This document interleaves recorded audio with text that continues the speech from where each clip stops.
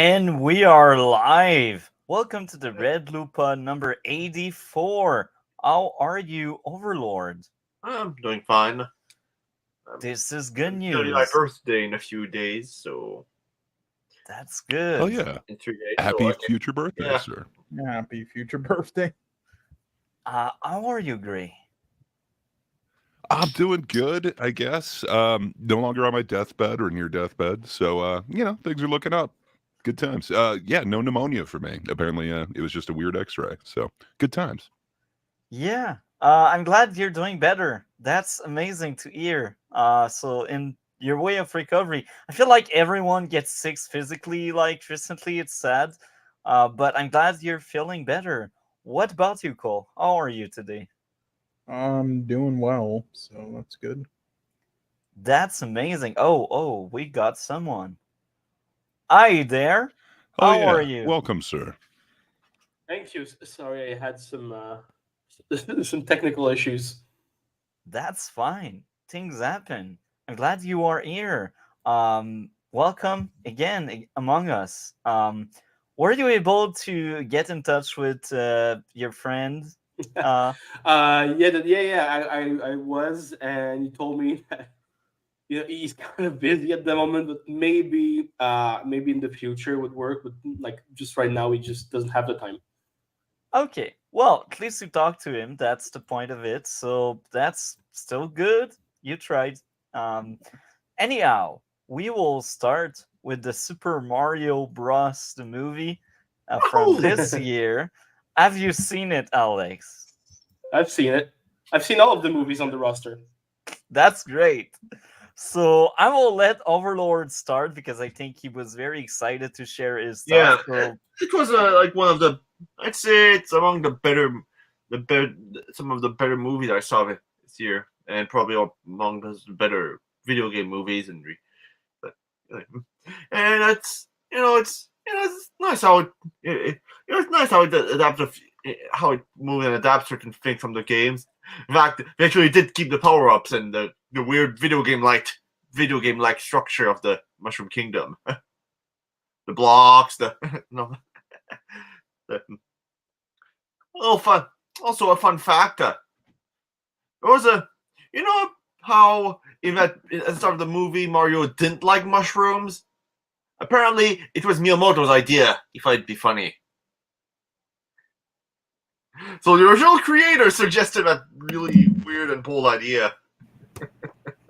yeah, that was interesting. That's good insight. Do you have other insight? Let's see. Well, there was a few things. There was a few things. Apparently, it says that supposedly Bowser's general villainous actor was toned down from the original. From the initial script. Apparently, for all the destructive and dump everyone in the lava, it apparently was worse. It was apparently worse. Really? Why did they take? They the probably choice- probably because he'd be too unsympathetic. He'd be too mean for. Probably because he'd be a bit too mean for. I mean, we want to make him as as nasty as say Sauron. Yeah. Well, we are never too mean. I gotta say, we are never too mean. Do you want to add something else about the Mario movie? I'd say after that, it's certainly now the Zelda movie will have big shoes to fill, like big Goomba shoes. Those big shoes that could fit an entire Goomba. The size of the shoes that the Zelda movie will have to fill after that. Yeah. Yeah, that's right. That was a good movie. I'm giving it a 10. Oh my! Okay, you're already there. As someone who's giving it a 10. Okay. Well, I will now ask Cole. What did you think of the movie? Cole, are you there? Oh yeah, my bad. Okay, wait, you want me to go next? Yeah, because I know your opinion already, so go for it, man. You're all gonna hate me for my long rant though, and what I'm gonna say. Oh God. I Okay. don't hate you. I may Do respect it. you more. Jesus. Okay. Do well, it. look. Let me first just give you all a short history lesson on like Illumination. So the animation company, what that's when they started out with their first film, Despicable Me. It was okay and it had its moments, even if it was just kind of like a worst mega mind, because it was a film that they actually had to put effort into with it being their first as a studio. Afterward, though, they made nothing but just like the most terrible, soulless, generic films for children with the attention span of a goldfish, because they found out a formula and how to just ruin the animation industry in America. They realized that if they just spent like 3% of their budget on the actual movie, with their awful, bland, ugly animation, bad character design, stories that felt like ChatGPT wrote it, etc., and then spent the rest of it on advertising and hiring celebrities to voice act it and advertise for it while making the characters in the films just like animals most of the time, then they'll make a ginormous profit because old children and soccer moms care about, when taking their kids to go see a film like that, is just cute animals on the posters slash trailers and big names and no risks being taken and actually creating something good for kids while, being something like a good piece of art. So they did that for ages and made a bunch of money. And this is part of the reason why Hollywood now thinks animation films are a fucking kids genre. But anyway, now that they finished with like doing that, they were able to calm their way into working with these big IPs, such as Mario, where they didn't change up much with their strategy, but I'll say at least didn't make them as lazily and terrible as their previous films. As similar to their first film, they actually had to try a little bit more with these IPs. All right, for that reason, at least this wasn't like Minions level of bad, and it's automatically, one of their best films because of that. But I still thought it was fucking bad, really, really bad, and pointless. This is the best thing I'll just say about this film. Some of the sound design was great. Yeah, that's about it. Okay, so the fucking voice acting sucks from everyone to me. Stop hiring celebrities with no voice acting experience and hire actual voice actors. The only person in the entire film that I thought did a good job was Charlie Day as Luigi, and I guess Hot take. he as yeah, I think he as Toad had some moments, but that's about it for me, at least. Everyone else I thought sucked, and especially Chris Pratt, who was horrendously bad. A lot of people have said that doing an actual Mario voice like in the games there though for like a narrative movie that's like 2 hours wouldn't have worked, like the French dub or whatever it was that from that person who did the Mario impression that went like viral with the alternative dub. But to me that's just some kind of coping and white. Oh, sorry, what's that? The French dub is better, Yeah, I can like tell you. the thing that was like that is yeah, that's just me to me, like them white knight in their brand and coping, because that's a complete lie. They've said this shit before with many other video game movie voices, but it worked out just fine. It's perfectly fine and understandable though for them to tone it down a bit for these reasons, but that isn't what the issue is. The issue is, even for what Chris Pratt attempted to do, it was garbage because A, it just sounded like Chris Pratt on drugs, and B, since he isn't actually a good voice actor, he couldn't consistently do the same voice he was trying to do. So he had like 15 different accents throughout the fucking runtime. It was laughable. The licensed music sucks. All the new music they tried making for it was terrible and lifeless. Almost as much as like the fucking music in Space Jam 2 and New Legacy. The Jack Black song was garbage and just made for people to make it out of like some internet meme for more promotion to go viral, which then worked because all of you are idiots. Not you guys. Some people on Twitter. Sure. The animation wasn't completely terrible. Yeah, like the animation wasn't terrible, unlike Illumination's previous films, because they actually again had to try on it, but I still thought it was kind of mediocre, lazy, and there are some parts that were over animated. It had many reused assets and characters in the background, which is something they love to do in their films, and I thought the lighting and shades on like objects was kind of awful. Outside of a couple of good moments with it that they added to the narrative in some way, I guess.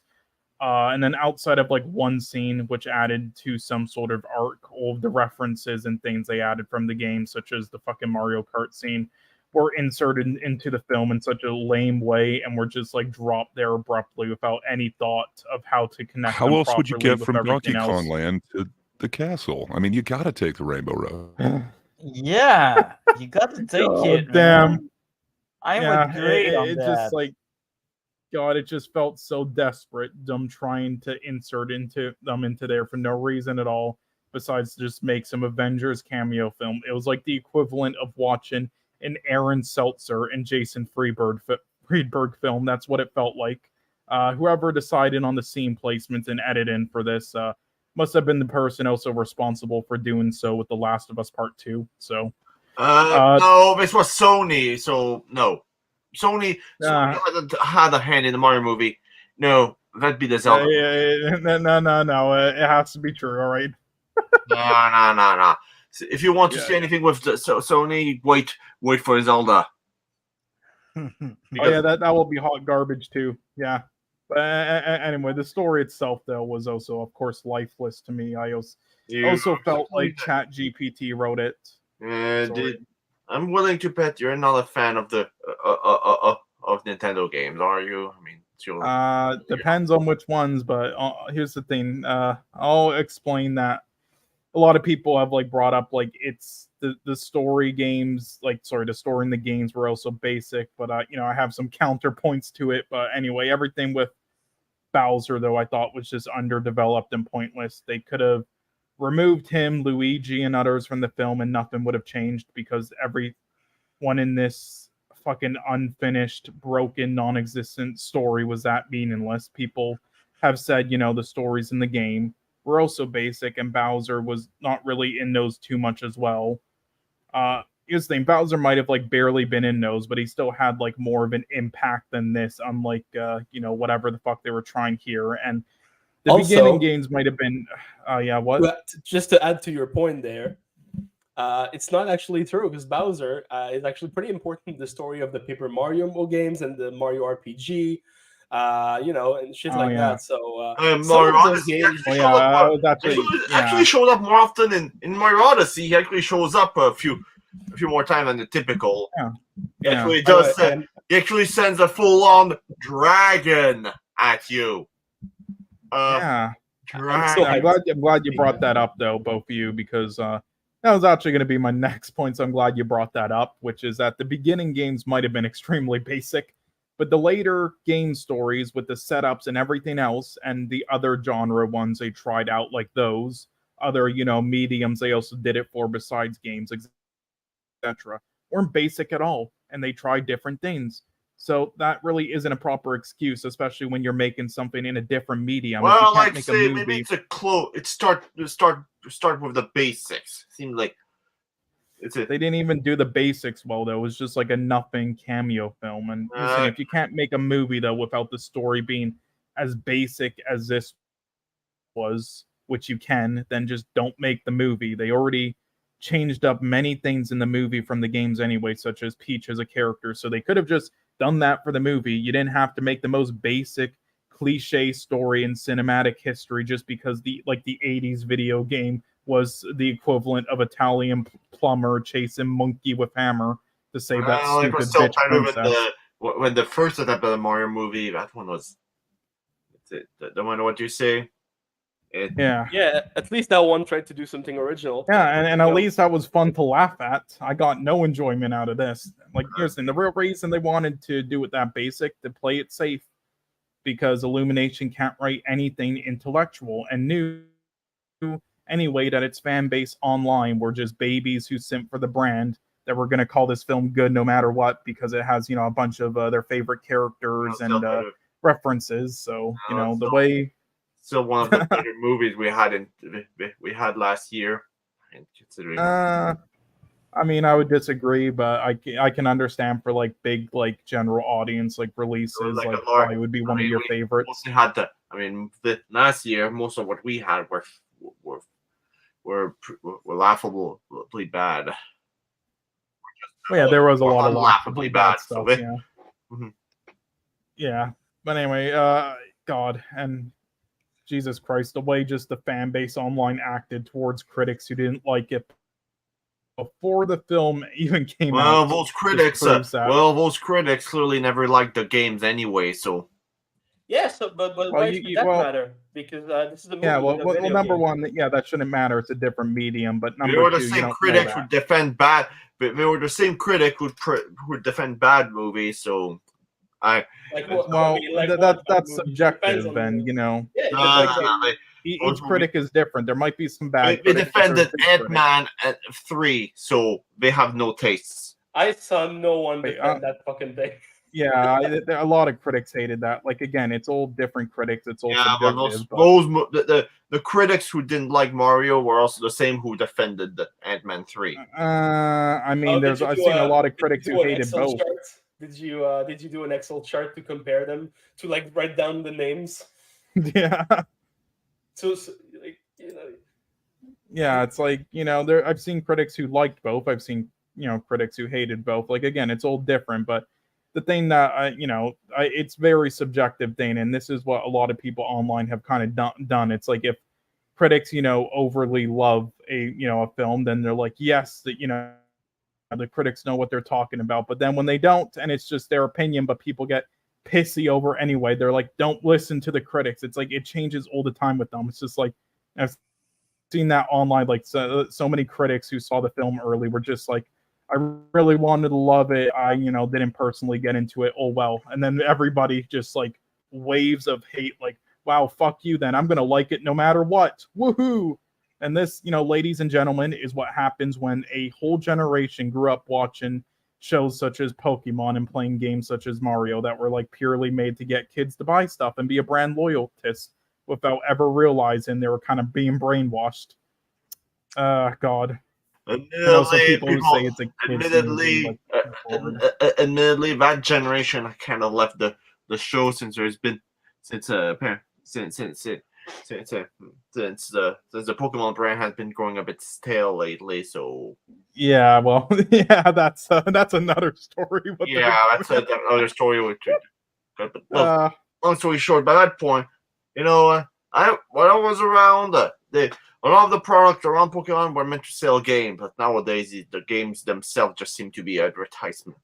Yeah, pretty much. And as a result, and they don't like competition. I wanted to ask you. And they don't like competition either. Yeah, I wanted to ask you one thing though, Overlord. All right, do you think if a film is mostly for kids, should it get like a free pass on things? No, there's a limit to how much you can. I mean, Puss in Boots through the Last Wish. Wow, I can't believe you brought that up because I was just about to bring that up as my example. I was about to bring it. It's so good. I was about to bring that up as my example. Yeah, it's so good. Yeah, because I was just interested in what your thoughts were there because, like we've watched many films on this podcast, and chunk of them were directed more towards kids, and some of those like Puss in Boots: The Last Wish were amazing. So I don't really know if it's like a proper excuse, but people say it, so I was just curious, there. But yeah, anyway, overall though, I wasn't a fan of this film. I thought it was really poorly made. It had a few positives, and that's about it for me. This film is like, again, not for everybody who enjoyed it, just the toxic people. I'm talking about the toxic people who can't handle other opinions. With those people, it's just for like spastics who need to be validated for their fucking product to like a bigger audience that aren't into video games and need to be super protected of it for that reason, which is honestly the same reason to me why the Dark Knight and the Last of Us game series were praised so much at the time. But that's another story, though. I'll beg to differ. For the second game was lambasted and dropped by everyone. Yeah. I'm sorry. I said you weren't gonna like. But anyway, I'm sorry. Apparently, But anyway, about Last of Us, apparently they've already confirmed that they're cast. They've already determined who's the actress for Miss Golf Club. So, oh, nice. I guess the show. I guess the show was actually seemed a little bit promising, but now it seems that the show that they're willing to tank it, just Well, look, or club it in this case. the first video game had issues, and I think the show fixed actually the issues that the video game had, but then created more issues that weren't there, like adding too much unneeded filler just to span out episodes. So, I'll see how season 2 is, but maybe the main issue, like with the second game, isn't like what happens in it. It's more so like how it's executed. So maybe season 2 of the show will be better. But anyway, You know what? All right. I'm done talking. Since we're going on a tangent about Last of Yeah, Us, but, all right. I happen to really like the second game, and I will tell you why. Get Before you out. interrupt me. Get out. Yeah. And then we have to spend time. We have a movie to talk about, and so either we talk about the Mario movie, we're out.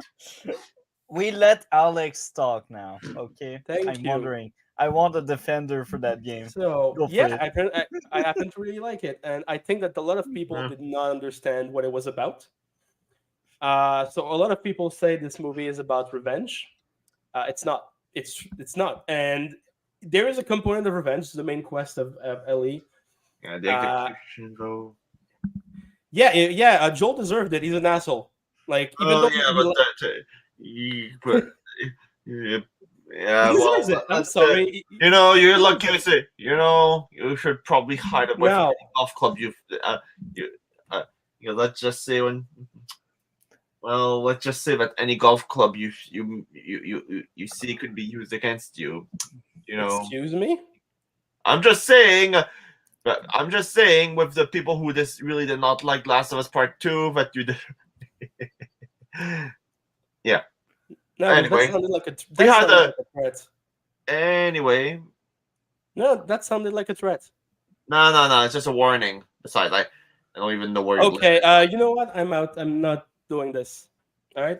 Thank you. I'm going to leave. I don't want to be part of a conversation that includes so much. We're about to talk about the Mario movie. Okay. Talk about the I'm Mario sorry movie. it turned out like that. I should have put some disclaimer there. I don't think it was a threat. But I understand how you feel, Alex. Anyway, we have just I will tell you something in private after that.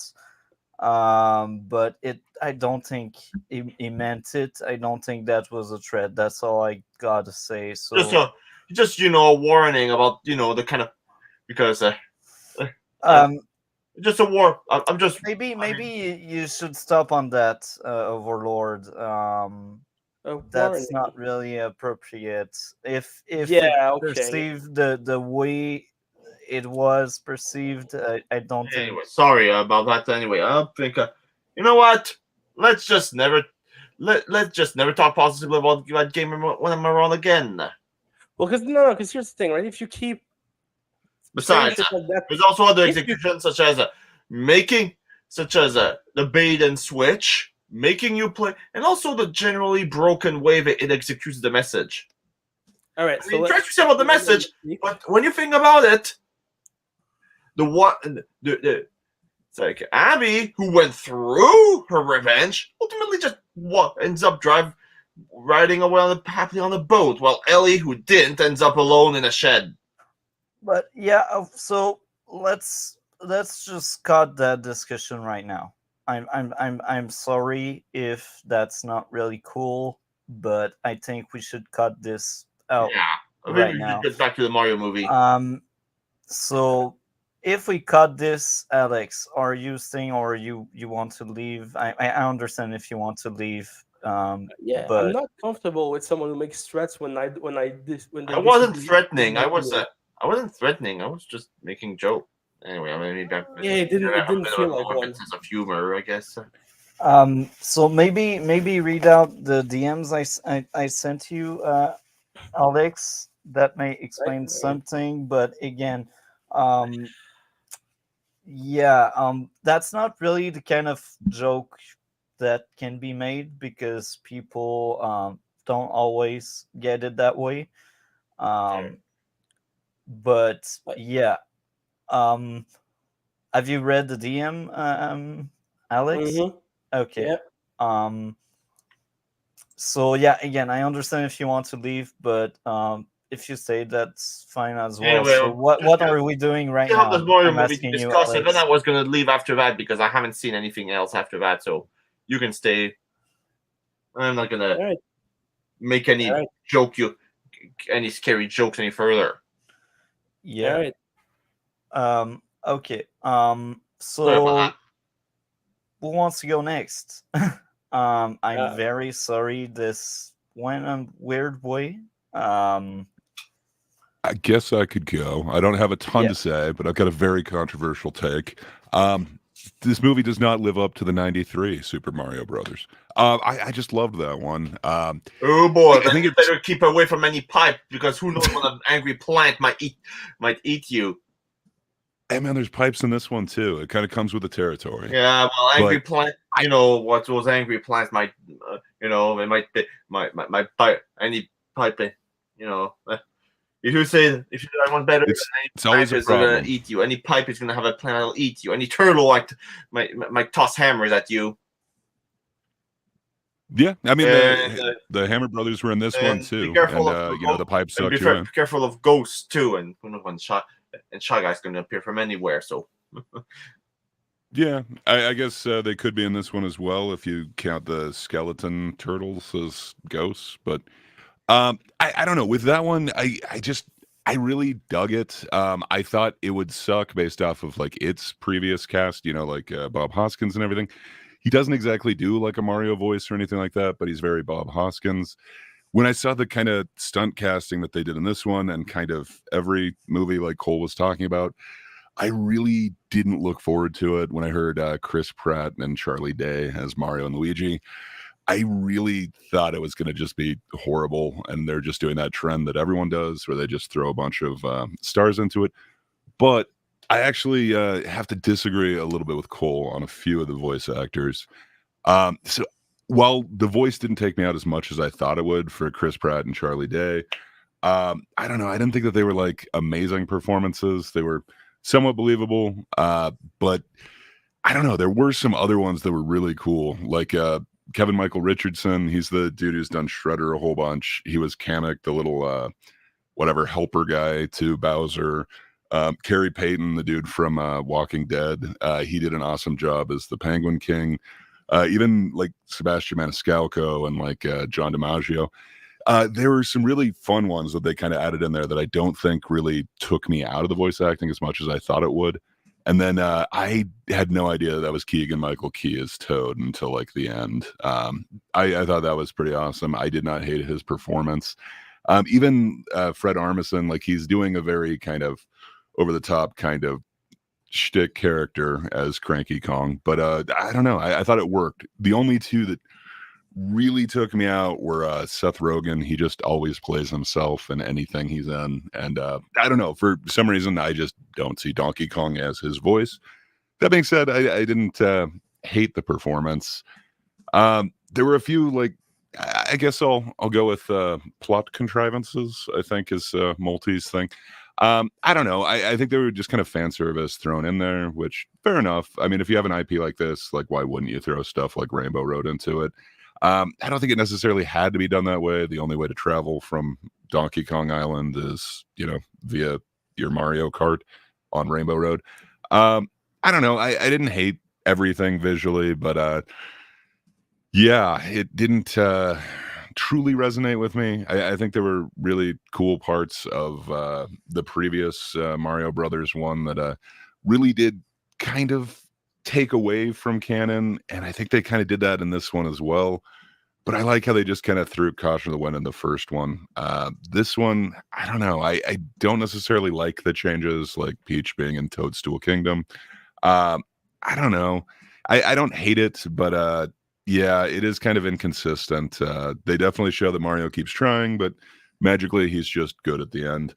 I don't know. I think there could have been a little bit more character growth, but it is a kid's movie. I don't know. It seemed above average to me. I was entertained more in this one than I am in a lot of the kids' movies that I have watched recently. And sadly, this is up towards the top in the ones that we watched this week for me. But yeah, I think that's all my thoughts. Okay, well, so I guess I will go next, or Alex wants to go next. Now What you are can we go. doing? I'll Okay, go last. It's fine. okay. So I actually liked it. I like that movie, but there are issues. Issue number one: plot convenience, bumping into Toad the moment he arrived in the Mushroom Kingdom. Plot convenience number two: Mario falling on another cart as he got ejected from his. That was in the race. And lastly, plot convenience: Mario having the right power up to save Luigi. One thing. So for the Mario falling out of his cart and landing in another one, I don't remember you saying plot contrivance in all the Fast and Furious ones where they do the same move. But fair enough. Well, maybe like I don't see it in Fast because I see other shit going wrong in that movie. There are still really bad movies. Keep that in mind. Um, but yeah, Have you said not funny 50 times so? yeah, and some of them, yeah, but they also have really shit story and villains. The Fast franchise really sucks, man. I gotta say, that's a bad franchise. Anyhow, these are my three issues I got. Um, outside of that, I liked Well, Gas. one thing, just in Mario games, you always look if you actually hit do both question mark blocks, you always conveniently get the right power up that'll help you. So it's when you hit the question mark block, it's pretty much always the one that'll help you. So admittedly, it's like in the games, you always get the right. Yeah, So when you need a fire flower, you find a fire flower in the block. When you need a raccoon suit, you get the raccoon the leaf. yeah. Um, Admittedly, so my issues remain. Anyhow, and at I least got it a took bit at least two, distracted. and even then, it still took 2 tries for Mario to get the right power up during the Donkey Kong fight. Yeah. I mean, mini mushroom, right? Wasn't it fun? Yeah, I guess. Anyway, but I'll let you do. Anyhow, I got a blank. I'm kind of distracted a lot right now. I'm very sorry about that. It did weird thing in my mind. Anyhow, yeah. So I like the music. Unlike Cole, I enjoyed the music, and How dare you? how dare I me? I recognize know. those music. I recognize the music from the games, and there was like a little funny, a funny little actor joke near the end Yeah. while picking the music from that wasn't Guardian of the Galaxy. I liked the Guardian of the Galaxy movies. Yeah. I also did actually. I think the second and the third one are really bad, but they were entertaining. Anyhow, it's Mario right now. Um, so yeah, I enjoyed it. Bowser was entertaining. It's not a movie you can sleep on. It's an entertaining movie. It's not a great one per se, but that's a movie that helps you pass the time, I guess. And this is the best I can put it. Um, so yeah, I think I will give this movie a 8 out of 10, and I will ask Overlord, what would be your grade out of 10 for this movie? I'd say a good. I- I'd say, I'd say anything between 10.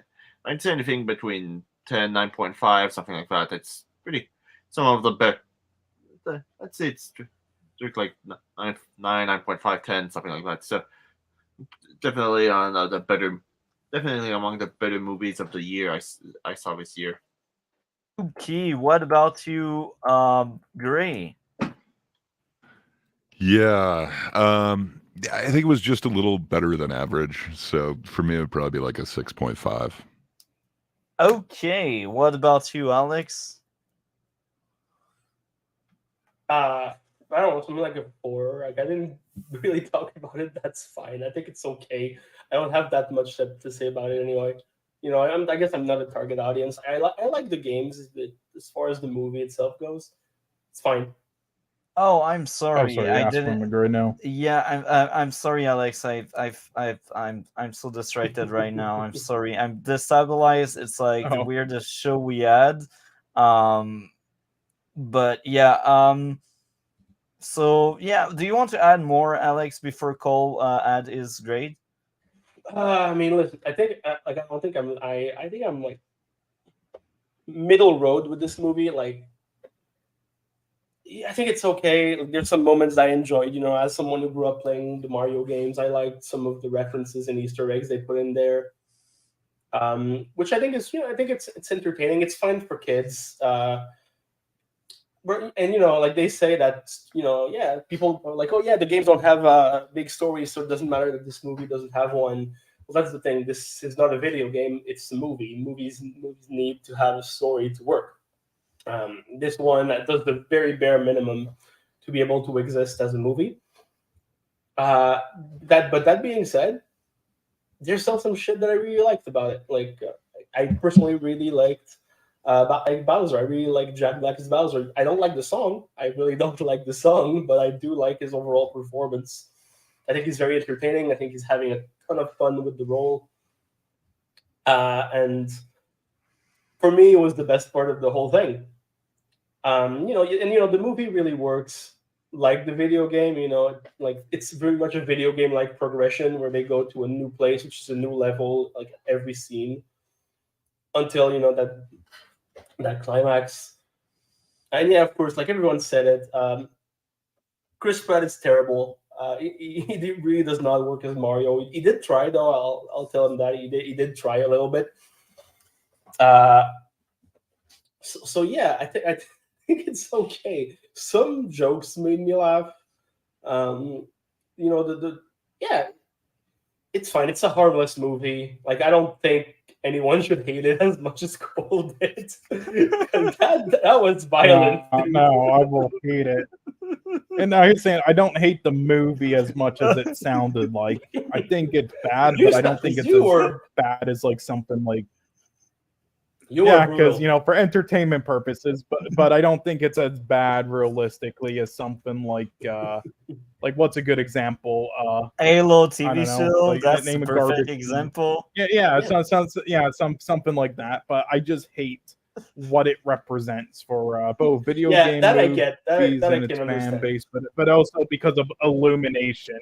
I cannot stand Illumination in their like how they do. You do things. seem to have It's vitriol so for damaging them. the animation. Yeah, I and I do have to I do. disagree with Alex on one point. He said it was harmless. This movie is not harmless. It's normalizing furriness, and I don't like that. But that's my own preference. But yeah, I think it's fine. You know, as far as you think that's normalizing furriness? You haven't heard of Sonic 06. Oh, right. Yeah. Don't bring that up. Please do not bring that up. Funny. Yeah. It's fine. Like I don't hate it. I don't love it. And as far as Illumination movies go, this is one of the better ones in my opinion. Since I'm not that big of a fan of the studio either, but again, they make shit for kids. I'm not a kid. I'm 30 years old, so I'm not the target audience, and that's okay. You're right. That's okay. Yeah. You're right. So I gotta add something else before we close off that topic. I like Donkey Kong a lot. It was cool, and the fight they had was amazing. Wow, I liked it. Hot take, man. Best Really, part Seth of the Rogen movie. just being Seth Rogen? Like, so just Seth Rogen should be in every movie? Hell yeah. Yeah, but wait, and you didn't like Dumb Money with him in it, but you liked him as Donkey Kong, okay? Yeah, you're right. F Dumb Money. I hate this movie so much. Why did they make it? Anyhow, I don't have much more to say. Cole, what would be your grade already? 2.5. Hell yeah, that represents very Wait, you were well. just arguing you didn't hate it and you're giving it 2.5? Well, that's for me, like, you know, regular really bad. Like again, if I really hated it, I would give it like a 1 or 1.5, but or 2. Or But 0.5. that's like yes. You No. know, like realistically on Letterboxd I have it as a 3, which means yeah, I think it's bad, but I don't like hate it with a passion. I just wanted to give it like 0.5 lower just to show how much I think the film sucked. Well, I'll Anyhow, be sure not to say it out loud. I'm sure there's some angry mushrooms. Some who don't want um, to. anyhow, I think that's time for Overlord to go. Mario topic is Yep. done. Okay. So Have a good day and take care. bye. Bye.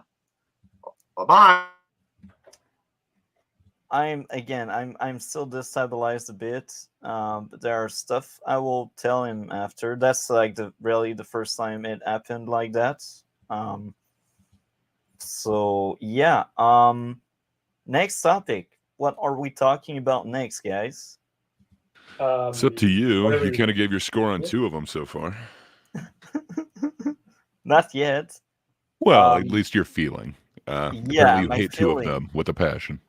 Yeah, well, I actually ate in most of the movies. Mario and Red Rooms are the only 2 movies I like this week. Yeah. So Oh, I guess jeez. I guess we can go on with the Incredible Hulk, and DC has sent me his opinion on it because he was sick and he could not make it. So we will start by reading out his comment on the movie. Oh my, this will be a funny one. I like your hot takes, DC. At least I'm not the only one with hot takes. So his review for the Incredible Hulk.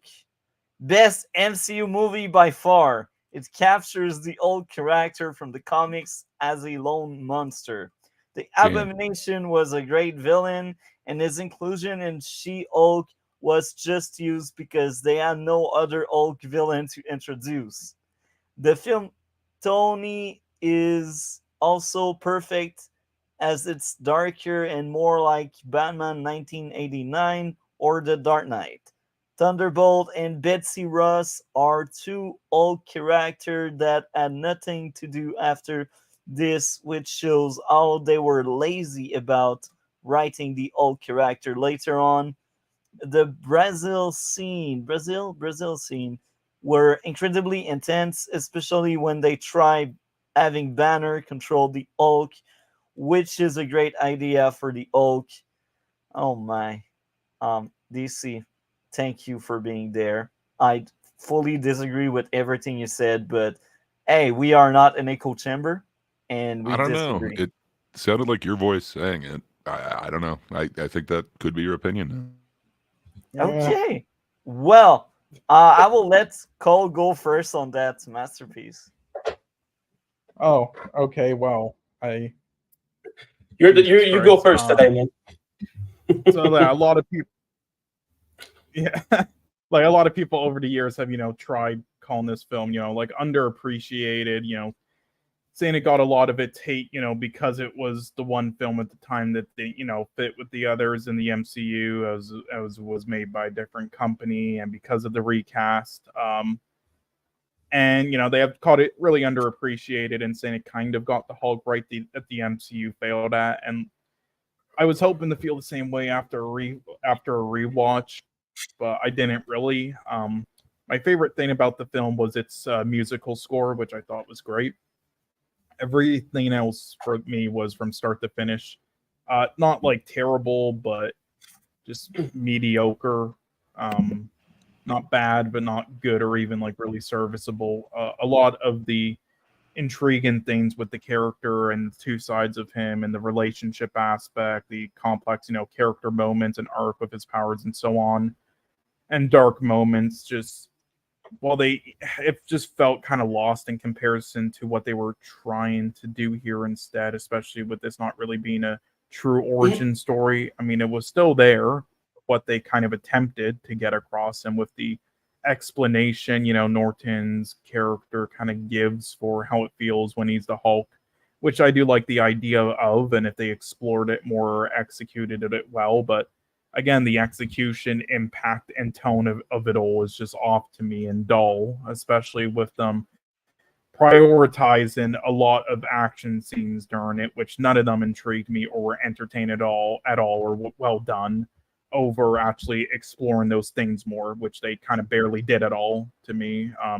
And this is, by the same director though as the newest Fast and Furious, so I'm not surprised. She's also doing the next one, so that's great. And look, Hell even though yeah, Anne good Lee's movie in the Hulk was a making. mess, A good movie in the making, yeah, man. God. Like, even though Anne Lee's Hulk was like a mess and is possibly worse than this, at least what he added to the character was kind of interesting on paper and more intriguing to me, like to get it into. While the Incredible Hulk is just like the safest thing ever. And that was the other thing. I did at least kind of like the editing style of Anne Lee's that they tried, but yeah, Norton isn't good in the role. He was really soulless. Neither was Ruffalo, but good lord, he is bland as fuck here, and it makes it so a lot of the things they tried really failed to me. Even Nicolas Cage's Ghost Rider to me had more depth and emotion in scenes with the character effects and trying to handle everything than Norton's did here. Liv Tyler sucks, and her and Norton had zero on-screen chemistry.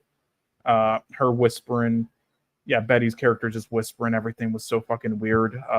My favorite performance out of this entire film was Tim Blake Nelson's, who I think is just biased so because he's always at least enjoyable to watch in almost every film to me. Because again, probably biased though because I got to meet him in person while working on Colossal, so whatever. Yeah, I mean, Abomination isn't really a bad villain, and he was like the one part I didn't hate in She-Hulk, but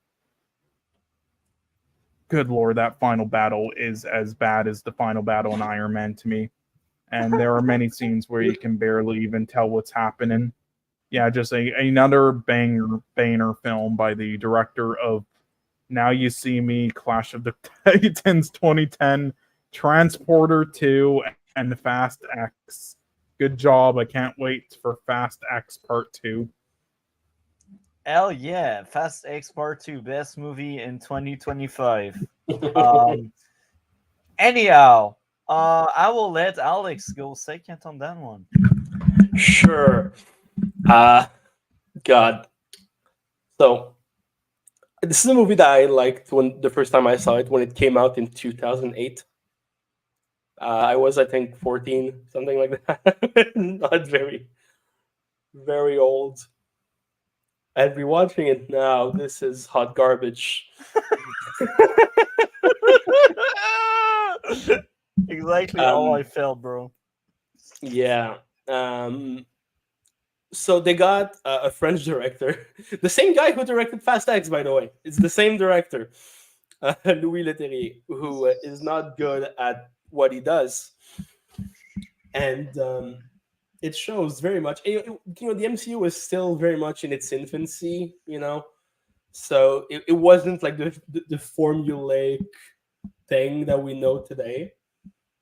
And I can appreciate that they did try to go a little bit darker with this one, that they did try to have a story that's a bit more intense and a bit more personal, but the writing is terrible. Ed Norton is, even though I like Ed Norton as an actor, he is terribly miscast in this thing. Like he looks bored the whole time. He looks so bored. He doesn't give a shit that he's in this. He's there for the paycheck, and it shows. And yeah, it's just an ugly mess of a movie. Like I mean, in terms of the pure visuals of the movie, it's brown and gray, and that's not real. I don't think that a superhero movie should have the same color palette as actual shit. Oh my. Yes, and I mean, I think maybe the director knew what he had in hand, and that's why he made that choice. Wow. But there are some things to appreciate, I guess. Like again, Tim Blake Nelson is very good, but he's good in everything. He's an actor who always gives it his all. and even though he's barely there, the very few scenes that he has are excellent because of him and solely because of him. Yeah, the climax is that CG fight is the ugliest fights I've seen in a long time in terms of pure CGI. And yeah, this is not making me feel very confident about this MCU retrospective. That's how we do, guys. There are good So, movies down the line, like Winter Soldier. yeah, I mean, it's fine. I think they're fine. We'll get there when we get there. But Yeah. geez, this is a rough start. At least Iron Man was good. By the way, speaking of past movies, do you? Let's do a very small tangent. So you were a firm defender of Spider-Man 3. Yeah, I love that movie. Why? I mean, I can be fast. First of all, I think it got some of the most beautiful visuals that Sam Raimi has ever directed. First of all, like that's the creation of Sandman. That scene is gorgeous. Even today, it's gorgeous to look at. It's very poetic. Like when he tries to grab the photo of his daughter and it just slips between his hands because of the sand. It's beautiful. All of the scenes with Sandman are just so well directed, so beautifully done. And as far as Venom goes, yeah, he's the worst part of the movie, but still, there's some really good shit with that character. And it's a smaller story, a more personal story. Like it's not a big story to save the world. This time, it's just so personal for all characters involved. And I think it's a great way to conclude the trilogy. Like even the part that people hate with the emo Peter Parker, I think this works, and I will tell you why.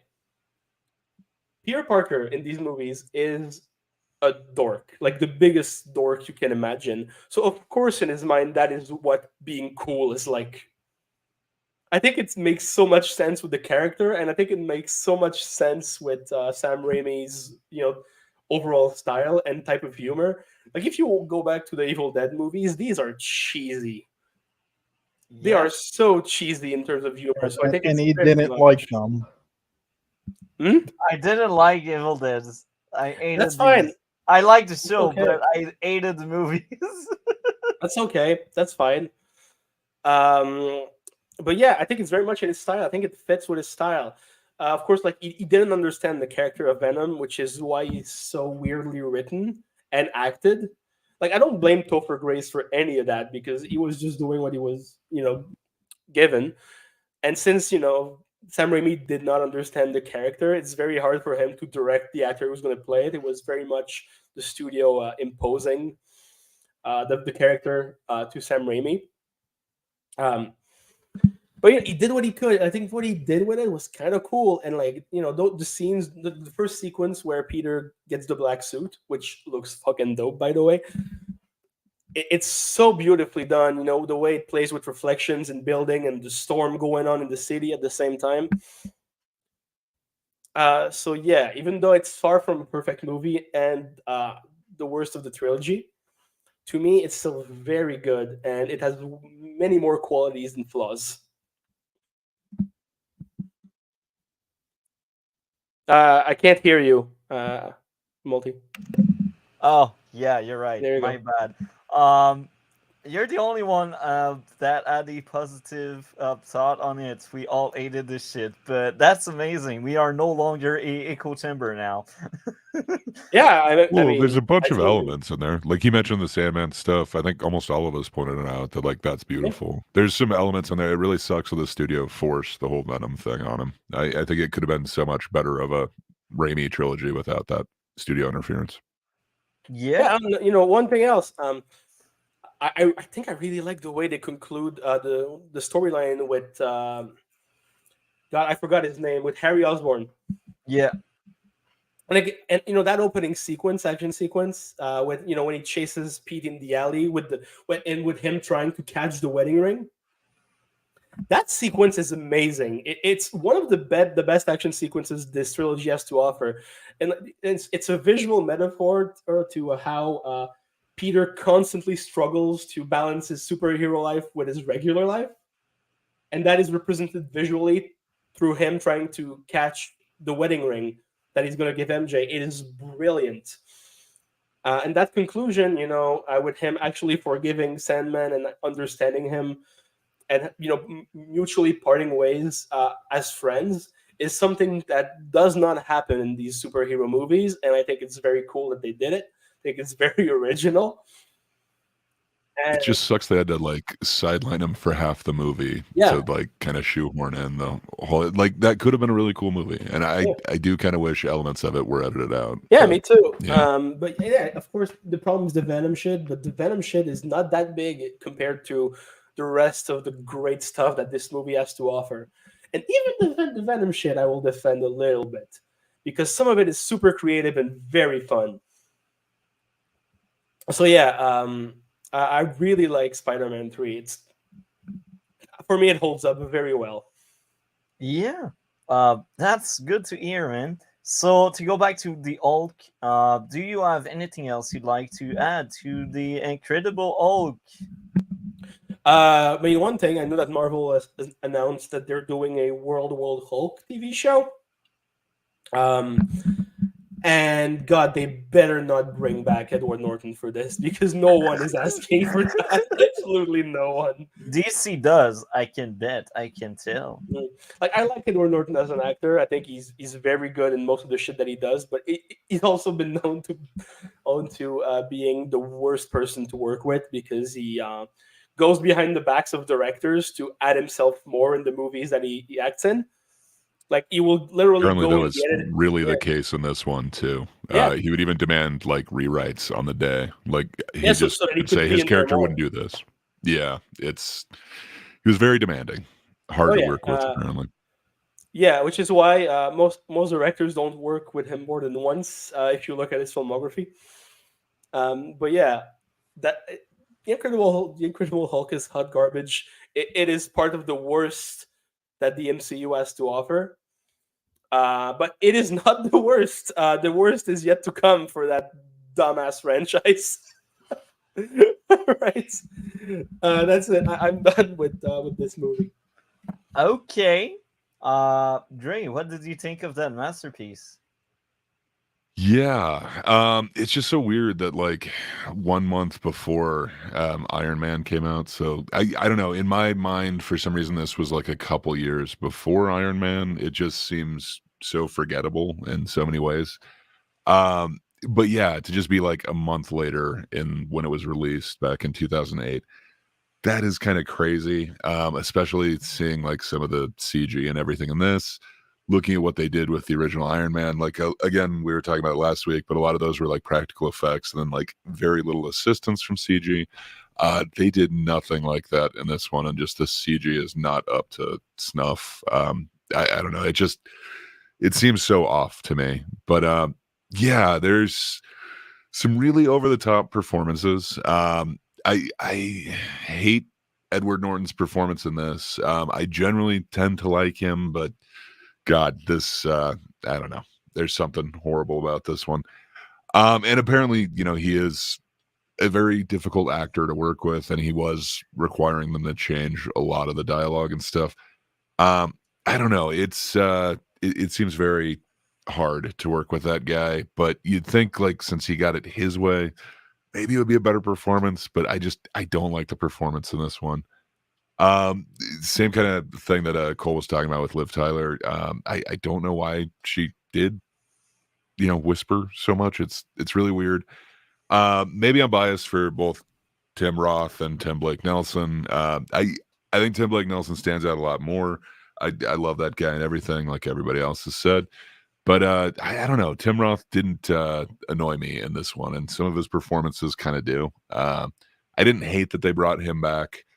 I can't remember really anybody else's performance. I thought it was weird that they did bring back Lou Ferrigno as the voice of the Incredible Hulk, but that's kind of cool.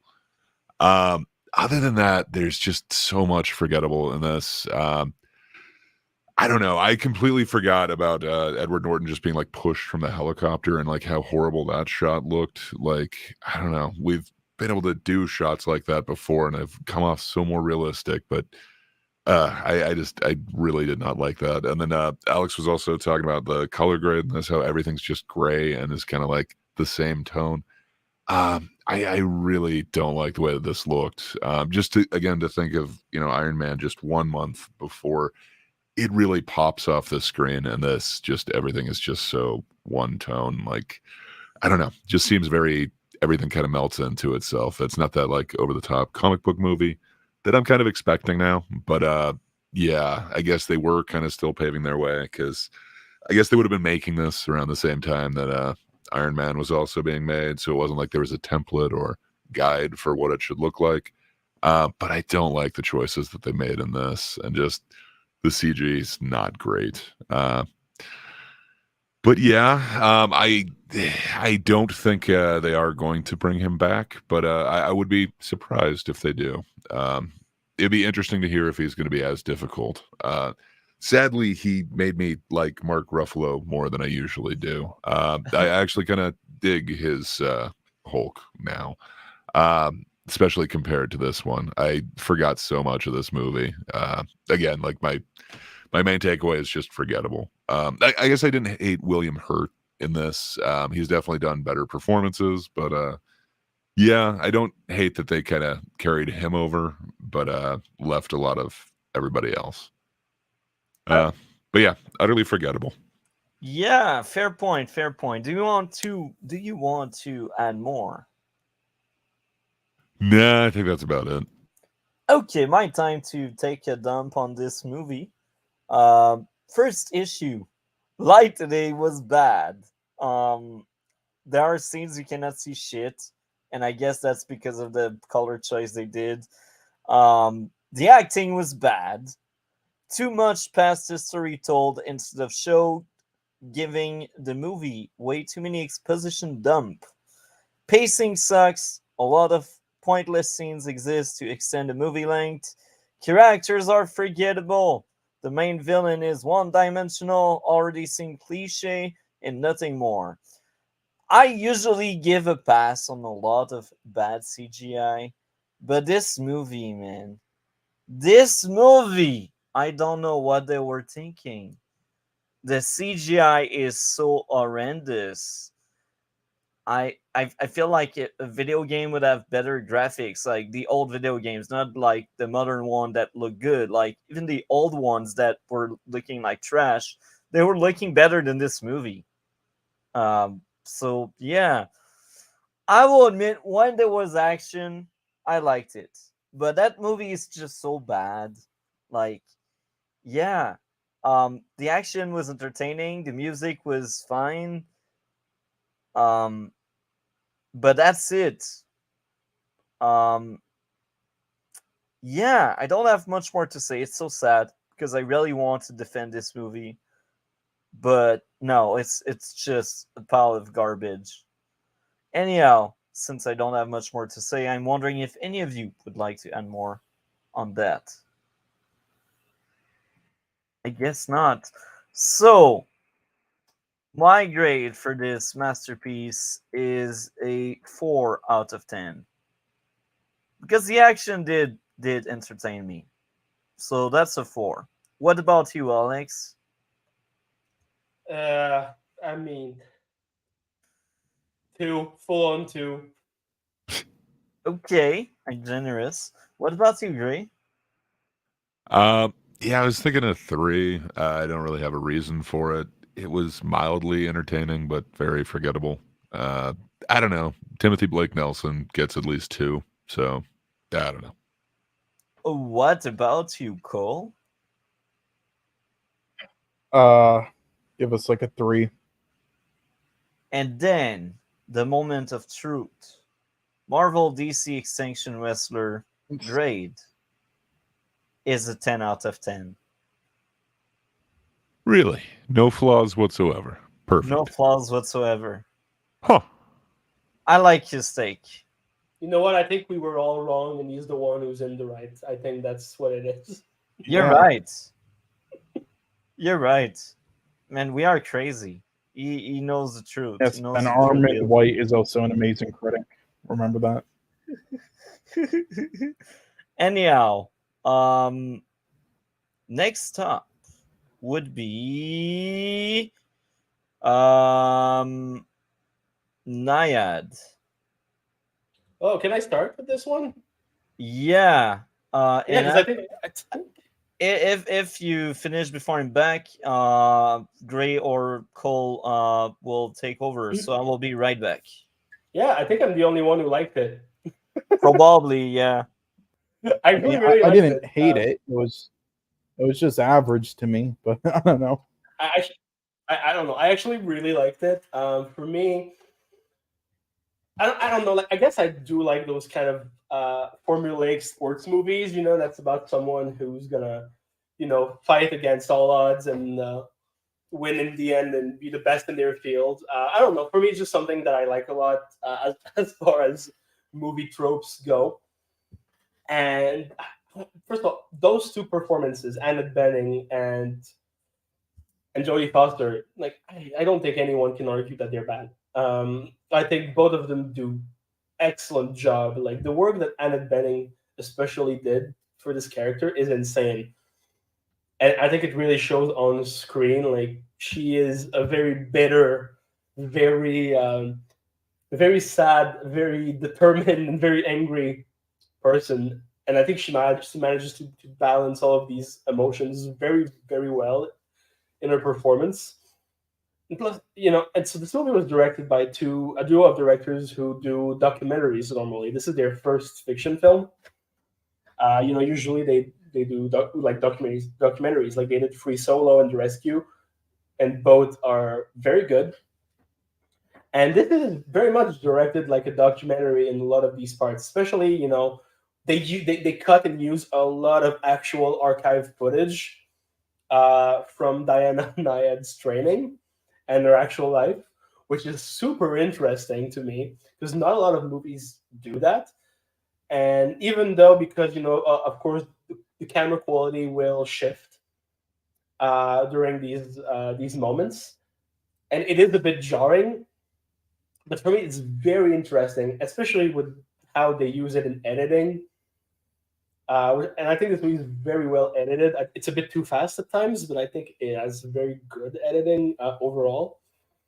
And like those swimming scenes when she's actually trying to do the swim across Florida and Cuba, they are tense as hell. Like there's like the whole color grading that's super red, the sound design with the storm, like that scene with the storm was insane. Um, I felt like really engrossed in this and really caring for these characters and for their relationship. I think their relationship is very well done. Both actresses have a lot of chemistry. I think the dialogue is super well written. It's a bit too snappy and too witty for real life sometimes, but it still works very much for me.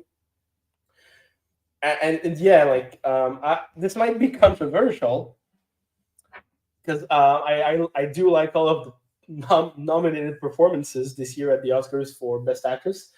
But my picks is Annette Bening. I really really liked what she did with that character, and for me, she really brings the whole thing together.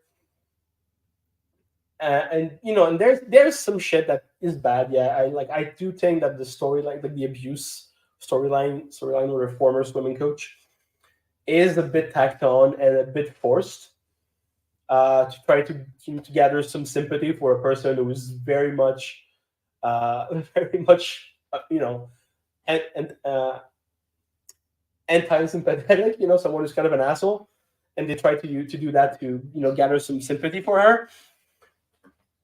So it's that, yeah, that felt tacked on and forced.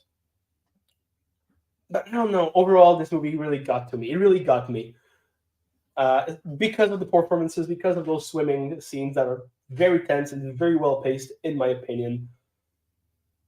So yeah, I really liked NYAD. It's nowhere near being a masterpiece, but for what it is, I think it succeeds very well, and it's better than way more movies that are like this. Like, for example, King Richard, that piece of shit tennis movie with Will Smith that won at the Oscars 2 years ago.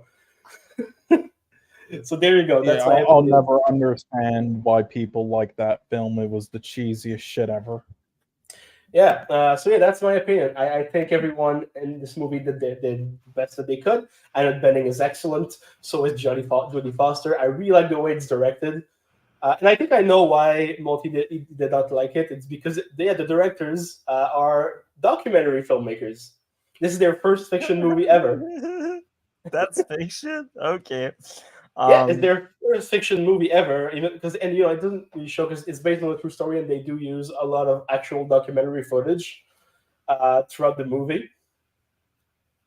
But I don't know. For me, this just worked really well. I really like NYAD, and yeah, it's a mom movie, it's a dad movie, but I don't know. I guess I'm sensible to that kind of shit because I love like Rocky. Hey, you could say this is the same character as the one in Benjamin Button. What the fuck do you mean? Have you seen Benjamin Button? I The have, swimmer but I lady? don't see the. I- Oh my Owns the God. channel. Well, Right. the swimmer. Yeah. Oh, I completely forgot about that. I thought you were referencing Brad Pitt. I was like, how is she the same as Brad Pitt? No, we Oh, talked and last about the 3 hour and I don't know how long movie. Yeah. Like, Yeah, one last thing. I want to do a shout out to the makeup team for NYAD. Like that shit looked intense. Like the burns that she gets from the jellyfish, and the way her skin gets more and more dry because of the salt water, especially her lips that get all bloody because of the mask. I think, and her face gets all puffy and red and very ugly to look at. Yeah, I think they did a good job. So there you go. That's my opinion on NYAD. I know I'm in the minority, and I'm going to be fuming when the rest of you take it down, follow it. so You're not technically in the minority. I thought it was good. I just didn't think it was like as excellent as you did, but I didn't hate it. It kind of sounds like the others. I guess we've got a full spectrum here. It sounds like Multi hated it, Cole was indifferent. I kind of liked it, and you loved it. So that's kind of cool. Yeah. So I don't have a ton more to add. Just adding on to everything that Alex just said. Again, it was like the what is it, free solo guys, so like they are documentary dudes, or I guess it's actually a male and a female, and they they're not used to quite doing this type of deal, and then when they got to the giant tank that they had to film it in, apparently it was kind of interesting figuring out how to do it, but there are some really amazing shots. Like they had this giant tank that they were doing it in, and I guess they had this really cool device that was kind of like I don't know, one of those like motor things that you swim with underwater, but it had a camera attached to it. So that's how they got a lot of the underwater shots. And there were visually some very beautiful things in this. I thought for sure the cuts to the archival footage would just take me out completely. I had kind of heard that was a thing before I saw it. But that really worked for me. I don't know why. It just kind of fit. Maybe it's because, they are documentary filmmakers, so they do kind of know how to edit archival footage. And I thought that it was pretty seamlessly edited into this. I actually thought the editing was pretty good in this movie. Yeah, the editing is incredible. I love it. I would take one exception, and it was kind of the part that you were talking about too. It was the where they're the flashbacks to like her other coach and the horrible trauma that she did experience. To me, it's not like just the trauma or anything like that, or that it's tacked on. It was just the choices that they made for that. Like they put this weird filter over it that like was kind of, I don't know, pulsing or something filter, to emulate, like old footage. That filter is just it's actual drag and drop in Premiere Pro. Yeah. And that just, it seemed like a really bad choice to me. And that really took me out in those scenes where I think they would have had more impact if they just kind of either gone full like old looking or, just whatever, left it the same. But visually, I thought a lot of this was striking. Just that really pulled me out of it. Other than that, I thought the editing in this was superb.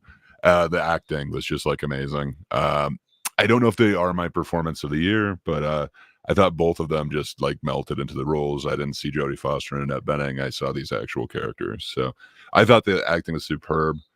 I just didn't really like the story, and I didn't connect with it as much as I think I should have. And perhaps it's because I did see one of those like, Guinness took the record back and stuff like that. There was no way to kind of like confirm it. So because it wasn't like independently confirmed, whatever they took it away. Maybe I was going in kind of tainted, like, well, did this really happen? Or I don't know. So it could be a me thing. But overall, I didn't dislike the film. I think it has a lot of super positive aspects to it.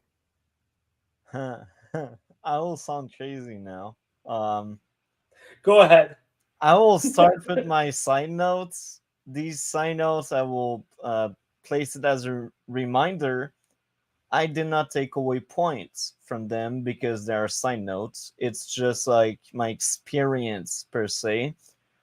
I didn't connect with anything. If we weren't doing the podcast, I would have dropped the movie after 20 minutes. What do you mean you didn't connect? Like you're not a 60-year-old woman?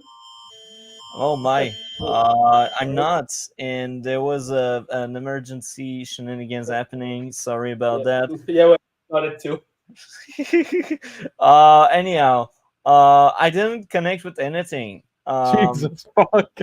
I would have freaking dropped this movie after 20 minutes if we were not covering it. Side note number 2, I had apathy and placed the movie in the background at some point. So I did finish it, but that was like against how I felt. That's fair, man. That's totally fair. I did add issues. Now I will be laughed at for my issues, but I don't care. Is it plot conveniences again? I wish, but not this time. Number 1, humor is pathetic to listen to. And this was probably early in the movie because that's my first note. Sadly, I didn't go in detail. Dialogue broke my brain, so that's a second time. Telling instead of showing, that's probably somewhere like still like in the first act, maybe the start of the second act. More obnoxious dialogue. So this is next. What happened to Alex? I don't know. I hope he will be back. Not funny. Telling instead of showing again. Pacing sucks. I left 10 minutes and I didn't miss anything. Not funny again. And lastly, more bad pacing. But the last bad pacing is probably like in the last 20-ish minutes because that's the last issue I had. But yeah, my experience was horrendous. What's going on? Where's Skull? What's going on right now? We all love the movie, so we leave for because of your bad takes. That's what happened. No, for me, I misclicked and I ended up on another page by accident. Maybe that's what happened to Cole as well. Anyhow, there are still a few things that are worth mentioning that I actually liked because I'm not all negative there. The kids acting like kids was entertaining.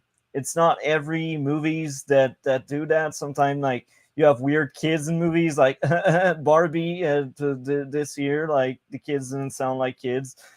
But yeah, kids acting like kids is always something to praise. Actor did a decent job. I really enjoyed the actors, even if I hated the movie they were in. They did a great job. It's like the characters are decent. We get somewhat of a character arc, and that's cool. Flashback were decent. Music was okay, and that's it. I really tried my best to like move forward You're and not forced to defend love this it. movie. Until Cole comes back to give his opinion. Yeah. There's one thing that I want to say that it's a detail in the movie, but I really appreciated it. So I mean, you didn't see that part, Multi, because you were checked out, as you said yourself. Yeah. But at some point, she tries to win her hotel room, and the key doesn't work, right? And so she fails 4 times at opening the door, succeeds the 5th time. Oh, I remember now. Oh yeah, I Yeah. remember what you're. Which is what happened with her swim. She failed 4 times and succeeded the 5th time. So it's a detail, but it's a detail that I really appreciate. Here you Okay. go. Okay. Well, I like that detail, and I got a update from Cole. Power went out. It will be right back. Um. So I guess I will ask Gray. What would be your grade? Out of 10. Yeah, like I said, it's more positive than negative. I did like it. I think I'd give it like a 7. But yeah, it has some powerful performances, but it's not the most entertaining story to me. And the fact that NYAD herself is kind of an unreliable narrator, I don't know. I think Yeah. that just kind of poisoned me to the story. Sometimes That's fair. unreliable narrator are cool. No, but like, because I sometimes. didn't know who Diana Nyad was before watching this movie, and I looked it up after, and from what I get, like the entire swimming community really hates her in real life. Yeah, and I kind of had that spoiled for me before, so I'm thinking that kind of soured me going in. Yeah, But because from what I understood, she keeps saying she was the first one to do that swim, but that's not true. People did it before her, but she was the first one to do it without a shark cage. But other people did it before her with a shark cage, but she keeps saying that this doesn't count because they had a shark cage. So she counts herself as the first one. Okay. there's a That's it. couple other Okay. records like that she apparently does the same type of peculiar way of saying that she's the only one who's done it. But I don't know. She does seem like, to me, Annette Bening really does seem like that character. Like it Yeah. is weird, but she really embodied that character. That's a great performance. She really did. I think she nailed it. She absolutely nailed it. And again, it's a weird opinion, but she's my pick for the Oscars. Weirdly, she's not going to win. Lily Gladstone's going to win, but she's the one that I would like to see win. I can see it. Even if I hated this movie, I can see it. So what would be your grade, Alex? This might seem high, but that is how I felt it. For me, it's an 8 out of 10. I really loved it. That's interesting. So I will sound like the crazy one again. 4 out of 10, just like the Hulk. But I'd say I liked the Hulk more because I was more entertained and I wasn't checked out after 20 minutes. Is it a better movie? I don't think so. I think they are kind of even. But yeah. God, for me, Nyad is so much better than the Hulk in like so many ways. The directors actually know how to make a movie. So once Cole is back, we will shortly get back at it so we get his take and his grade. But I suggest now we start with Ferrari, another movie I truly hated. Yeah, me too. Actually, I finished it 5 minutes before I got on. I hated it so much. God. But that's funny because I actually hated this movie more than NYAD, but I will say that this is a slightly better movie than NYAD because I could not find How as many so? issues. I could not find as many issues. You know what? That's- You start. I start. Okay, so I will start by saying my enjoyment sits at a 2 or 3. So I was bored. I hated this movie. That was painful. At least I didn't check out after 20 minutes, unlike NYAD. But yeah, so my first issue is too many characters. Characters are forgettable. Pacing sucks. I went away 10-15 minutes and I didn't feel like I missed anything. So that was like the same thing as NYAD. At some point, I just went to cook and I came back and you just let the movie play in the background while you yeah. And I came back like 10-15 minutes later and I'm like, oh, I didn't miss anything. Let's That move doesn't on. sound like a fair way to watch that. It's not a fair way to watch that, but I kind of agree with him. I didn't miss anything. Come on. I could At least follow put it the on 2 times speed. Bruh, this week was so painful, man. So before I mention the 4 likes I have, I'm wondering, have you seen the Halo TV show, Alex? No. My, you don't miss much. I don't care. I don't watch TV. I don't have time to watch TV shows. I really don't. Okay. Well, here are my likes. The meeting. That was early in the movie. I can't remember what it refers to. I want to forget that movie ever The existed. meeting. It's like there's like 20 meetings in that movie. That was early in the movie because that's my first like. So maybe that's like the first meeting or the second meeting. I don't know. I can't remember, man. That movie is bad. Well, bad. Average, I should say, but I hated No, it. it's bad. No, it's bad. Uh, the music, I kind of enjoyed it. The actor did a solid job. The big car crash at the end was well made, where people are kind of ripped apart. That was entertaining. We're gonna disagree so much. Man. I like that part. I think that was my favorite part, where it felt like a true car crash, where you see Dude, like legs and arms. I laughed so hard when that moment happened. Oh yeah, god, this was the best moment in the movie, man. I But laughed hard I, as I don't understand your rating system, sir. Uh, but I don't think he even understands, to be honest. I understand it. I can explain it again. So the first issue takes away 0.03 points.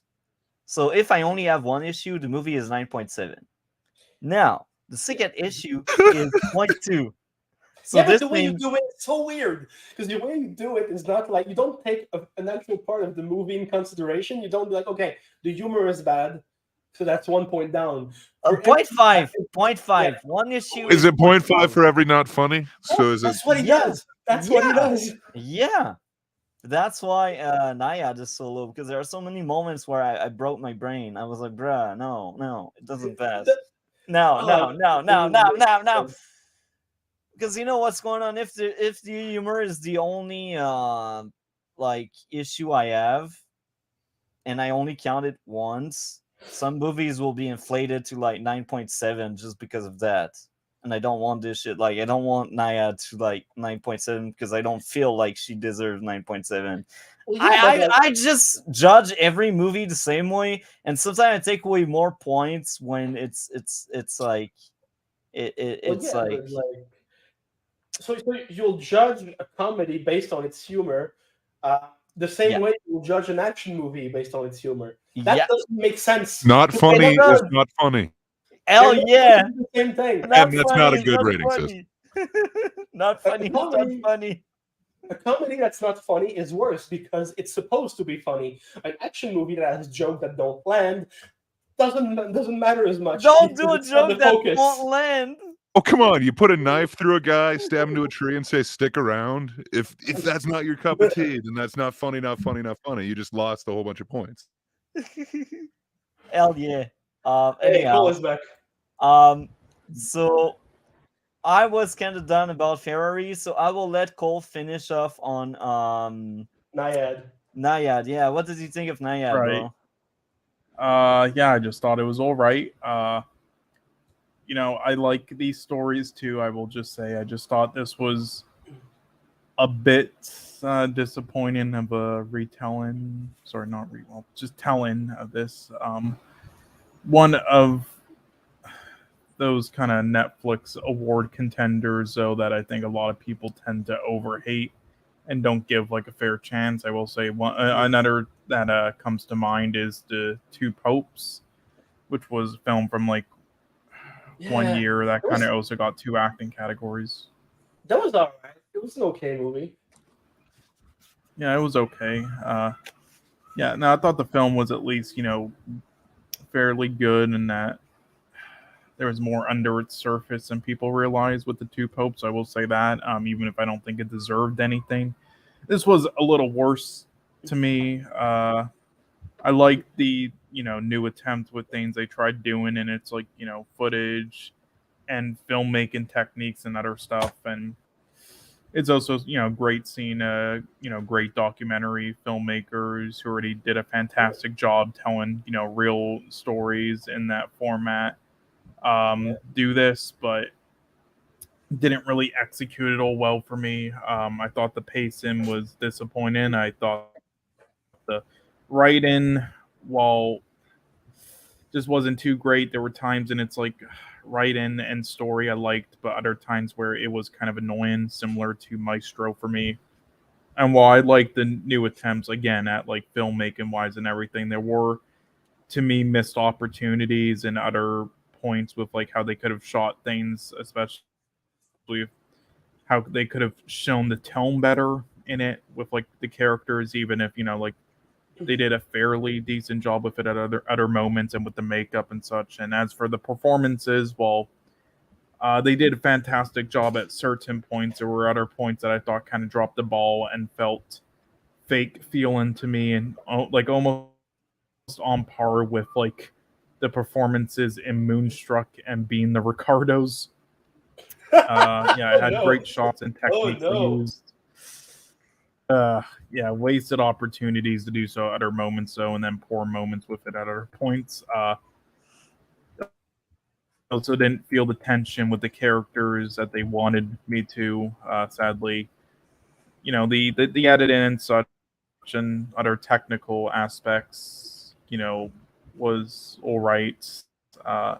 Yeah, just kind of a forgettable film for me. I liked Something Tempted, but yeah, overall I expected more, especially from with the documentaries the filmmakers have made before, which I really enjoyed. I will just say, well, they're completely different films and going for different things. If you want like to watch a better kind of film about like like a swimmers or whatnot, that was released onto like Netflix, I would say The Swimmers is a better film in my opinion.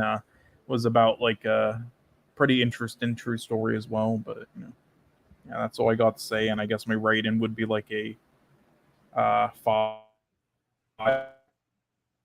Glitching 5, I think. 5 was Yeah. it the Oh, sorry. 5? Am I You were glitching? glitching. Yeah, now you're fine, but you did glitch.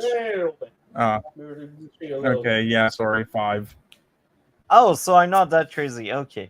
So I guess now we were into Ferrari, and since you already have your mic on, did you have time to finish Ferrari? Cole? Me or Cole? No, I'm Yes, I wondering. did. Cole. I don't really have much.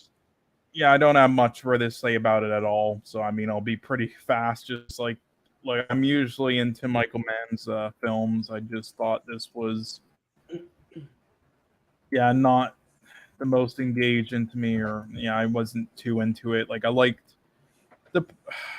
Penelope Cruz in it. That was my favorite part. I thought she was great. She's the best Wouldn't part. have mind honestly if she got like a supporting. Yeah, I wouldn't have mind if she got like a supporting actress nominate. Adam Driver, on the other hand, very disappointed with. He's usually an actor. I mean, when he's not doing stupid blockbusters that I really enjoy and stuff, and he also has moments where he's amazing. But in this, yeah, he just didn't fit the role at all, which was disappointing. And I, the filmmaking, just everything on a filmmaking and like technical level that I like seeing in other Michael Mann films, I thought wasn't really here in this one. Like I kind of disappointed. I was kind of surprised it was by the same director and also like Neon. I don't know if it's because he's like maybe he's older, so he doesn't have in him as much anymore. I don't know, but I just didn't like it as much. Yeah. And the story was all right. The writing was all right. The themes they tackle was all right. Just yeah, it wasn't the best. It wasn't too memorable. To me, it would probably be like on par with what I thought of Dumb Money. But yeah. Oh right, there's Dumb Money. I almost forgot this thing existed. Yeah. Yeah, I mean, Wow, to be fair, that was a like, great week. look, I bro. didn't hate Dumb Money at all, but it is like kind of similar. I will have Ferrari I will film. have a story to tell you about Dumb Money later. Hell Keep that yeah. in mind. I can bet it will be better than the movie. So since you're done for now, I will ask you, Alex, what did you think of Ferrari? I just finished it. Like I finished it like 5-10 minutes before coming on, and I really I really hated it. I thought it was very bad the whole way through. I'll start by saying this. This is the worst I've ever seen Adam Driver act in anything. And I think it's for one reason specifically. Have you seen House of Gucci though? Yeah, I have, and I think he is better in House of Gucci. But at least he's entertaining in House of Gucci. But yeah, like, and it's not just him; it's the whole cast. If you cannot do an accent, do not fucking do an accent. Like, this movie was borderline offensive with, like, American and English actors trying to do Italian accents and failing miserably at it, to the point where it became almost a parody. It got me full mad for most of the movie. I was really mad at it, and especially that there's that one scene where he has a fight with Penelope Cruz, and he starts yelling, and as soon as the voice goes up, the accent leaves. So he cannot sustain the accent for the whole movie. And I think that they did not have a dialect coach on set, which would have been really helpful to help the actors, embody those characters more, especially do that stupid ass accent that they're trying to do. Adam Driver is an actor who's very good with big emotions, like with big, bursts of emotion. He's good with when he's quiet. He's good when you feel that he's boiling inside, that he's about to explode in anger, or in a fit of rage, or any type of big emotion. But in this movie, he's trying to be subdued and calm the whole way. But because of that, he cannot convey emotion. And it makes his performance so cold and so boring. So yeah, for me, like, the one thing that he did was an accent, and the rest he didn't do shit because he was not able to do anything as that character. And that's really sad, because I really like Adam Driver as an actor. I think he's usually excellent, and usually even in bad movies, if he's in them, he manages to bring them up. But for me, he was actually the worst part of this movie. But as far as the acting goes, Penelope Cruz, I think pretty much everybody can agree on that she is the best part. She actually seems to give a shit. She actually acts her heart out in some of these boring ass scenes that they give her to do, like when she goes to the bank like 5 times. And but she really gives it her all, and it works very, very much for me. And I just wish that the rest of the cast was on her level. As far as the writing goes, I thought it was also pretty terrible, especially with the way they do exposition in the movie. Like, you go to his son's grave and start praying or talking to his dead son, and it's just going to be an exposition dump. Like, he's going like, oh, this man who is my uncle, and he was your uncle and my brother. Like, he will explain everything to people that are supposed to already know this shit all the time, to a point where it was distracting. Actually, I give this to you. I fully agree. I didn't notice it, but now that you mention it, I think I will add this to my own issues. I saw your issues. It's okay. It's so distracting. He keeps explaining everything. Like, you keep talking about the problem of telling and not showing. This movie is the embodiment of that problem in a script. You're right. I think I was so tuned out. I think I was so tuned out. I just didn't notice it when I was watching. In this one, it's actually a problem because they do it all the time. I agree. Looking back, I agree. The movie has more issues, so it got worse. And it's so strange because Michael Mann is usually such a visual director. Usually, he's a great storyteller with visuals in his camera. Like, if you watch his other movies, like Collateral, like Thief, these are movies with very little dialogue, but he still manages to tell an insanely beautiful and well-told story just with the visuals and the filmmaking. So this is the opposite of what he does well, which is to me an insane decision to bring him on as director.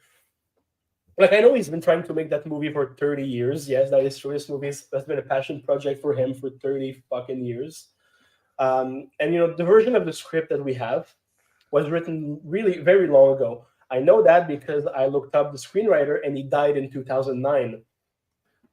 So this is an old script that has been making the rounds for years. And I get why it wasn't made.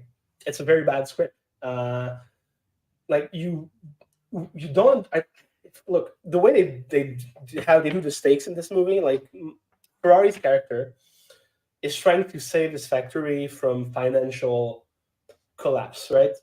But the whole movie, he keeps telling people that he hates working in that damn factory because his real passion is racing. But in that case, why the fuck does he keep trying to make this factory survive if he hates it? There's a big disconnect between the character, his internal life and his goals in the movie, which makes it super hard to engage with, because you don't, because I didn't get why he was trying so hard to save a factory that he hates. And yeah, the movie is super repetitive in the way it's paced, in the way it's written. It's always it's dialogue scenes in rooms. But instead of a movie like Oppenheimer, where they do some really interesting shit visually and with the editing, here it's just shot, reverse shot, nonstop, to the point. And the conversations are always pretty much the same. It's always either about the money or about his relationship. And so it is maddening. I felt like I was going crazy rewatching the same scenes all over again throughout the runtime, to the point where I thought that there was something wrong with the file that I had to watch the movie with. It was that maddening for me. But and there's some moments that I like though in the movie. There's some like small character moments that I really like. At the beginning when Penelope Cruz tries to shoot him, and they have this little like dialogue exchange with the maid. I thought it was kind of fun, kind of cool for the characters. Also, when the pilot that dies in the car crash at the end tries to introduce himself in the car, and Ferrari just decides to drive away without talking. That was fun. When he's doing the photo shoot with the models, and brings one of them to him so that we can see the logo of the Ferrari logo that she was sitting on. Like, there's little character moments that I really liked, but there are so few and far between. So the movie really feels robotic, and it's kind of the point. I'll say this because you have a character who is stuck in an environment that he hates when what he really wants to do is race. Like, for me, the best part of the movie was the very, very beginning, in black and white, that takes place in 1917, when we see him actually behind the wheel and racing. Like, because you feel like, yeah, this is what the character is supposed to do. This movie should have taken place at that period of time, when he was beginning as a race car driver. That would have been way more interesting, in my opinion, than whatever this shit was. I know this is a big rant. I'm almost done, I promise. That's fine. That's the point of us discussing movie, Yeah. This is amazing. Keep going. Yeah. We have that, and there's some cool things at the beginning that I actually liked.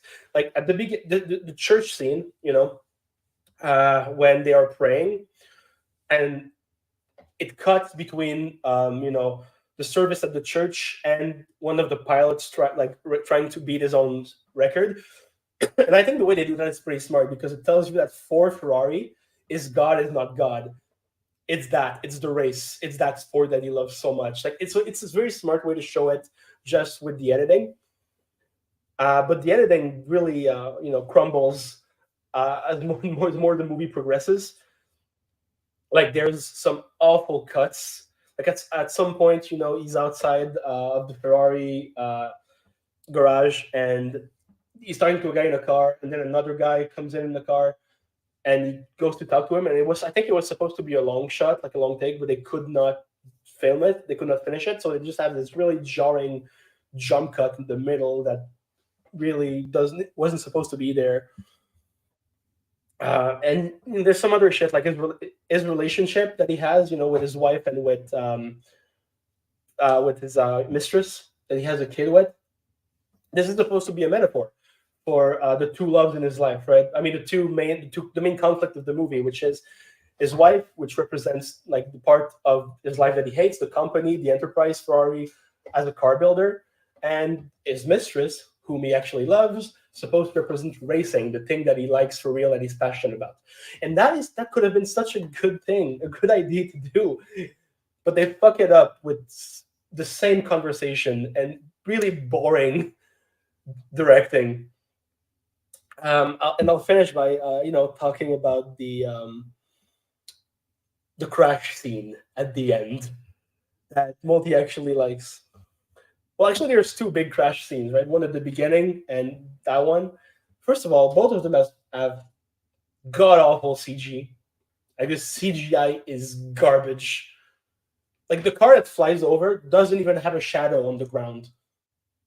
It did seem kind of Hulk level. It did, yeah. Like it was that bad, and also also for a movie that is very grounded in reality. God, what is that? What is that gravity? Like the cars are not bound by the laws of physics. Because when they have that crash, the cars go so up in the air. You feel like they've just left Earth's gravity, and it's ridiculous. Like and they move in a very floaty way. Like it doesn't even seem like an actual movement. It's just very floaty, like they're in space. Like and for that car crash at the end, like the car hits the pole and bounces back.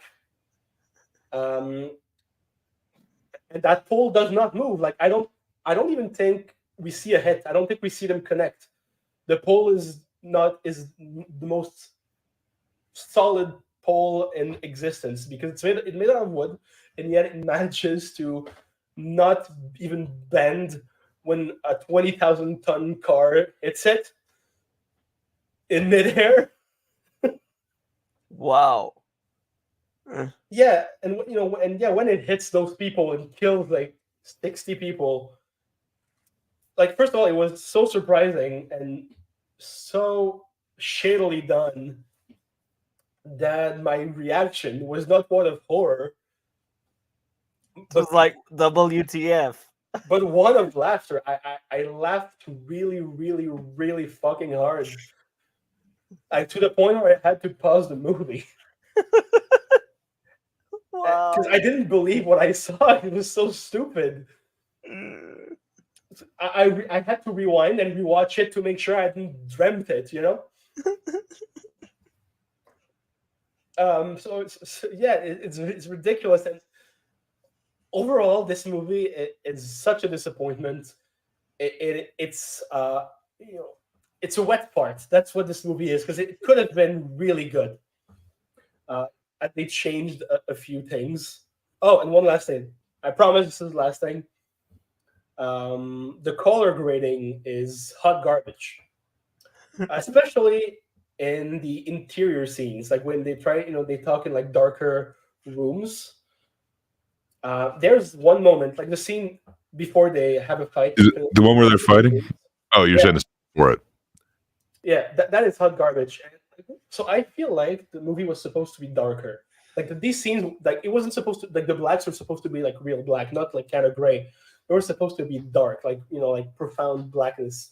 But somehow the color graders decided that they would crank up the light and diminish the contrast just to make it lighter. And it's so ugly. Like you can see that they had a filter over the faces of both actors in that scene, and they made those filters brighter. Just that, so the faces are brighter than anything else in the room, no matter where they're placed in connection to the lights. And you can see that it's a fake, post-production glow that were put there because someone somewhere felt like those scenes looked too dark. Wow. Yeah. The movie got worse, bro. So I Yeah. thought that was average before you talked in Cold Oh, Talk. I hate it But so much. it's no longer average anymore. Oh, sorry. Yeah, like to No, me, I this is just name dropped Did you. you ask? Sorry. No, I just name Oh, dropped my you bad. because I'm like, after Yeah. your opinion and Alex's opinion, the movie got worse. So yeah, just to Yeah. conclude. I mean, and listening to Alex talk got my opinion worse as well. Yeah. So yeah, just to conclude, this is a movie that is terrible in the acting department, and the writing department, in the directing department, and in the technical department. Like this is impressively bad, and I'm so sad because Michael Mann is one of the directors that I love the most. He has Collateral is one of my favorite action movies. It's beautiful, it's intense, it's great. Thief is a masterpiece. And he hasn't made a movie in 8 years, and this is what he comes back with, especially a movie that was so anticipated by the press and by fans. This is sad. This is very sad to see coming from Michael Mann. And I really, really hope that his next project is better. Okay, I'm with you, man. That was a bad movie. Gray, what did you think of Ferrari? Yeah, I thought it was meh. So I'm not as passionate about it as Alex is, but I don't know. I expected more. Like Alex was saying, this has been in production, or it's been his like dream project for like 30 years. Yeah. He originally went into pre-production in like the early 90s, and he's What? had so many different actors Yeah. signed on to this, like from De Niro to Christian Christian Bale. Bale. Yeah, there's like a ton of them that were at one point signed on to this.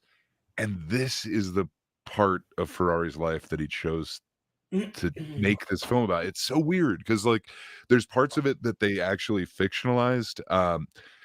So yeah, I guess I'll get to that in a second. But there's so many more parts of the story that would have been interesting, and they just chose this, like this weird, like 1 year span in his life. And like you mentioned, it just seems so repetitive, and I don't know. So Michael Mann to me is hit or miss.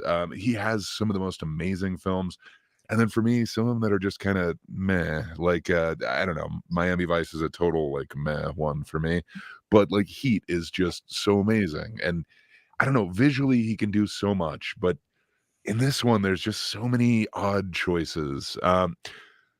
So yeah, you were mentioning that one scene like right before where they were fighting, and you mentioned all the weird filters and stuff.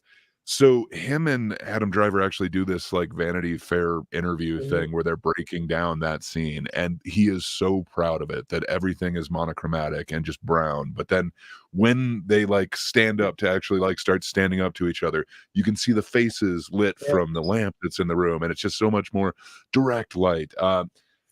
It is really weird. It seems like those might have been Michael Mann's choices, and visually they take you out. So at least me, it sounded like you also had an issue with it, but it makes it look so bland when he has shot some amazing things before, and I don't know. It's a real shame.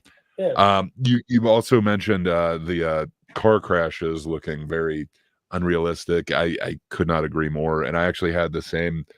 I don't know if you'd call it sick or whatever reaction. I started laughing hysterically at the final crash at the end. Apparently, it's Multi's favorite scene. Yeah, it is. Pod. I don't know. I was actually afraid I might have like woken up my neighbors last night. I had the window open and just started like cackling. So I don't know. I don't know if I did, but if so, this might have had an effect on even my neighbors. But yeah, it was I don't know. There's just so many weird choices. Also, Adam Driver and Michael Mann seemed super excited about the accent that they chose. That this isn't like the pretty Italian one. I can't remember exactly which portion of Italy he's from, but apparently they have kind of a dirtier Italian accent, and it's gruffer. And apparently they just thought that Adam Driver like nailed this. To me, it's not as bad a performance of his as say House of Gucci. That accent just like really took me out of it. I'm not saying this was a good accent, but and you do mention like or Alex did mention when he did raise his voice, like the accent was just gone. I don't think he was consistent with it. This didn't take me out as much. That being said, it's a really bad accent. The only one who really kind of nailed it in this one is Penelope, as everybody else says. I love me some Penelope Cruz, but yeah, she just did amazing in this, and it's just a really powerful performance. One of the things that this film did, or this version of it, is they fictionalized her whole thing. Like, they made her seem like the reason why Piero couldn't inherit the company, that she somehow blamed him.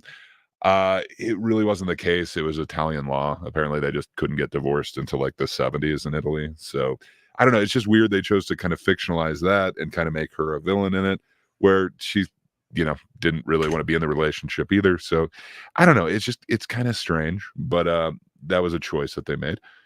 And then the other weird thing is, so Ferrari actually was in a lawsuit from I think this ends in about 57.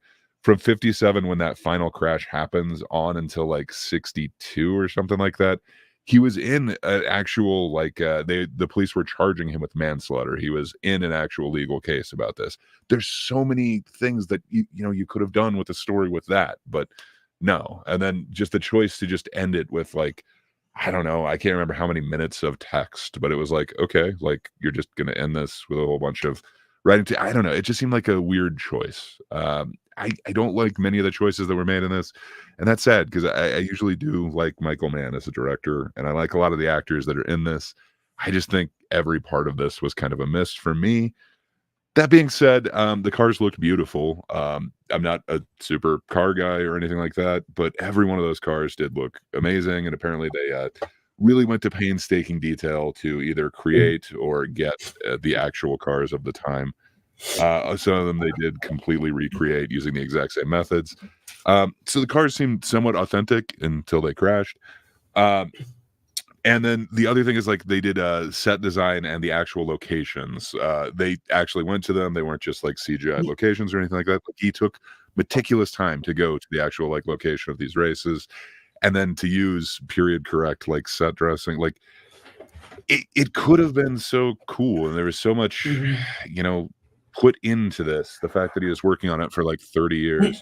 I just wish he chose a better part of the story. Yeah. I think the lawsuit that came from the crash would have been far more interesting than anything that happened in here. I do understand the analogies that Alex was pointing out, like the wife representing kind of the old life, but the mistress wanting or being the life that he wants, essentially.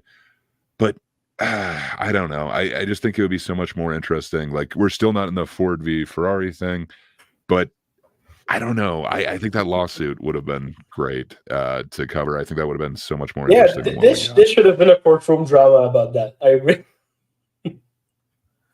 Okay. Do you want to add more, Gray? No, I was going to say that's pretty much all my thoughts on it. Actually, I do have everything else.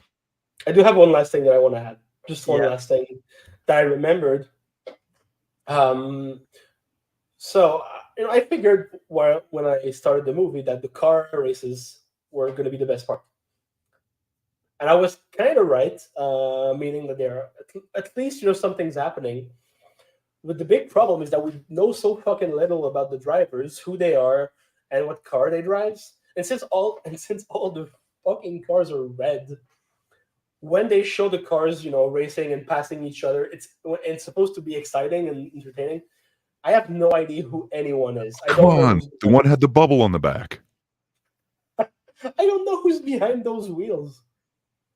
Those cars are all the same, so I'm of course I cannot engage with those scenes because I don't know who to root for.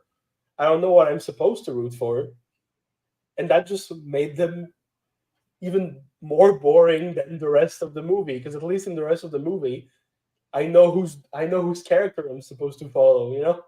I completely agree with you. If they were going to use some fictionalized things, why not kind of change the color on the cars to make it a little bit more unique? Right? That being said, there were a couple of the shots in the cars that were really cool. Apparently, they had the driver and then the dude in the passenger seat actually had the camera. So some of those low down angles where it feels like you're going that fast, they were actually shot in the race cars going at the speed. That's kind of cool. That's cool, but if we're not invested in the story, that doesn't matter. For sure. There you go. I agree. And after everyone talked about this, the movie dropped for me a lot.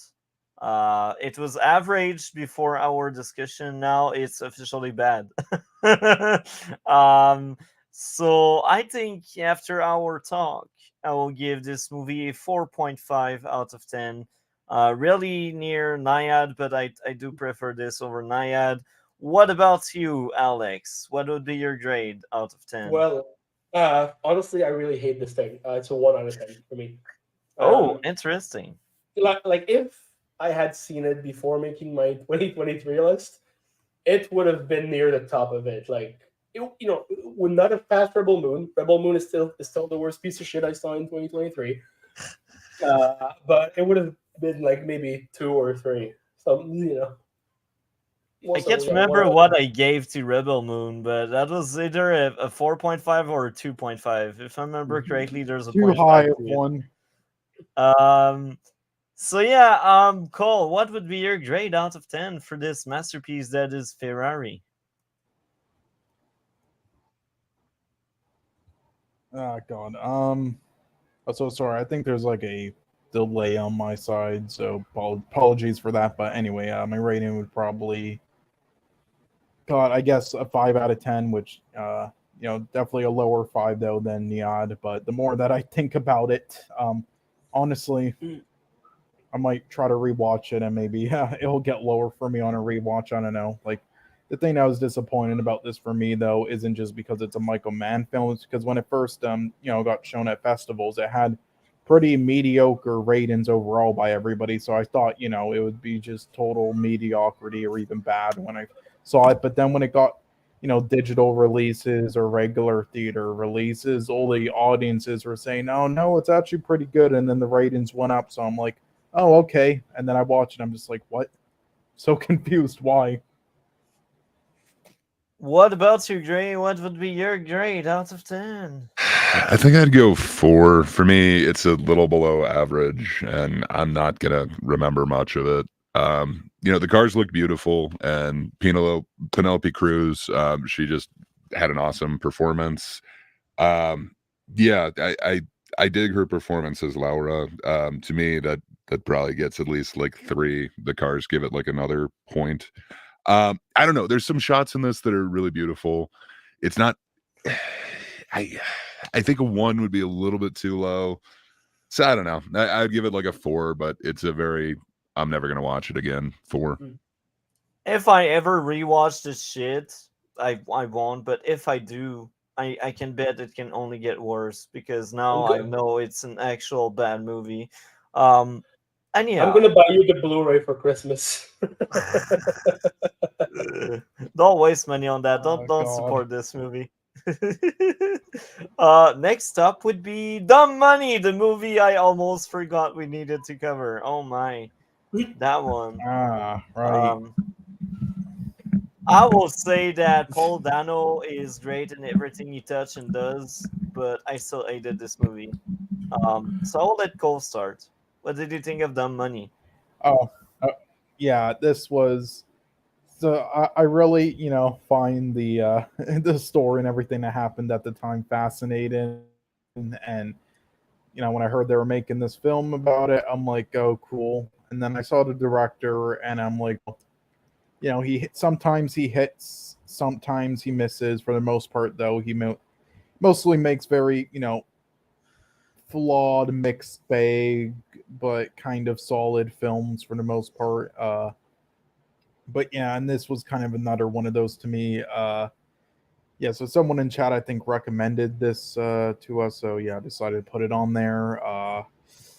So I was kind of excited to watch it though because of it, and with everything. But yeah, I thought this was kind of disappointing in its execution though, and with what they did, I wasn't really a fan of it. There's so much just wasted potential here of what they could have done and how they could have told this story like interestingly and funny and everything.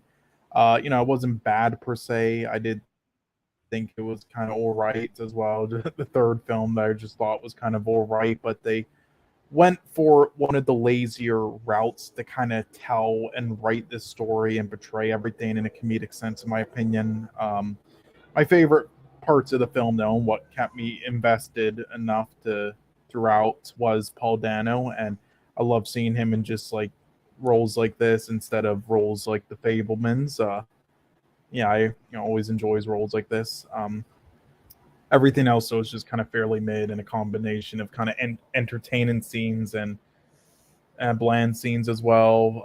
What I really wanted out of this film, honestly, was like something similar to Blackberry, what we got there. If they did that, then I would have been happy. But yeah, they went more lazy, just cliche route with it, and yeah, it took some shortcuts. But this was produced by Sony, so I'm not really surprised.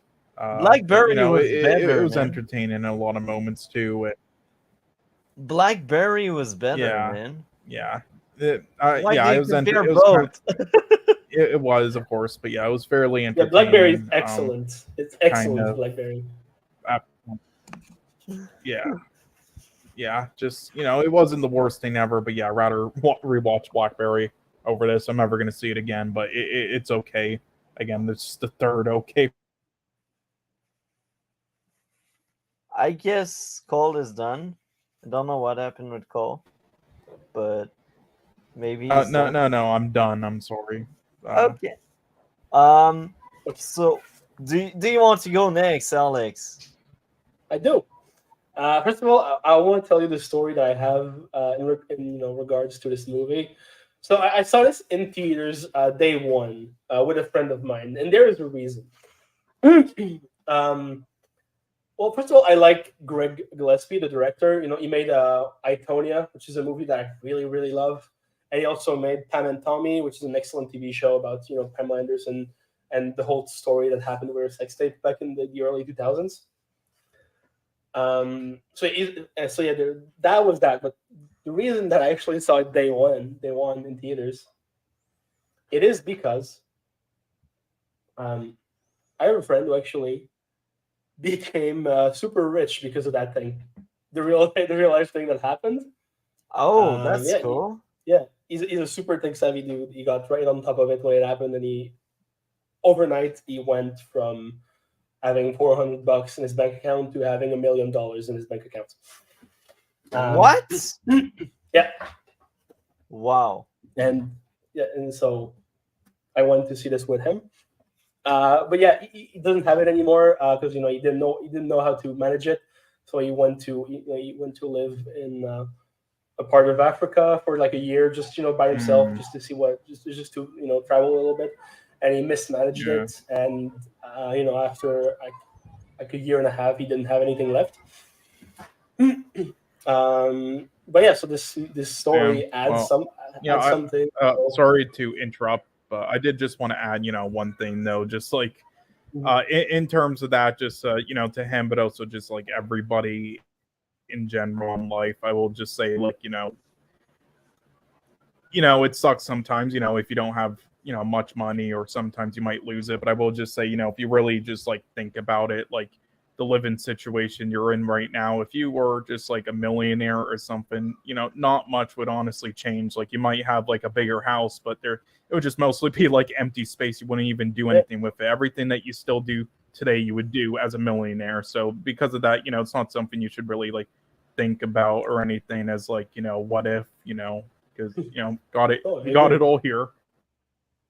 Yeah, I fully agree. And he pretty much realized that after.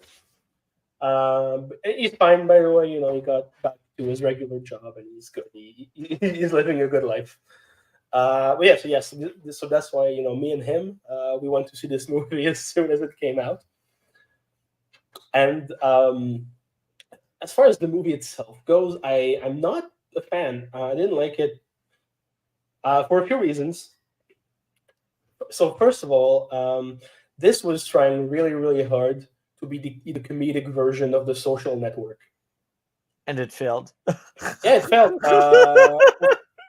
Well, for a few reasons. First of all, The Social Network is way funnier than this because it had Aaron Sorkin as a writer, who is like one of the most brilliant screenwriters to ever live, and it had David Fincher as a director. And the one thing that did impress me in the social network that fails really hard in this one is that they managed to tell a compelling visual story about people who spend most of their days in front of computer screens. It's a really hard thing to shoot and make interesting visually. And Dumb Money is the proof that is the proof of that. It's the proof that it's really difficult because they don't know how to shoot those sequences. They don't. Craig Gillespie has no idea how to shoot screens and people on screens.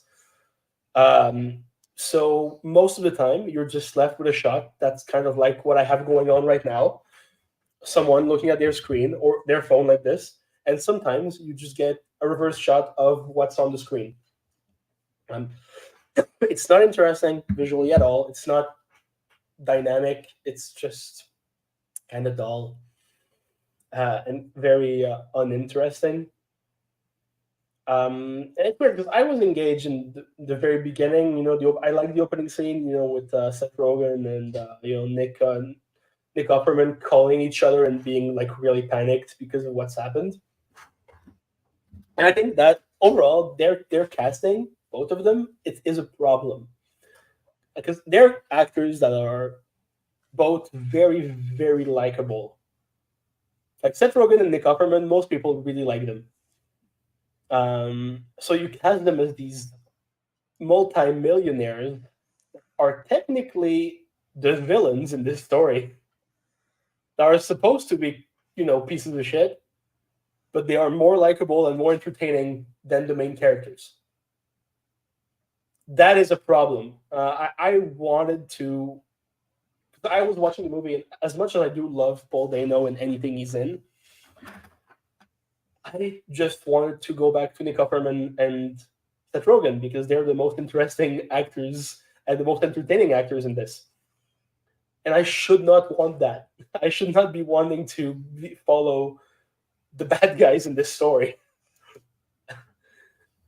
And which also convey a bit of a tone problem in the film. Most of it is very light in tone because they tried to make a comedy out of it.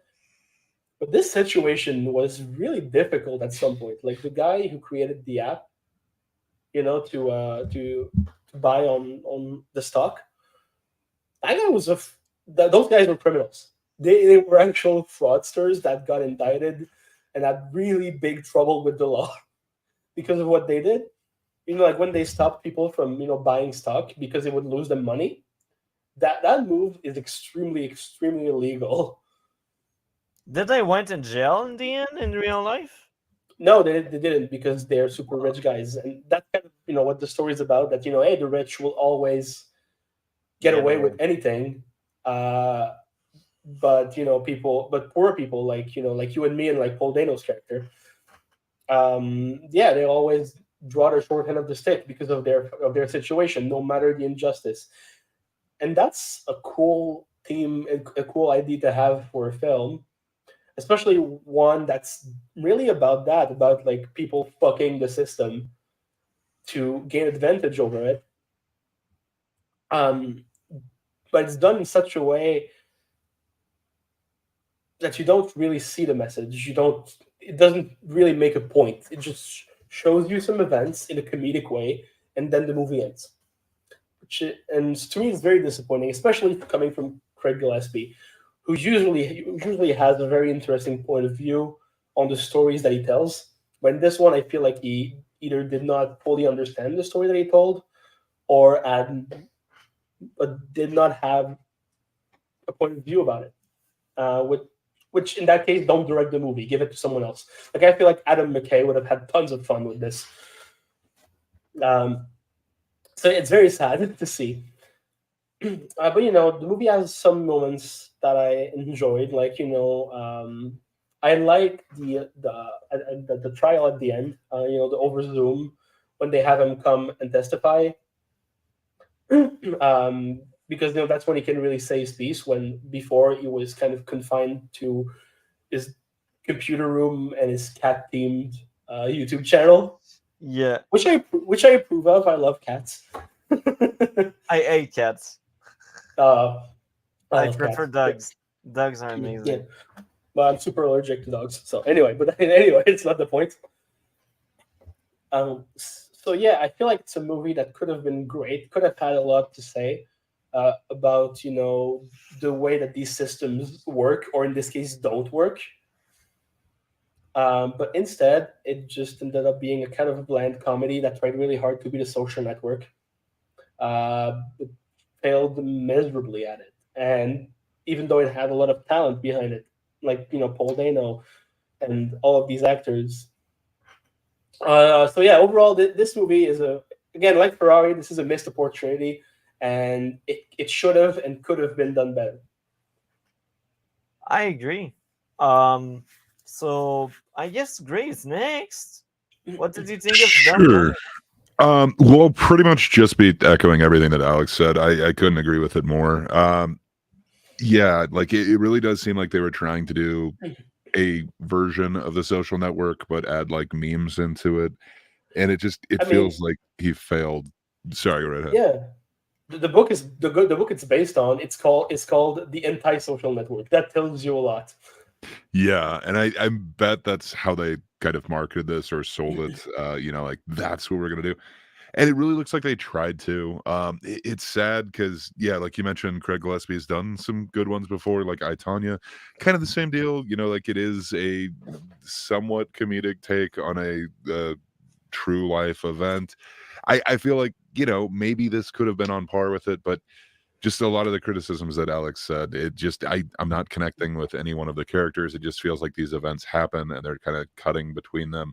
But I don't know, like even if you go and actually watch the real dudes like videos on this, the Keith Gill, he actually was entertaining.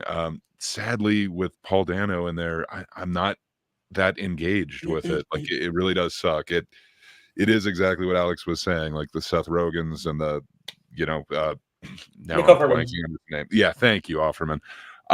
Again, you're wanting to go. I'm wanting to go see what those characters are up to. I would rather understand what's happening there because it's so bland, and I think part of that is the choice of it feels like it's just a filter, like they'd either go dark gray or super green, and just everything just seems so kind of bland. But it felt like it was a pale imitation of, again, the Social Network. Like, oh, I think they were doing this type of thing, let me try and do that. But I don't know, it doesn't feel like it's the right tone for me. And then it feels like they're just shoehorning in a bunch of different memes, and it's not in a funny way where I don't know. I like stupid memes. I don't know why, but none of them hit for me in this. It just feels like they didn't quite understand what they were doing, and it's just a pale imitation of what they were trying to do. Yeah, and if I could add something to that, memes by their design will, be very dated very fast.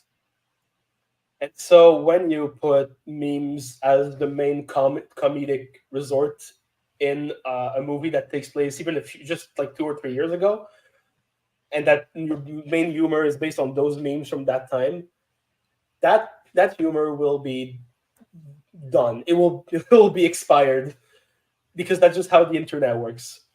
And so that the movie really shoots itself in the foot. For sure. And like you look doing at that. Social Network, it doesn't feel as dated, at least not to me. Like, I don't know. No, it I really have doesn't. watched it again recently, and it's like, okay, that holds. I can't see this holding up, but maybe that's just me. No, and again, like the Social Network knows when to be funnier. It knows when to be more dramatic. It knows how to balance both those elements, but this just does not know how to do it. Yeah, fair said. Do you want to add more, Gray?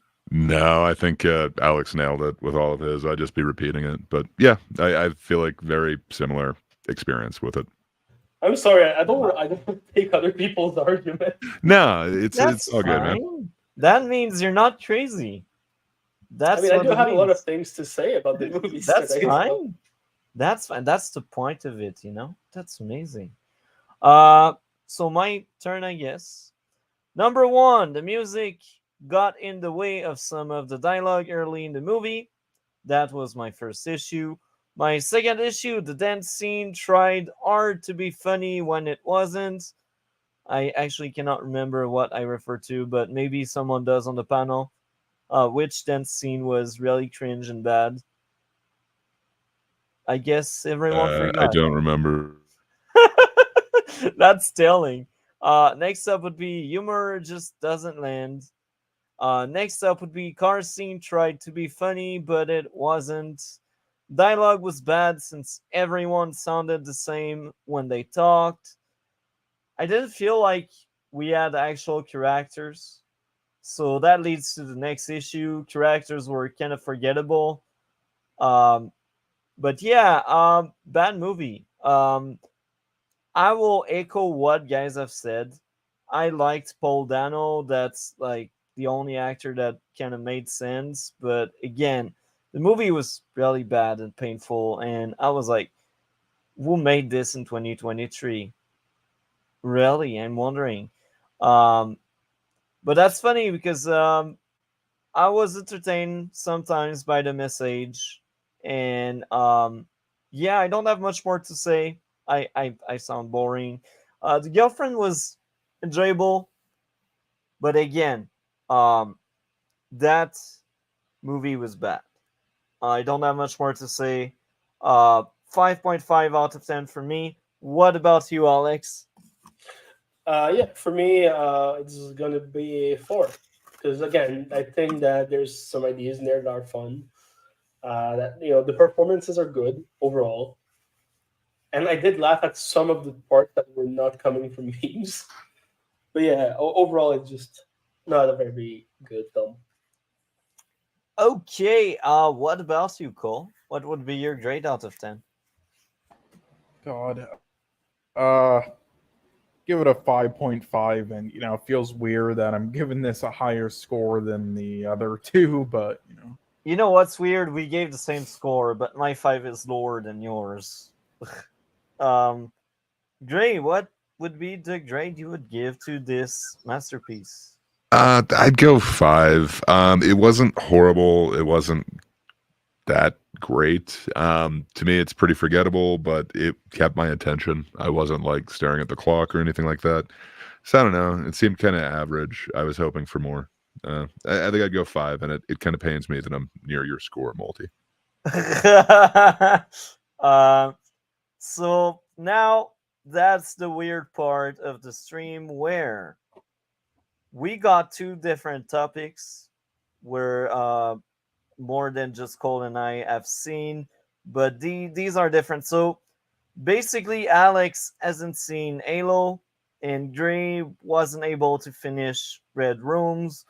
So I suggest, because anyway, you don't have time to watch TV shows, Alex. I suggest we could start with Halo because I do think Gray has interest for Red Rooms, and we don't want to ruin stuff for Gray. So, do you mind if we start with Halo, Alex? I don't mind. Go ahead. I Okay. will mute myself while you It guys will talk. be a roasting session. You will probably laugh and Cool. entertain yeah. Wait, yourself wait, and mute enjoy it. yourself. Okay, yeah, you don't want to hear any spoilers for the Halo show. Okay. I don't give a shit. Actually, I think I'm gonna stick because I might have some questions for you guys. Okay, well, you will be able to ask them if you want. So, do you have a question right now before we get into that masterpiece? I mean, not really, because like I played the first 3 games and that's it. Like I haven't played the other ones, and they're games that I like fine. I don't think they're great or anything. I think they're okay, and I just think I have trouble visualizing how you take a character like Master Chief, who is such a bland, such like a blank slate, who's made to be the like a reflection of the player, and how to make that a character in a show. I have no idea how they did it, Well, and so They I'm chose very not to curious. go any method you'd think of. So they So, did you just what? They just didn't make him a character? yeah. I can kind of explain what I think they did. They were like, let's make a generic sci-fi TV show, and we don't give a crap about the video games and the extended lore of the Halo franchise. This is what we got, and this is why this Yeah. show is so bad. Because even for a It, generic it, it is. sci-fi product, it's called Halo. and outside of the action, nothing feels like Halo. So that was the premise. That was the opening. And note your question as we go on if you do have question.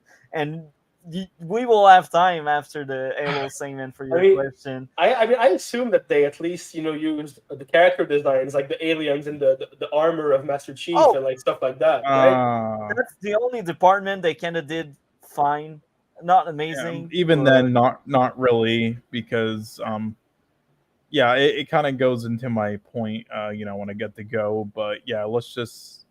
Yeah, I'm not even gonna say anything. Just So we will let Gray start on that one because that's the first time he has seen it, and I have rewatched it to fully experience the pain. So why? Gray, why would you rewatch that?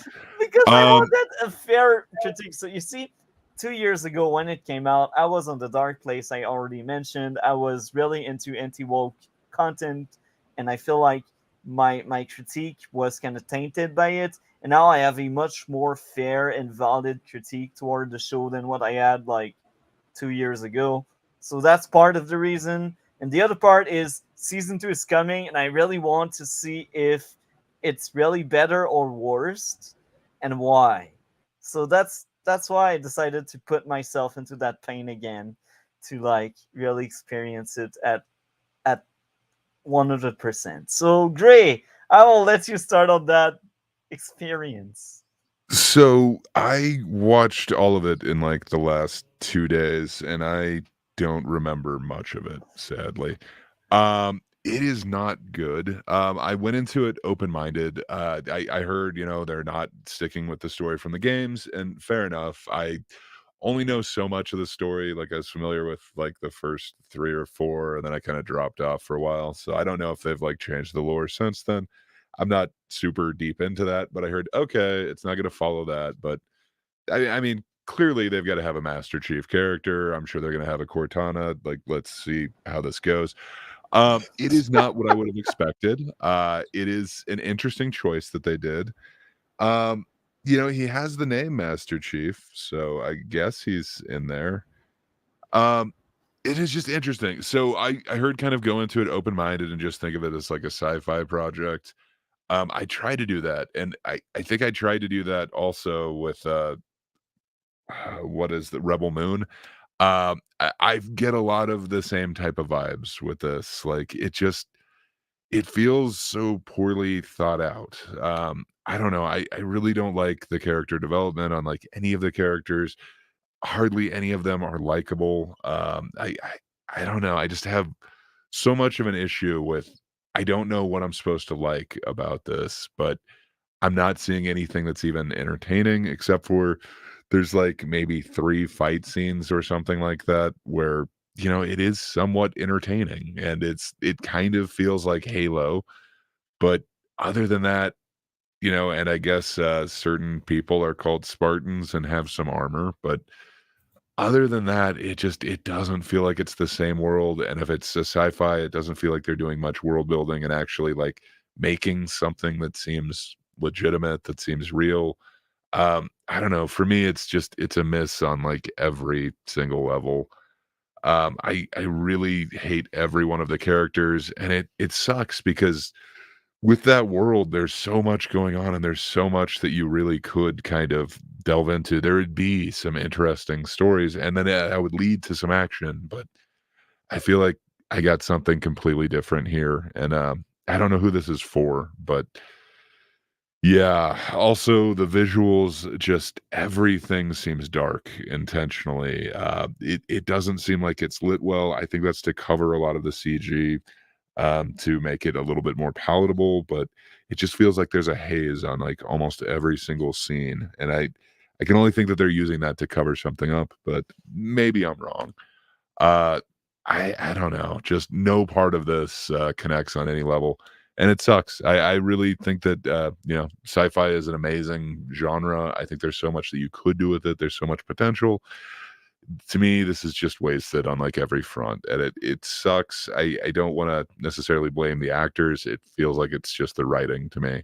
I don't think they understood the actual IP or cared about it, and instead they just wanted to slap a familiar name and a couple of familiar images from it into this show, and I don't know why. I guess I don't know who this is for, but yeah, not me. I think that's probably my thoughts, but I'm ready for Cole to really tear this. Can I ask them questions? Yeah, ask question. Okay, so I'm gonna kind of push back on some of the things you're saying, even though I haven't seen the show. Because let me explain. First of all, like you said, the Master Chief as a character in the games, he is not a character, right? He is a blank slate made for the player to fill in their own power fantasies in a sci-fi world. So I feel like for someone who's making any type of adaptation, this is like a playground, right? This character, because they can make this character into whatever the fuck they want. Since you can almost guarantee whatever image you have in your head of what they could make this into isn't what they ended up doing now. It's an interesting choice. So my question regarding this is, well, what did they do? So they were like, okay, you can't relate to any character, who has a helmet on, so we're just gonna have him without his helmet on for like 90% of the show. Sorry, we're off. And then they just had the most like cliche fucking character driven things you could think of. And the acting was shit, by the way. So like, even if you take off the helmet, like it doesn't matter. Like the acting is still and this is my thing. Like, sure, a lot of people feel that way with the games, and then a lot of people love it. I mean, I don't like the newer ones. I don't like the 4th or 5th or 6th Halo game, but I liked the first 3. I think like it's hard to explain now like what kind of made it special at the time, but it's sort of similar to Gears of War to me. It just like it lacked like in certain like character aspects because he was kind of like a blank state, but to say the least. But I think it kind of like added to like the charm of like and the mystery and like a haunted atmosphere of like figuring out like the mortality of him, and kind of like represents everything in like the world. Like that's like a small, I guess, description of it, but so it adds a lot. And him like having his helmet on over the time, and them like not like completely addressing like who he is he even human, which then they in the newer games, because 343 understands nothing about Halo, unlike Bungie, adds a lot. So, of course, the first thing they do in this show is, piss away all that, have him like take his helmet off 90% of the time. And the acting is terrible. All the character arc things and writing they try to do is terrible. Well, okay, I'll say this though. Again, I haven't seen the show. But as someone who knows, screenwriting and filmmaking, I think I know why they made some of those decisions. Why? Well, because most people who are going to watch this show have not played the games. Most people, some people may not even know it's based on video games until they see based on the video game Halo in the opening credits, right? And so, and for me, I think it is important that someone who is new to any type of franchise, if they watch an adaptation of that franchise, they can get into it, even though they have not played, read, or seen whatever the original material is, right? And as far as this was basically made like a sci-fi show, yeah. And so, as far as the character go, like that's unmasked most of the time, I can understand that, because it's not first person, it's a show. You have a camera pointed at an actor, and if you can't see his face, well, first of all, you can't really market the show based on that actor. It worked for The Mandalorian. Like, I think the first season wasn't horrible. I think you still get the emotion of the character, but it is part of the lore that they wear the mask. Yeah, but I do think there are just other films and shows that have kind of done this thing before, where like they just have helmets on, but you can still relate to it and get the emotion right. And on top of that, in Mando, when they took away the helmet, that was character growth. That was really good, and it felt earned. Yeah. and then Um, everyone comes because it's Pedro Pascal. yeah. So it's very different. Mendo did it right. Halo did it That's fair. wrong. That's fair. Um, yeah. And do you think? Okay, so do you think that if someone has never played the games, doesn't even know it's based on a video game, and starts watching this show blindly, do you think they would be able to get into it? I don't think so, and I got so many reasons why. It would be Uh, tough. yeah, it's just not a good show. Again, I will repeat kind of what I said without spoiling too much of what I got to say. Is even if you take it as a generic sci-fi that has nothing to do with Halo, it's so bad on so many levels. Like, And if you're taking it as a Halo, you'd kind of assume that like Master Chief is the main character. I'm not sure that he necessarily is in this one, is the thing. yeah, and if you consider it as being Halo, it's Yeah, even worse. I mean, all the characters are bad anyway. It's even worse if you say, "Oh, it's Halo." No, it's not. I'm sorry, it's not. Anyhow, Cole. Yeah. I'm Yeah. before we pass the I mean, mic did to you you. want to? Before we sorry. pass the mic to you, does this answer well your question, Alex? Yeah, absolutely. Perfect. Cool. I will let you keep going and roasting the shit out of the show. Oh, yeah. Okay. Well, yeah. Well, I mean, I'm not going to say like as much as you and Gray probably will. Yeah, and I said a lot there, but yeah, it's just a garbage show. Like again, just on every front. Like even if put it aside Halo, but when you put aside Halo, yeah, it's even more trash. Like it's just they none of the creators knew anything about the video games. They didn't fucking play them or watch anything from them. Basically, they just got like some images and stuff for the most part. And you can tell like there's I'm not joking, like a flaw in this show in like every 5 scenes. Like you can find a flaw, like even the smallest things. It's like a door will open up and it will be a regular soldier door, but then it will make like for some reason Covenant door noise, like the alien things or whatever in Halo. It's just like every like 3 or 5 scenes you can at least notice at least one flaw with it, and then just all the character and writing stuff sucks. Is the filmmaking interesting? No, the filmmaking sucks. Is the action good? No, not really. It sucks. Outside of like one scene I liked. Is the visuals and stuff like the visual effects good? No, it's horrible. It literally looks like unfinished like Gmod props. And yeah, cinematography isn't good. Uh, yeah, music sucks despite what they got to work with. Yeah, and it's unfortunate because this franchise, even if you don't like the games, the lore that this has with like all the books and stuff and the world building is like as big as like Lord of the Rings and Star Wars. So this is really disappointing that they decided to do this. Like they could have just not done a Halo show, but without Master Chief. That was also possible, if you didn't want to do anything with him, but okay. I agree with you 100%. Do you want to add more? No, just that's about it. But yeah, just horrible fucking show on every level. Okay, roasting time. So I got a long list of issues. Number one, Not dialogue funny, is- not funny, not funny. No, That's exactly what I was gonna say. Issue number one, dialogue is horrendous. I wanted to bash my head on my bed. Sometimes these lines they just don't work, guys. Like I don't know, like are they supposed to talk like human beings or like Well, is that the actors or is that the writing though? Like I don't know. Wait, I think the actors? writers or I'm the not there actors are yet. doing The what writing of they the can dialogue. with what they have. I just think the writing is horrible, but maybe that's Yeah, just the writing. That's why dialogue is horrendous. Like when I say dialogue is horrendous, usually it refers to like the lines. The writing itself is ass.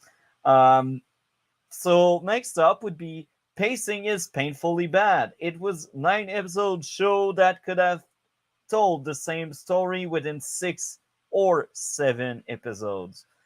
But again, like the two big filler episode are like episode 4 and 7, and they are centered around a supporting character that's not a Spartan. And guys know what I'm talking about.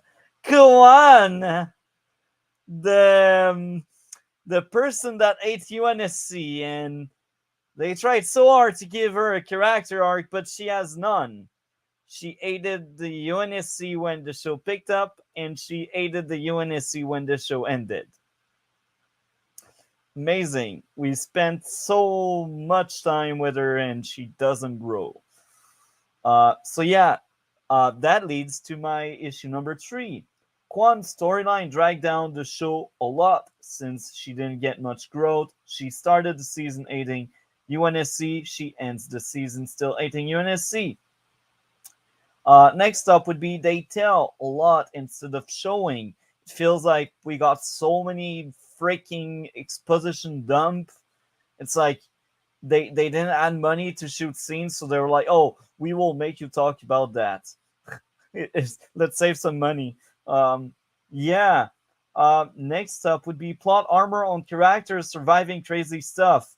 Yeah, driving a banshee through a ship and surviving, or like a full ship collapse on you and you survived. Cool. Or oh yeah, Master Chief dies and he is brought back to life because Cortana now controls his body. Wow, that's a show for you. And that may sound like a joke or like a meme, but it's freaking true. Characters just do stuff. Next up would be weapons aren't consistent.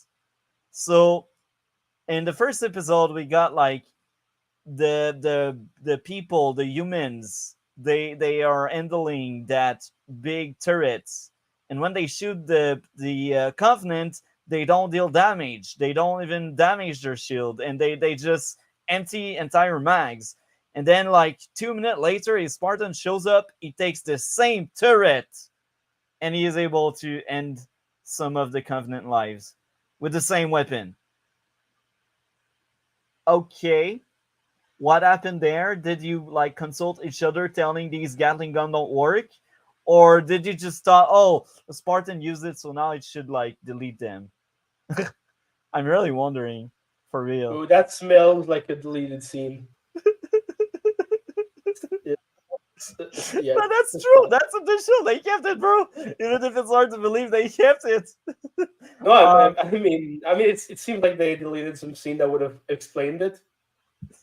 You know, maybe It's I it's don't all know. in the same action sequence, bro. It's like they're using the Gatling gun. The next scene, like you got the Spartan dropping and picking the same Gatling gun and all the damage. It's like what the what? Ooh.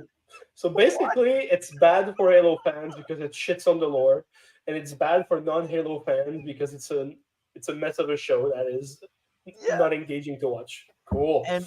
And to keep going on that route, the weapon aren't consistent. So sometime, and that goes back to the plot armor thing where they will shoot someone and the screen tells you with the sound and the visual, it tells you that Spartan as no longer is shield on.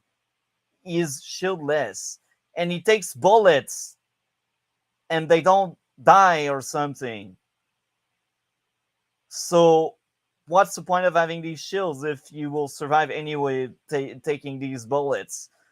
So the weapons are weird because apparently the plasma guns, they deal more damage than an entire ship crashing on you.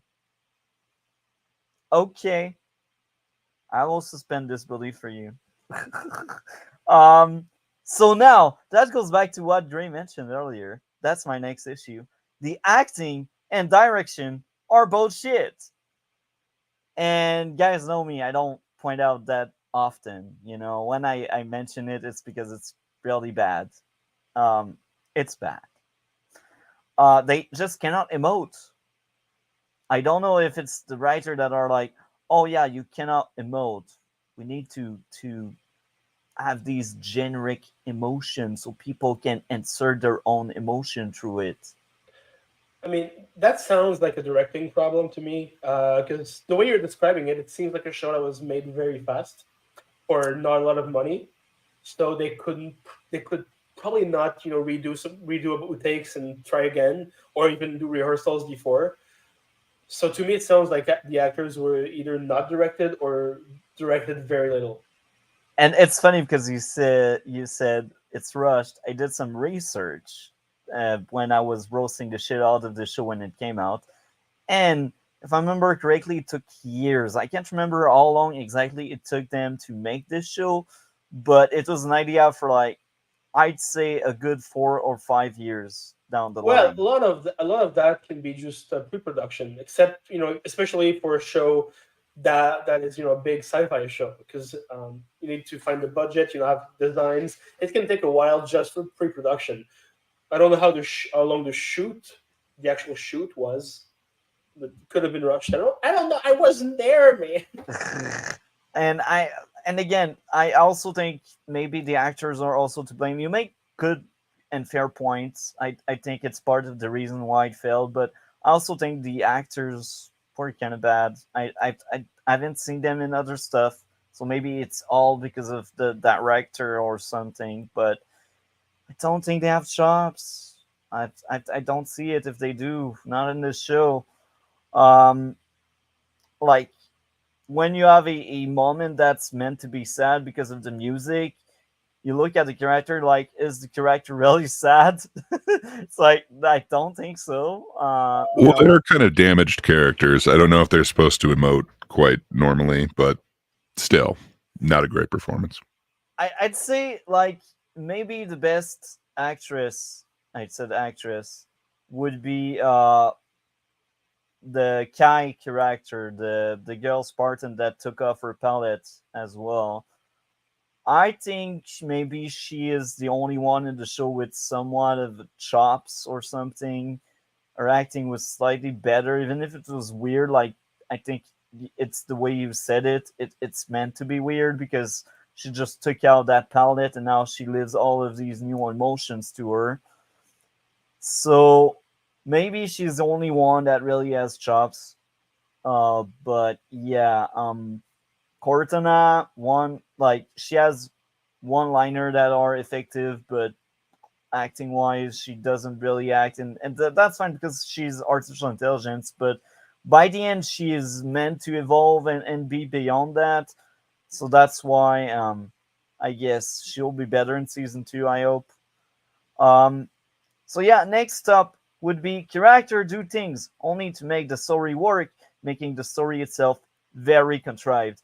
So they do stupid shit, and if they do stupid shit, it's for the plot to happen. Great, amazing. Um, Hey, sorry, I just looked up the actors because I didn't know. So they have the brother of Liev Schreiber, who's a great actor who plays Master Chief. and we Uh, didn't see much good acting on his end. and So and Cortana is played by Jen Taylor. She is usually a fantastic voice actress. Like she I'm looking was at her credits, she was and decent. I well, think she was decent. she is Cortana in the games from what I can see. Yeah, Yeah, so she's an amazing voice actress, and you're telling me that she's bad in this? she is decent. Hmm. She like her and Kai are the best part of the show. I think Kai is one of the Spartans. So Kai and Cortana are probably the best part of the show. And it's funny how I also thought the same 2 years ago when I was reviewing the show. I was like, oh, I enjoy Cortana, but now I enjoy her more because I see where they're getting her at, and I have a better understanding, and I have uh, better I see the taste. problem. I see the problem with the acting just by looking up the cast. Most of the actors are not like actors. They're mostly video game voice actors or motion capture actors, so they don't act in live action at all. Oh my, For okay. like most of them. So I think I think the creators of the show thought they were doing a favor to the gamers that would watch the show, by having like actors that they recognize from other video games. But that might have been a mistake here. Yeah. Um, and the last issue, if you can call that an issue, the best episodes are average. So there's really no impressive episode. I'm like, wow, that was great. No, it just doesn't work. It's sad because look, I'm a huge Halo fan. I played five, actually six Halos because I did play Reach. The only Halo I haven't played was Infinite. So, like 2 years ago, even if I was really in a bad place to critique and review stuff, I still wanted to like this show because I'm a huge Halo fan, you know. But looking back again at this show, it's so bad and embarrassing for real. Um, so yeah, I will also mention this. If we consider this a Halo show, let's take off points since it doesn't feel like Halo. If we consider this as being generic sci-fi, it's just weak sci-fi. Um, Now, I was very negative.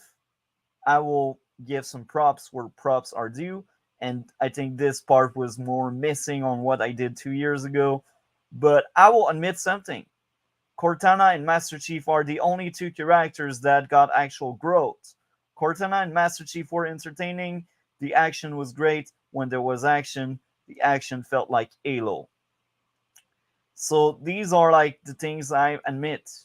Um, and again, Cortana and Master Chief, I like their growth, but Master Chief as a character is still ass. Even if he got growth, it's still bad.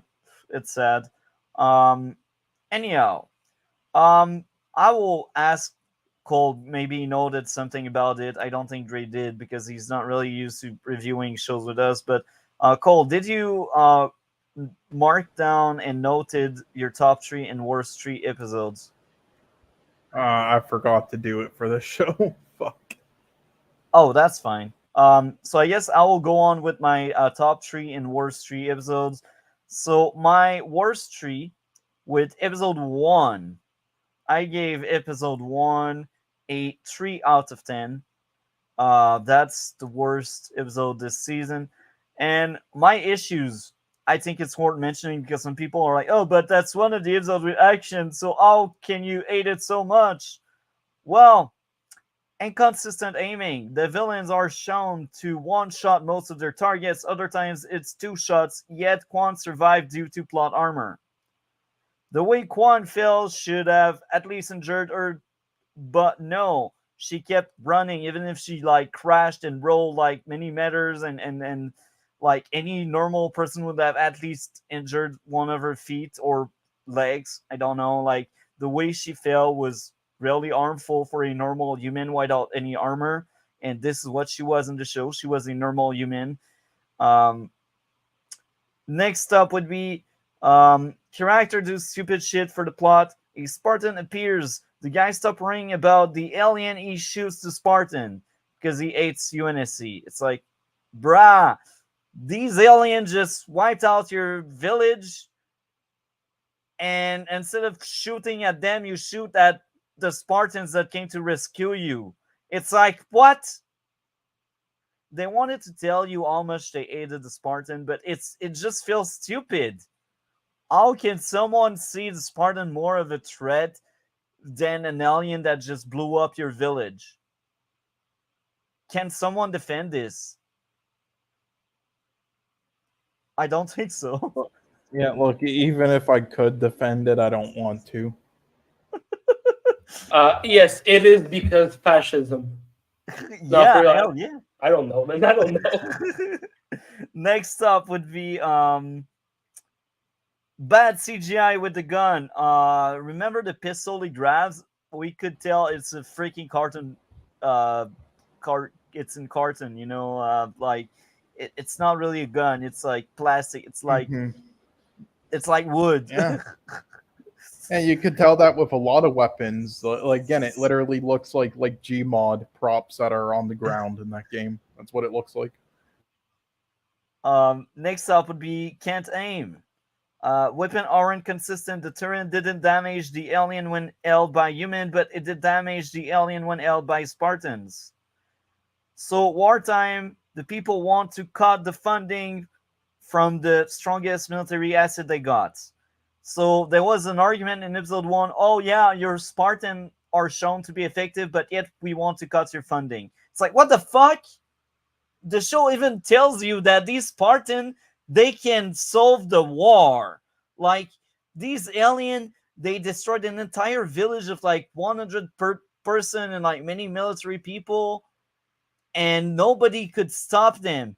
4 Spartan are deployed, and they mop the floor with every single alien. And right after all of that action shenanigans, they're like, oh yeah, you make the Spartan, we cut your funding. Did you lost your brain somewhere? Can someone defend this shit? They tried, I think, just add in some sort of, I guess, message there with, I don't know, political thing there to add to the story, but they forgot to actually write anything in it, involved in it, or where it actually makes sense or adds anything of substance to it. But then they're like, just leave it in anyway, because we're trying to figure out to just find any ideas for the show, so just leave it in there. Next up would be telling instead of showing. Next up would be mid-war. They want to waste their soldier on Master Chief because he doesn't listen. It feels very stupid. Oh yeah, the Spartan can basically wipe out a legion of Covenants that our soldier cannot deal with. Let's send our soldier with it to stop him. Logic, right? Let's send the soldier at Master Chief. Whatever. Really stupid.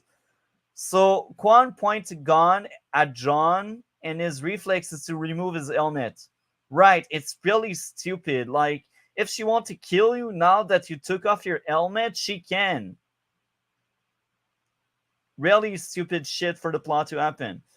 And again, they wanted to humanize Master Chief. They wanted to tell Quan, oh, he's just a human underneath. It's BS. No people on their right mind would do that. And at that point, Master Chief still had his palette, so we cannot defend, oh, it's because he took off his palette, so now he does stupid shit. Yes, he did touch the object, but at that point, the object was underdeveloped, so it's still dog shit stupid, man. Okay, next up would be plot convenience, the MacGuffin blowing up to save Master Chief without proper explanation. And later on, they use that MacGuffin again, and it doesn't do the same thing, it does something else. Cool. Cool. And this is why episode 1 is the worst for me, with a solid 3 out of 10. I feel generous. Episode 4 is my second worst. I have interesting side notes here. So I see 2 side notes, but there's only 1 side note. Yeah. Apparently I said side note number 2, but there's only 1 side note. So my side note is actually interesting, and this leads to a question I will ask to Gray and Cole, because you both have seen the show as well. Either the Miranda character tried to be smart and failed, or they weren't able to give a reliable way and a creative way to explain Halsey's character. If these 2 cases aren't accurate, then the character of Halsey isn't consistent because the writer tells something that contradicts another writer. So, do you guys remember what I refer to? That was in episode 4. We got I think Kai just took off her palette, and now Miranda is like, oh, I do notice you're weird. What's going on with you, Kai? And then she realized she took out her palette, and she realized Kai is kind of broken. So now she explained how Halsey dislikes broken stuff, and she wants only perfection and perfect people. Cole and Gray, do you remember what I refer to? I don't. It's all kind of a blur at this point. Cole? For what? Sorry. So yeah, so that was the moment where Marida kind of realized that Kai took out her palette, and she's like, "Oh, Oh, you're not perfect anymore." And my mother hates people that aren't perfect. Um, I feel like the analysis there is made by Miranda, but at that point the story tells you otherwise because Elsie is impressed by John, and John is like not perfect, but she's still impressed by John. So do you know where I'm getting at there, Cole? Like inconsistency in like characterization, if we can call it that way. I Cole? mean, I guess sort of. I don't think I was clear enough then. Um, or maybe I'm crazy. Maybe I'm crazy. I don't know. I at this point, this show's like melting my brain. It's hard to think. Sorry. Okay, so we will go on by saying that characterization sucks in this show. Um, so my issues. Um, oh, I actually just realized that my second side note was the rebellion being sold off should have ended Quan's story. Yeah, I feel like okay, there's no longer a rebellion. Just write her off the show. We don't need her. She's not a good character, and she doesn't improve. Okay, so episode 4. I only mentioned my side note that may end up being an issue in the end, but I got other issues. Dialogue feels like exposition dump. It doesn't feel like character talking. Acting and direction is terrible. Telling instead of showing. John needed Cortana help to take out the pallet, but not the other Spartan, aka Kai. It doesn't make sense.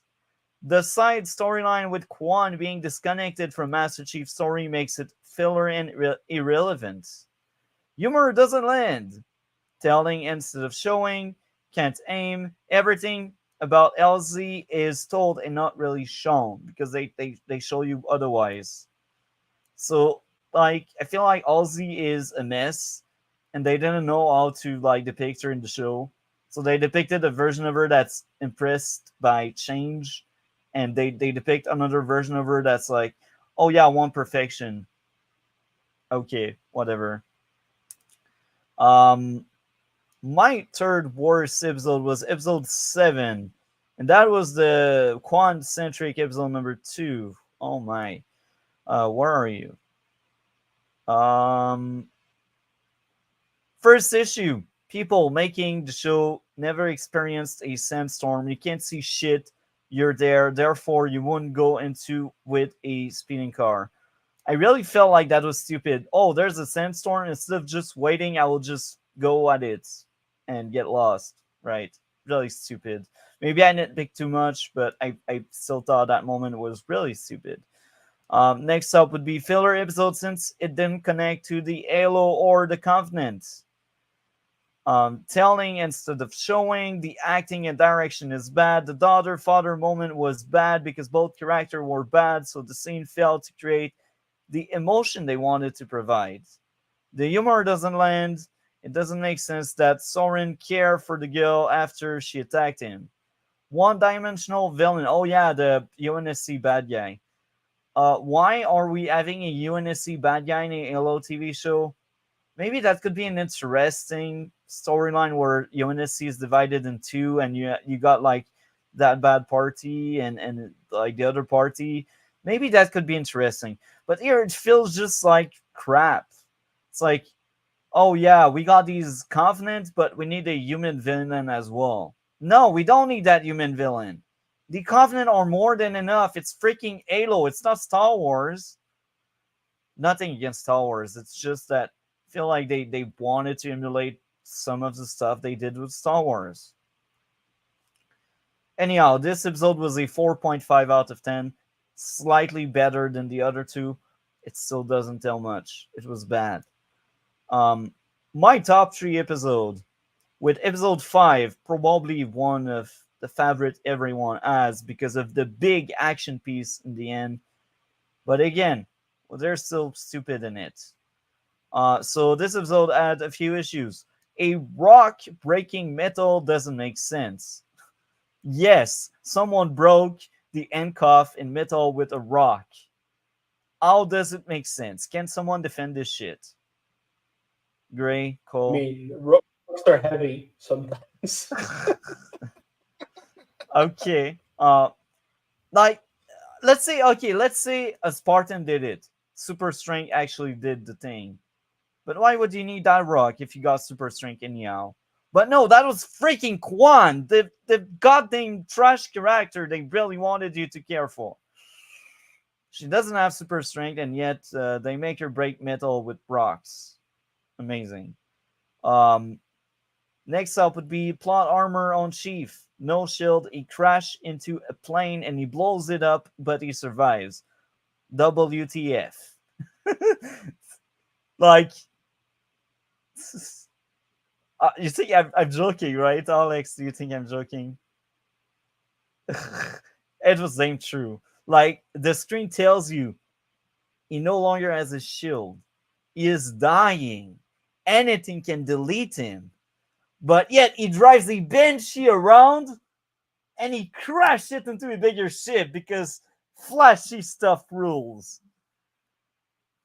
Ah, that moment was stupid. 7 out of 10 for me. This was the best episode, and it's a 7, and the issue are still like really heavy.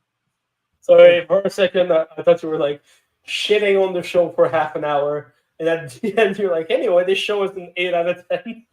No, that was the episode. No.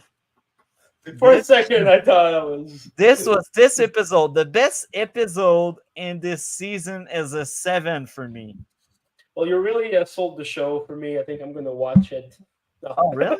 Oh, No, watch I'm it. not. Hell yeah. Oh God, I won't. No I way. want you to watch it. There's like one show that I want to watch, and I don't have time to watch it. In second place in my top 3 of the favorite episodes, episode 9. That's another funny one. First issue, plot armor on Cal. An entire ship crashed on her, yet she survived. Great. How to do it. It doesn't make sense that the brute strength would surpass ships blowing up in terms of damage dealt, but yet it does because it almost deleted Chief. Plot armor on Chief, taking damage yet he doesn't die despite losing his shield. 7 out of 10. So that was my second favorite episode. And lastly, my third favorite episode is episode 2, with the first issue being lightning was bad, so camera work do suck sometimes. Telling instead of showing, pacing, a lot of pointless things happened, dialogue sound awful, exposition dump are the only way they have to tell anything going on. There's a bounty on Master Chief Ed, yet he walks around everyone without the same helmets. Okay, whatever. So even if I thought episode 2 was better than 1, it was still less entertaining. So what I mean by there is I was more entertained by the dog shit first episode, but episode 2 was still like slightly better in terms of having less issues. And episode 2 is a 5.5 out of 10. So as you can see, I gave 2 7, 1 5.5, and the rest is like below 5. Below 5. High quality show, right? So yeah, this show is horrendous.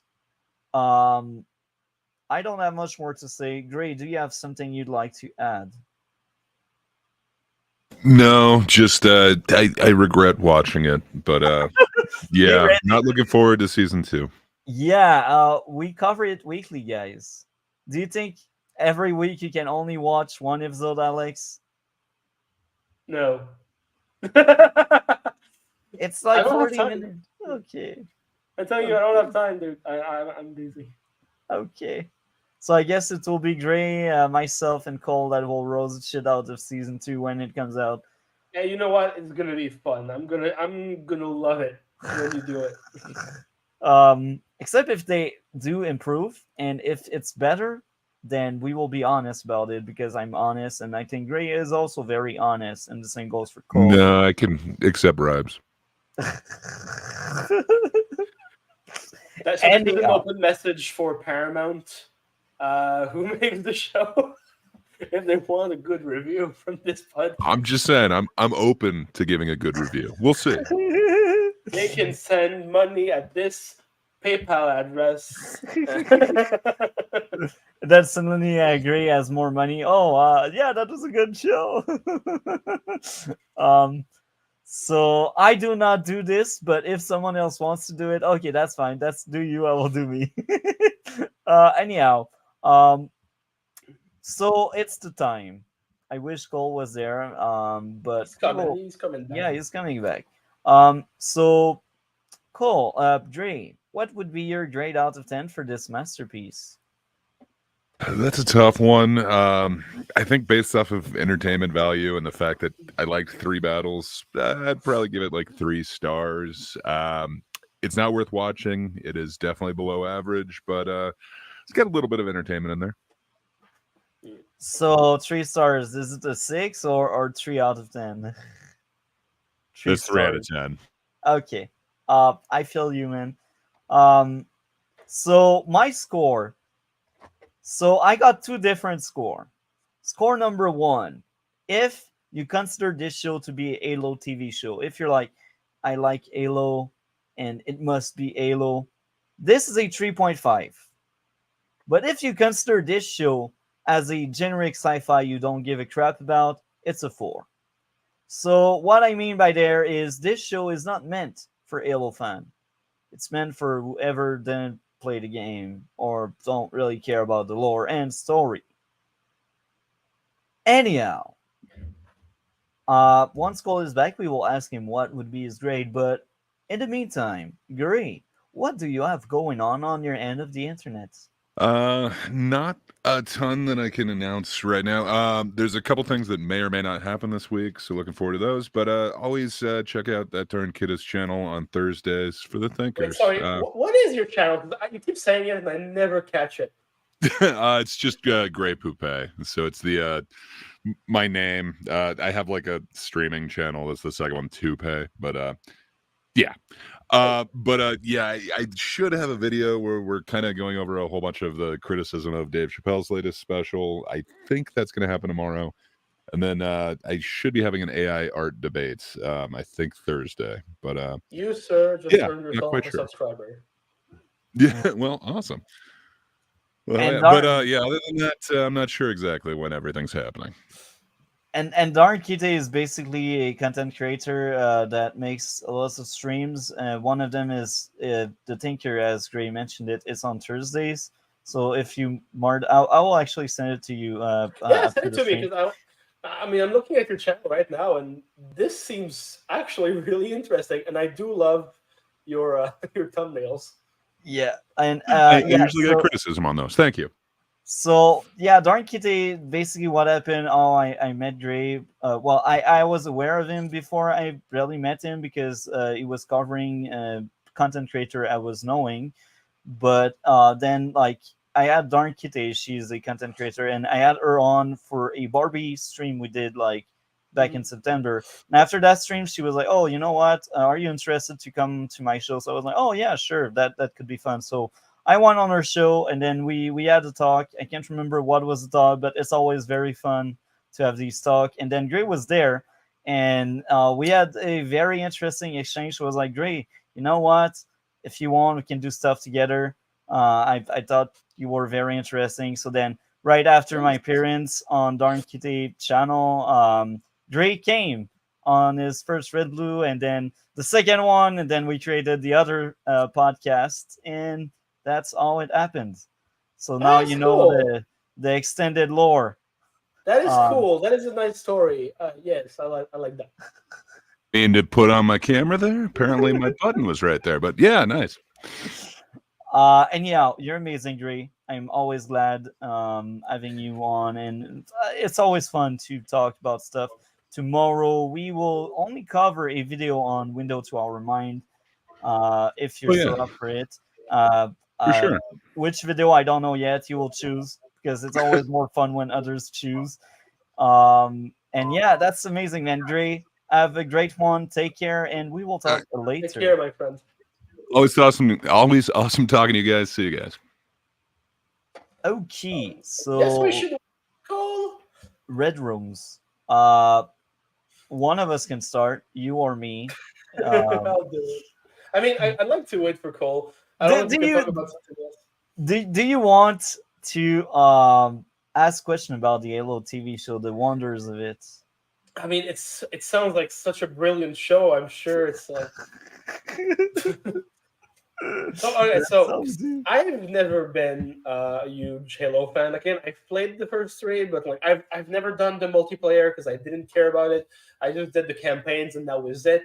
And I don't remember shit about the lore. I don't remember shit about the story. I do remember, Master Chief and Cortana, and that's about it. So, from what I get, you are a huge Halo fan from the start. Yeah, well, I like the first three a lot. I liked Reach. That was a very fun one. I liked. Actually, I did Reach play is. Reach. I think Reach is actually my favorite Halo. I did That may play it. sound Yeah. weird. That may sound weird, but that was my favorite Halo because it felt like it had a story that was cool, and on top of that, they try new stuff with it that I really enjoyed. I still like the first three. Mhm. Um, I played Halo 4. I disliked Halo 4. I played Like, is it because of the gameplay or the story? Because I feel like both. those games, all like, okay, maybe it's just me, right? But I feel like the Halo games always have kind of the same gameplay, and that it doesn't change that much.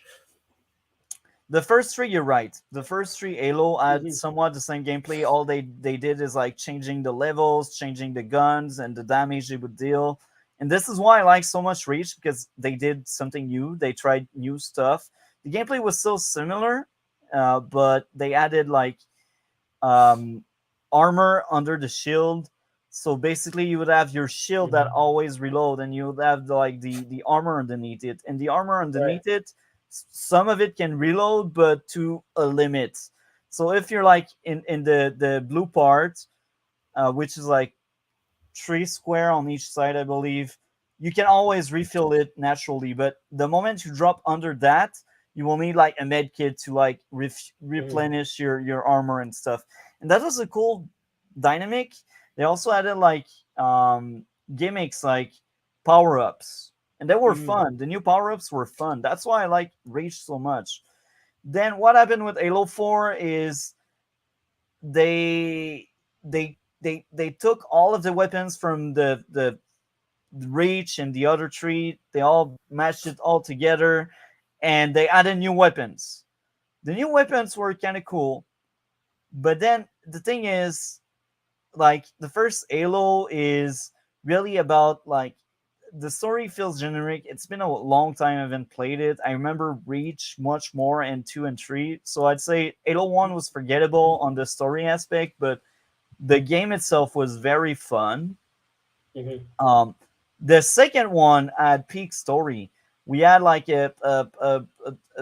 we learned in the second one that these covenant they follow a religion, and they hate the human because they are not like pure because of their religion and that kind of stuff. And we got like one of the covenant that start aiding like the human and Spartan because he follows that religion. And when he's deemed unworthy to be a covenant anymore, he realizes, damn, these people are right. And in season 2 they also plan to see that among the covenant there are separatists that don't really want to follow religion anymore, so they kind of side with the Spartan, and that becomes very interesting because now you got like Covenant fighting Covenant, and that Mhm. was very interesting. That was like Halo 3. That was the story. Like Chief must learn how to work with that Covenant now because that Right. Covenant is on his side, and that was really cool. And Reach was more about like it's all about survival, and your mission is to bring that key for victory at the right place, but everyone and everything wants to stop you. So like the idea is you're not the key to victory, but you old it, if you know what I mean. Right. Yeah. I get it. I get it. So that was really cool. So you're like, these guys that will most likely all die, but their purpose is not necessarily to win the war, but it's to help winning the war. And that's kind of cool, the idea of it and the story. And you see all of these characters, they tried their best to give better characterization of the Spartans, and they all die one after another. So you're like, oh my, they delete these Spartans, and you kind of feel something because they did try to give some good characterization of these Spartans. So that's why Reach was so good. But then Halo 4, they added a new faction in the big war. Okay, so it's not just the aliens and the Spartans or whatever the army name There's is. the Forerunner now, and apparently the Forerunner, they created everything. They are basically the gods of the universe, and now you fight the Forerunner.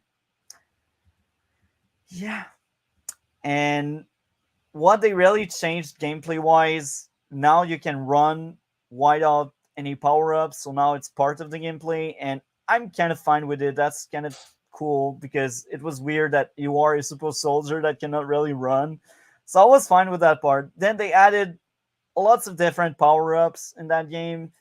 They kind of changed the gameplay, but it was fine. But again, the story didn't feel that great. Okay. It it wasn't bad like 5. 5 was terrible. That's why that's the last one I played. Um, 5, they made it more kid friendly. Like Okay, yeah, I see. I see. the the the first 4 and Reach were all mature. They were for young adults, like rated them for mature, and that's Halo because there's blood, because there's all of that action, because it's a violent game.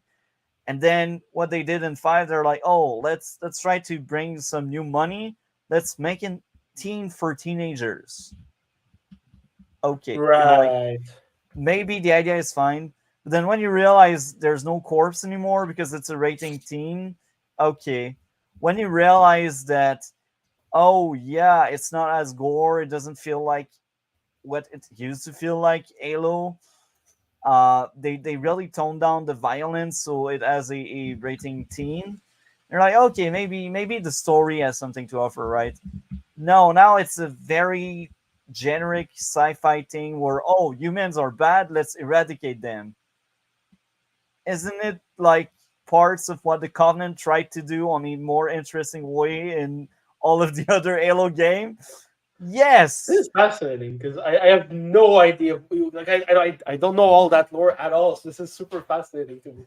And on top of that, now Cortana is the villain because there was in the lore, and it was mentioned in the first 3. I don't know if you remember that, but it was mentioned basically that the Cortana system, the artificial intelligence itself, they have a lifespan of like 7 years or 8 years, and after that they must be terminated. Otherwise, they are basically deleted because if we don't delete them, they turn evil. They turn crazy and they do weird stuff. And we had that starting happening in Halo 4 because between 3 and 4 there's a time gap of like 4 years. Mhm. So by the end of 4, Cortana basically sacrificed herself for Chief, and that was one of the best moments. That's why Halo 4 was somewhat decent because the ending was like, oh, okay, that's cool. But the big catch is she doesn't really die. She just transforms into something else. And in 5, she's a villain because she's now twisted because she is older than like 7 years old. She's like 8 years old, 9 years old. So because of that, she is like dangerous. And because she kind of sacrificed herself for Chief in 4, the idea of 5 is Chief thinks that Cortana has good reason why she is doing what she is doing, and she's kind of the villain. And he will try his best to defend her until he realizes, oh no, she is actually bad news. But that took I him kind of like, like that idea. the idea is cool, but in execution it was really bad. Mm. And again, it's kid friendly, and it's funny how everything I heard from 6 is terrible, and it's also funny how Halo 5, another big turnoff for me, the Forge. I'm a builder. I like to create stuff. Right, I remember that. Yeah, that was super fun. You could create like your maps and then play on them. Halo 4 had the best ever Forge. Hmm. So you're like, okay, that's an amazing improvement. That's what I want. So coming into 5, you're like, oh, I will have a great Forge now. I tried the Forge. I wanted to die. It was It's that bad. yeah. And then I Okay, hear let me people, guess. Let me guess. They removed a bunch of features, so now it's super bare bones and barely usable. you're almost at it. So they tweeted, they changed it so much that they made everything simpler and easier, but they took away what made it work. And Mm. by trying to make it more easier, less complicated, they made it more complicated. So it's weird. It's really hard to explain. I tried to build a map. I gave up. I was placing one block. I was like, "Oh, am I supposed to twist it the way I want it?" Because like And you the so it way, was like only the four directions. yeah. So Right. and then I hear people around telling me, "Oh, play on PC. It's better on PC." I'm like, "I'm Xbox. I know it's cool on PC. I want Bash PC. I don't care about the console war and Mm. stuff." Yeah, me But neither. I don't give a shit. I have an Xbox. I should be able to have the same experience as your PC player. It's not an excuse because Mm. PC is meant to be better that it's fine for Xbox to F up something. So Yeah. that was a massive turnoff. And again, I created so many maps.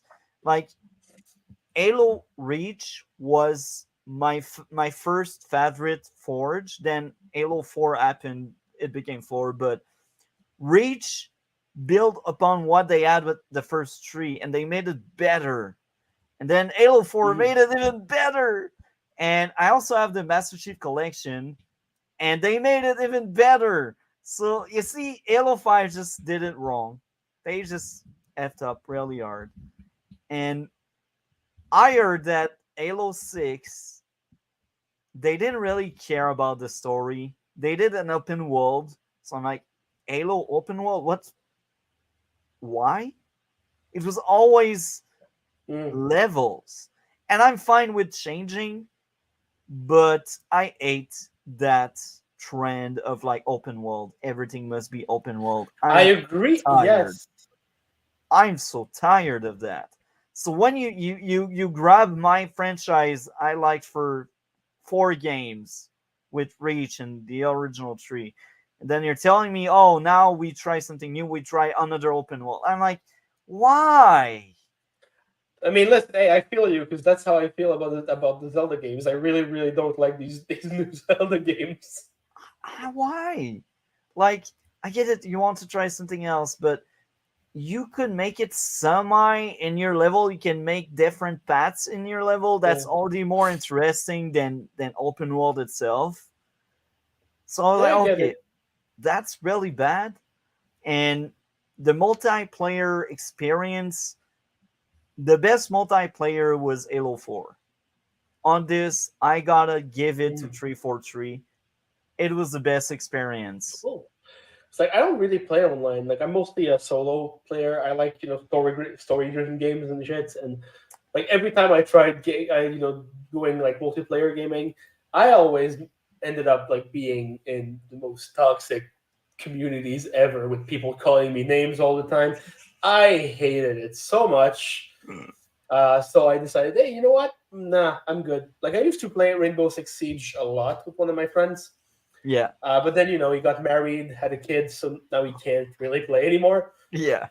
Um, but yeah, we used to play that game so much, and we would always like turn off the audio chat because we would get insulted, man. It was Like I got called like slurs for things that I didn't even know existed. Like Wow, people. yeah. Oh yeah, it's insane. Like by 14 and 15-year-olds, yeah, sure, why not? Mhm. So yeah, But I think I prefer solo games.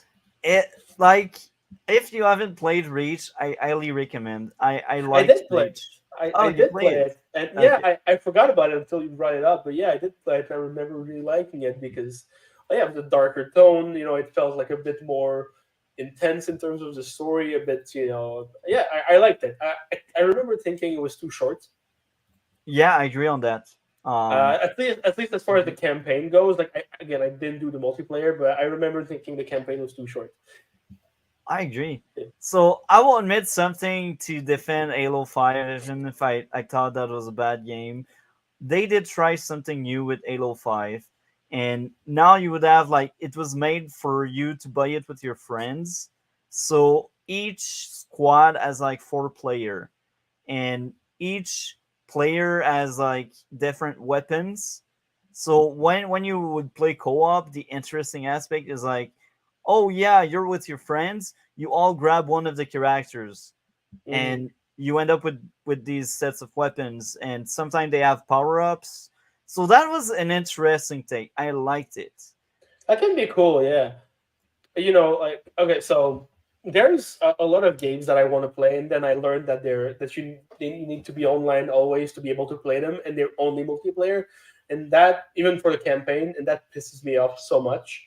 There was that Avengers game a few years back, Yeah. and now there's the new Suicide Squad game that I kind of was interested in because I like because of the story and everything, but yeah, those games you have to be online always. You have to be multiplayer even if you're doing the campaign, You're which right. is annoying as shit. I hate it. I just want to have my solo experience on my couch alone on my PS5, but I'm forced to do multiplayer with people that I don't know that I don't care about.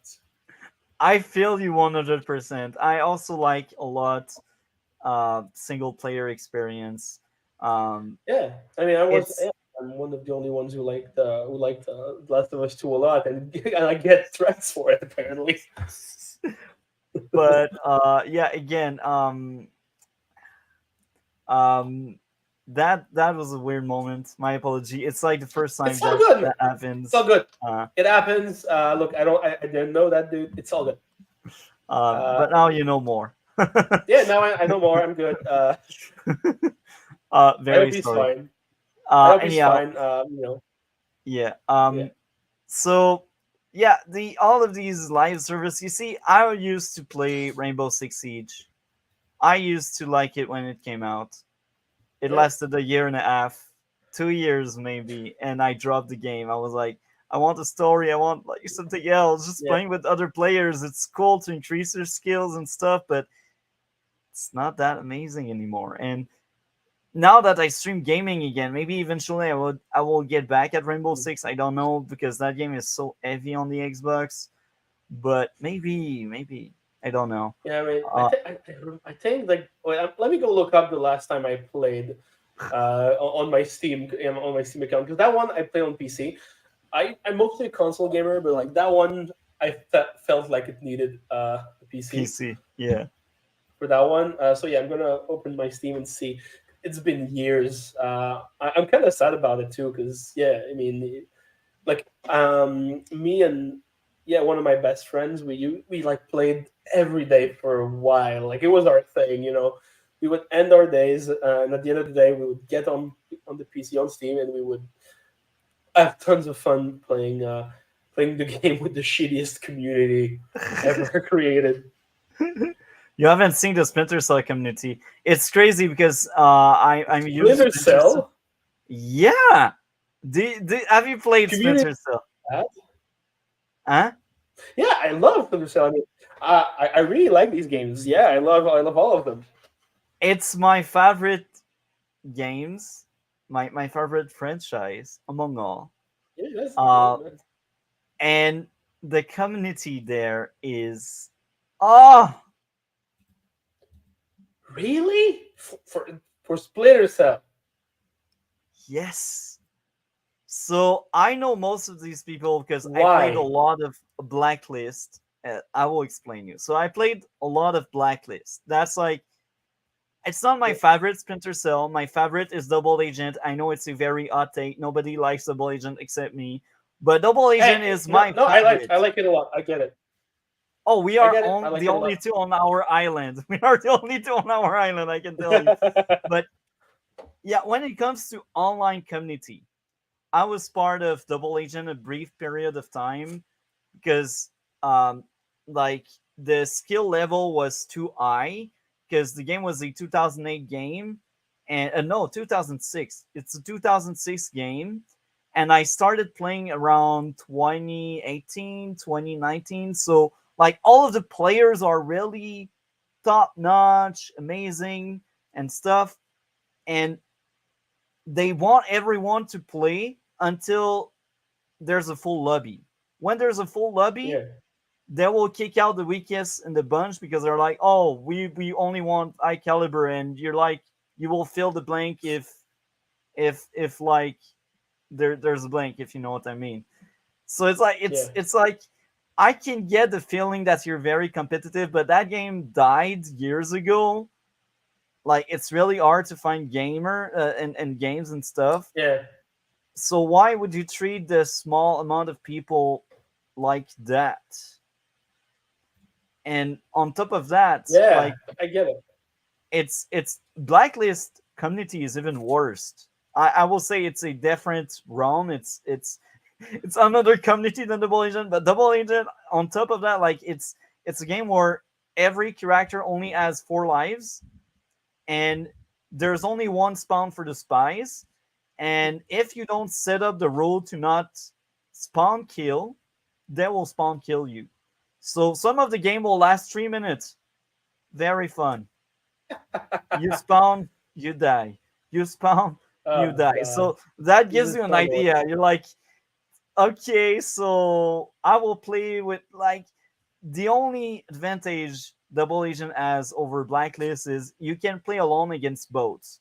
And I will say it's more fun because at least they don't spawn kill you. You have time to like try to act stuff.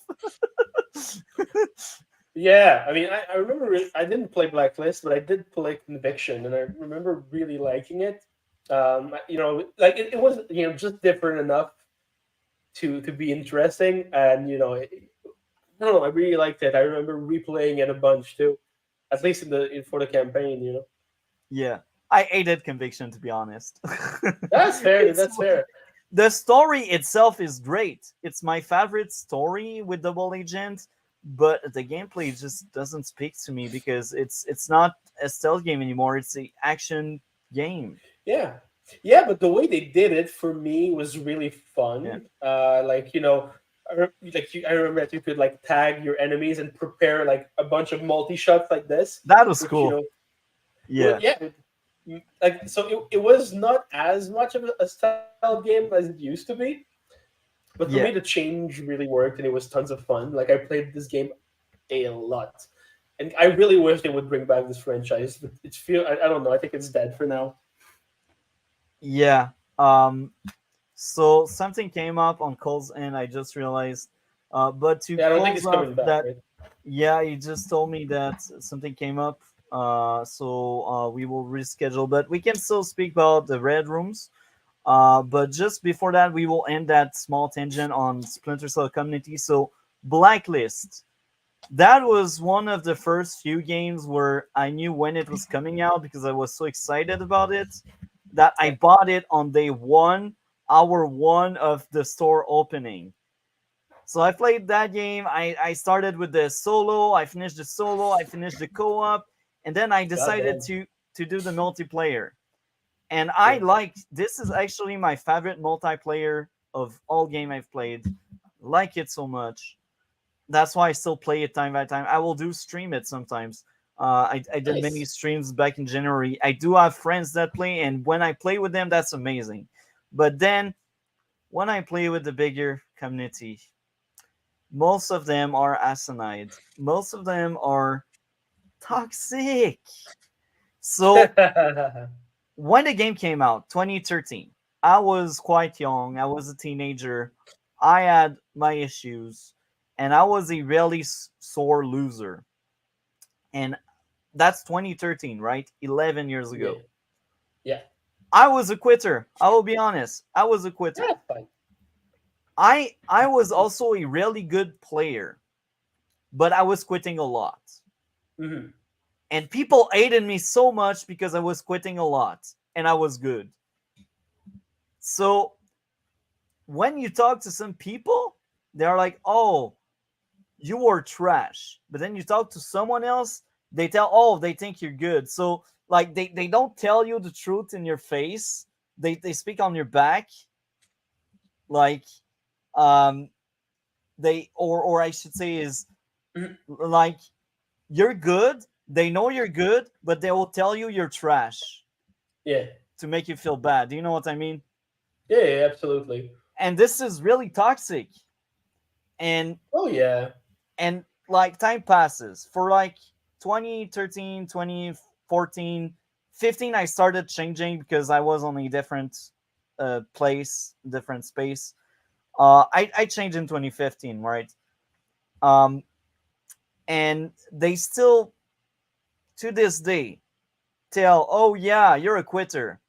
But I haven't played with these guys for like 9 years. And it's like you don't know me. Like last time I quit a game was probably 5 years ago, 6 years ago, and that was an accident. I didn't quit on purpose. I'm no longer that quitter I used to be, but they still think I am. And they argue about it, they trash on me, so I'm like, okay, I just ignore you, you know, I don't give a crap. Um, Yeah. and it's funny because I'm on top of the leaderboard, I'm like third place. I'm not joking. I'm third place on that leaderboard, and they hate me so much, and they tell me, "Oh, you always quit." If that was true, I would never make it to three. Because when you Yeah. quit, you lose all of the points you make. Yeah. So the sole fact that I'm third shows that I'm not quitting all the time. Just saying. Anyhow, I changed. They hold grudges. I don't care. That's how toxic they are. There are some gems. There are good guys in that community, but the community itself is really like that. They will trash Yeah. you and they will hate you because you're good, or for them only good player matter, or Yeah. that kind of stuff. And it's really competitive. It's like that game is a freaking 11 years old game. Why would you value being good at this game so much? Anyhow, Yeah. that Well, was the end of the tangent. Splinter Cell community, bad, toxic. Yes. They are gems. Red rooms, the last topic. Yes. Yes. The last topic that Cole will miss, unfortunately. Yeah. What did you think of red rooms? Well, as you can tell by the poster that's right there on my wall and the Blu-ray that's right there in my hand, I fucking love this thing. Yeah, I really love this movie so much. So first of all, because like, there's one thing that the people who watch you might not know, because you know you and I we're both from Quebec, Yeah. and yeah, sorry, my camera All fell. good. And here, you know, film, fuck it, genre films. So you know, films like horror movies, you know, thrillers, movies like that. They are very far and few between. They don't get made a lot. Those types of movies, you know, and there's a reason for it. I don't know if you know, but here, you know, film and TV are all financed by the government. Yeah. Yeah, so you know, every like 10 years or so, you know, the you know, organisms that finance TV and film will get some money from the government, and they'll be like, hey, that's your budget for the next 10 years or so to make whatever you want. So hey, be careful with that money because when it's done, and you don't get more until 10 years later. So they have to be careful, which Yeah. is why a lot of the time, fuck, I'm just gonna hold it. Which is We why got a lot cheaper, of the time, but we got cheaper budget. That's why. yeah, and a lot of the time, I mean, also because we have our own system. We have our own film industry. Most of the time, those movies will not make their money back. Yeah. Like they will be made knowingly at a loss. Um, and so horror movies, thrillers, like action movies, sci-fi shit like that, very rarely gets financed because of the way our system is made. But sometimes they will say yes to a project. And sometimes when they do say yes to a project, that project will be really fucking good. Yeah. Yeah. So Red Rooms is it's a brilliant little thriller that kind of borderlines on horror movie sometimes. First of all, I love the way it's directed, the way it's shot. Like that opening scene in the courtroom is incredibly made. Like you may not notice it, but it's a 20-minute one take. Yeah.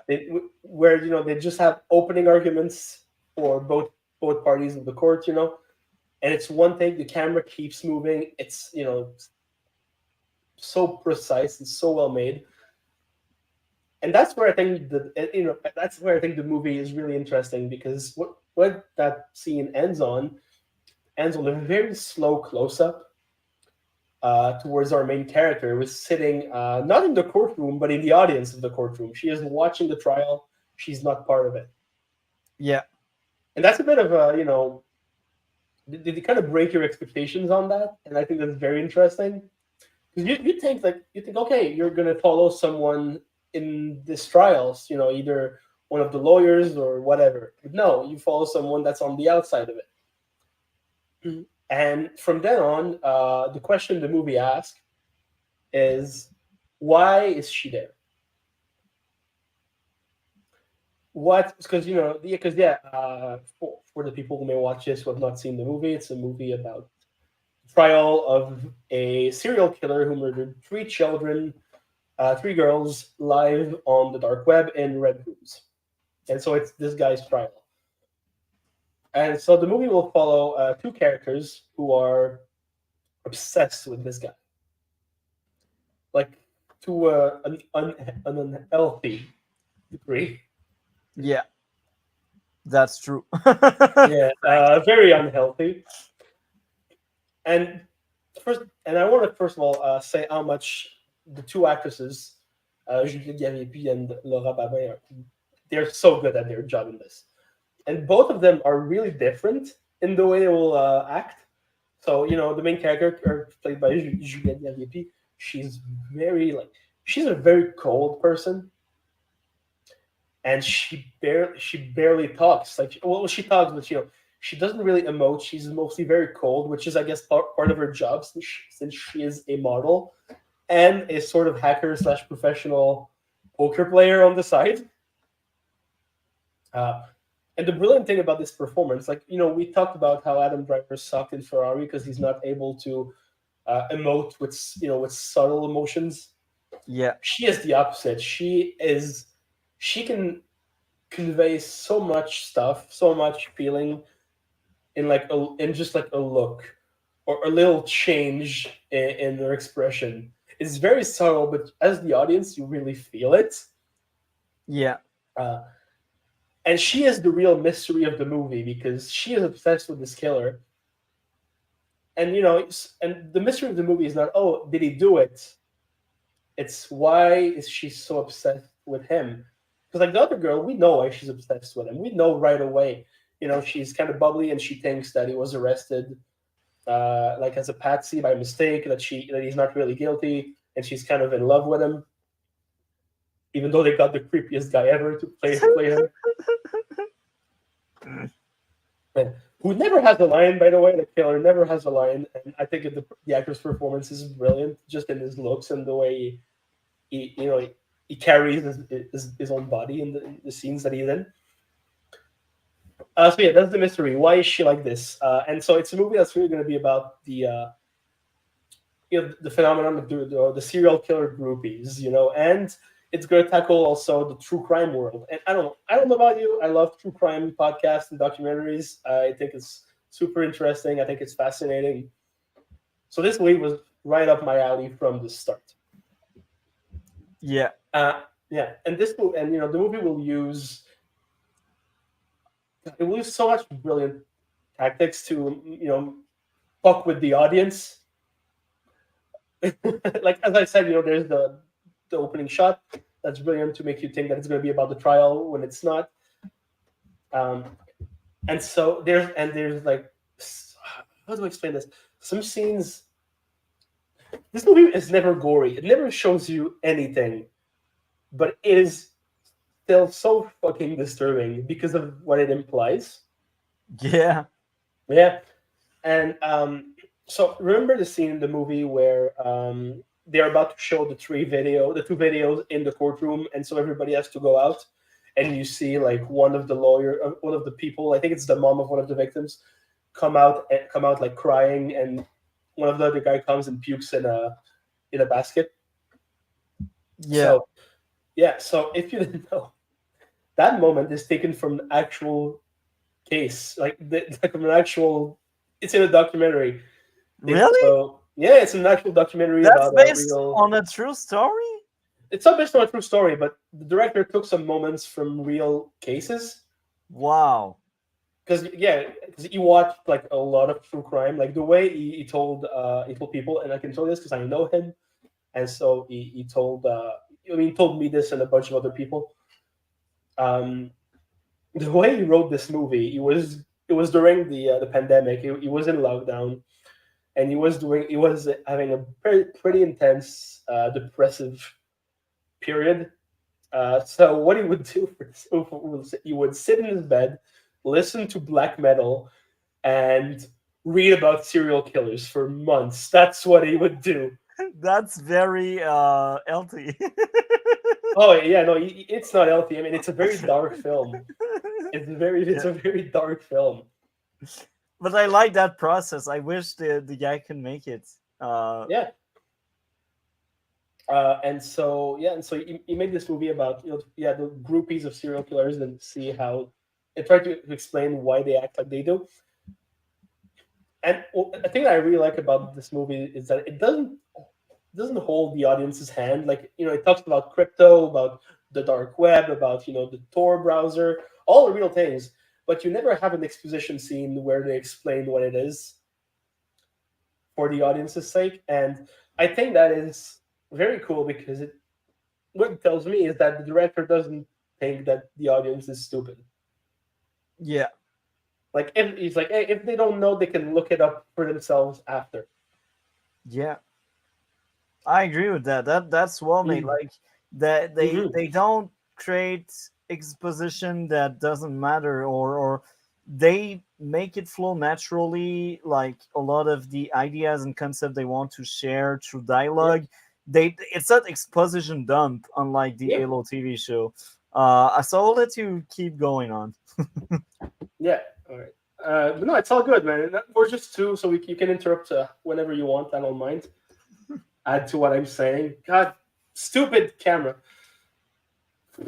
I'll just put it back here. There you go. Even there it's not working. Great, working. Sorry. All good. That's fine. All right. So, so it doesn't take its audience for idiots. It doesn't over-explain its concepts. And I don't know if you've noticed this, because the main character uses an AI, in her apartment. Yeah. That she calls Guinevere, which is a reference to the myth of King Arthur, right? And oh, really? That was the reference. I didn't really get it, but that's interesting. It's the name of of one of the, I don't remember who exactly, but one of the characters in that myth, I think the wife or something. And meanwhile, you have the killer. His name is Ludovic Chevalier. So Chevalier, a knight. Yeah. a warrior. So this movie, and I still don't fully understand it yet because I don't know Arthurian myths and legends that well. But I know this movie based a lot of his script on Arthurian myths and legends, Yeah. which is super interesting in a movie that's full of technology and set in the modern world. So yeah, I can't really analyze this because I don't really know those legends. But one day I will, and I will be able to do a full on analysis of this thing. Or I could just ask the director. I could just ask him. Yeah. And once we get into my point, I will tell you my rating on the movie, and then you will ask him because I'm wondering if I'm right or if I misread the movie. But I will let you go on Sure. now. Sure, I can ask him. I'm sure he'll be happy to answer. He's a really nice dude. Despite what this movie might suggest. And so yeah, like you'll be in a world that's really outside of the courtroom, and you'll have people who are trying to get in a world that is very, very dark. We're talking about like child murders here, and like Yeah. really brutal child murders. And assault and great. Yeah, exactly. But our characters are trying their darn best to get into this world for very different reasons. Yeah. Yeah, and there's this scene, if you remember correctly, the scene where they watch the video, the third one that they found. Yeah. There was the videos, and the reactions are so different. You don't need to see. All you need is to see the faces of the girls. You're like, And the sound. yeah. The sound design is insane in that sequence. Like you just hear like the very genuine sounding screams Yeah. of the main of the girl being killed and tortured.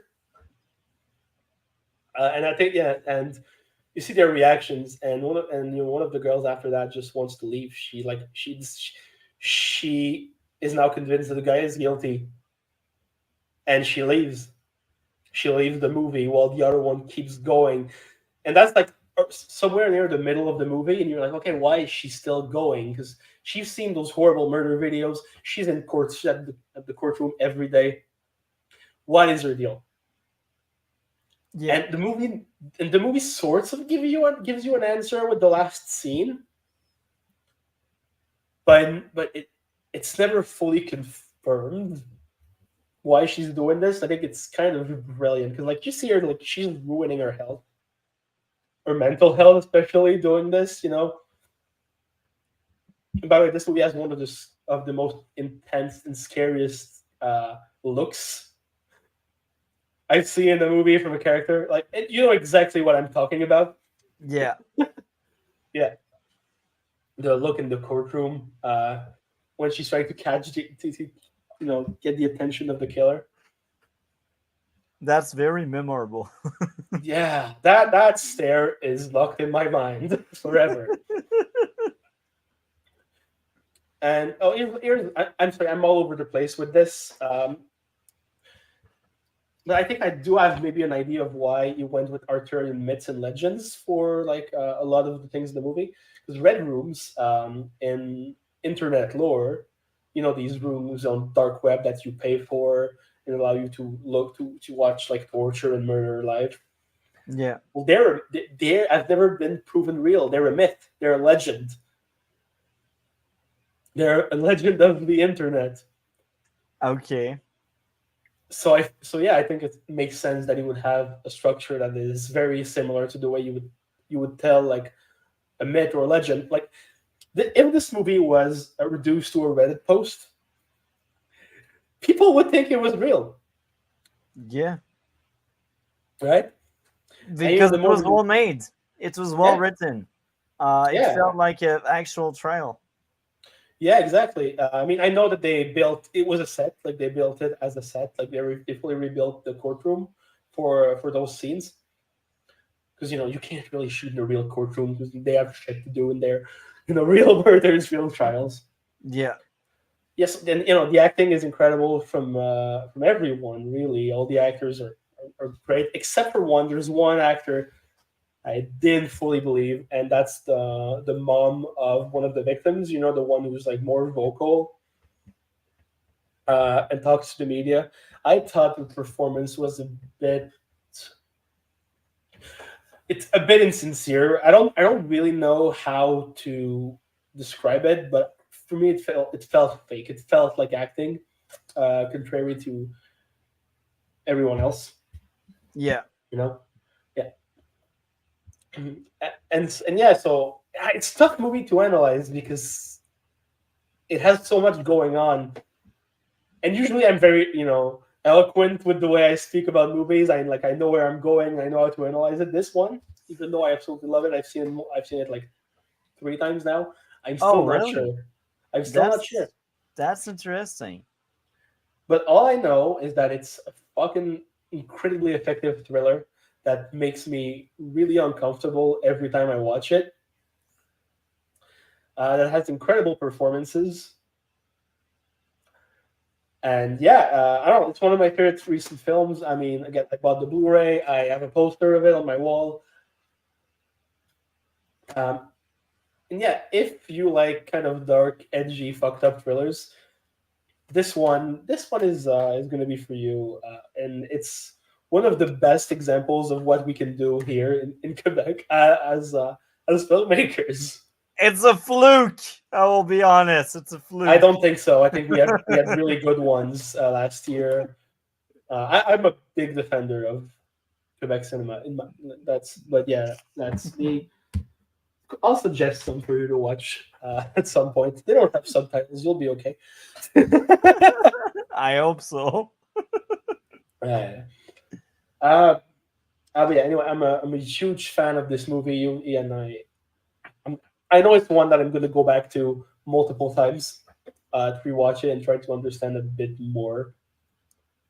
I feel you, man. Yeah, so I'm sorry. This was a rambling. It was not as clear as the rest, even though it's the movie that I loved the most of the roster for today. But yeah, there you go. I will let you go now because I So spoke too much. after watching, I got two theories.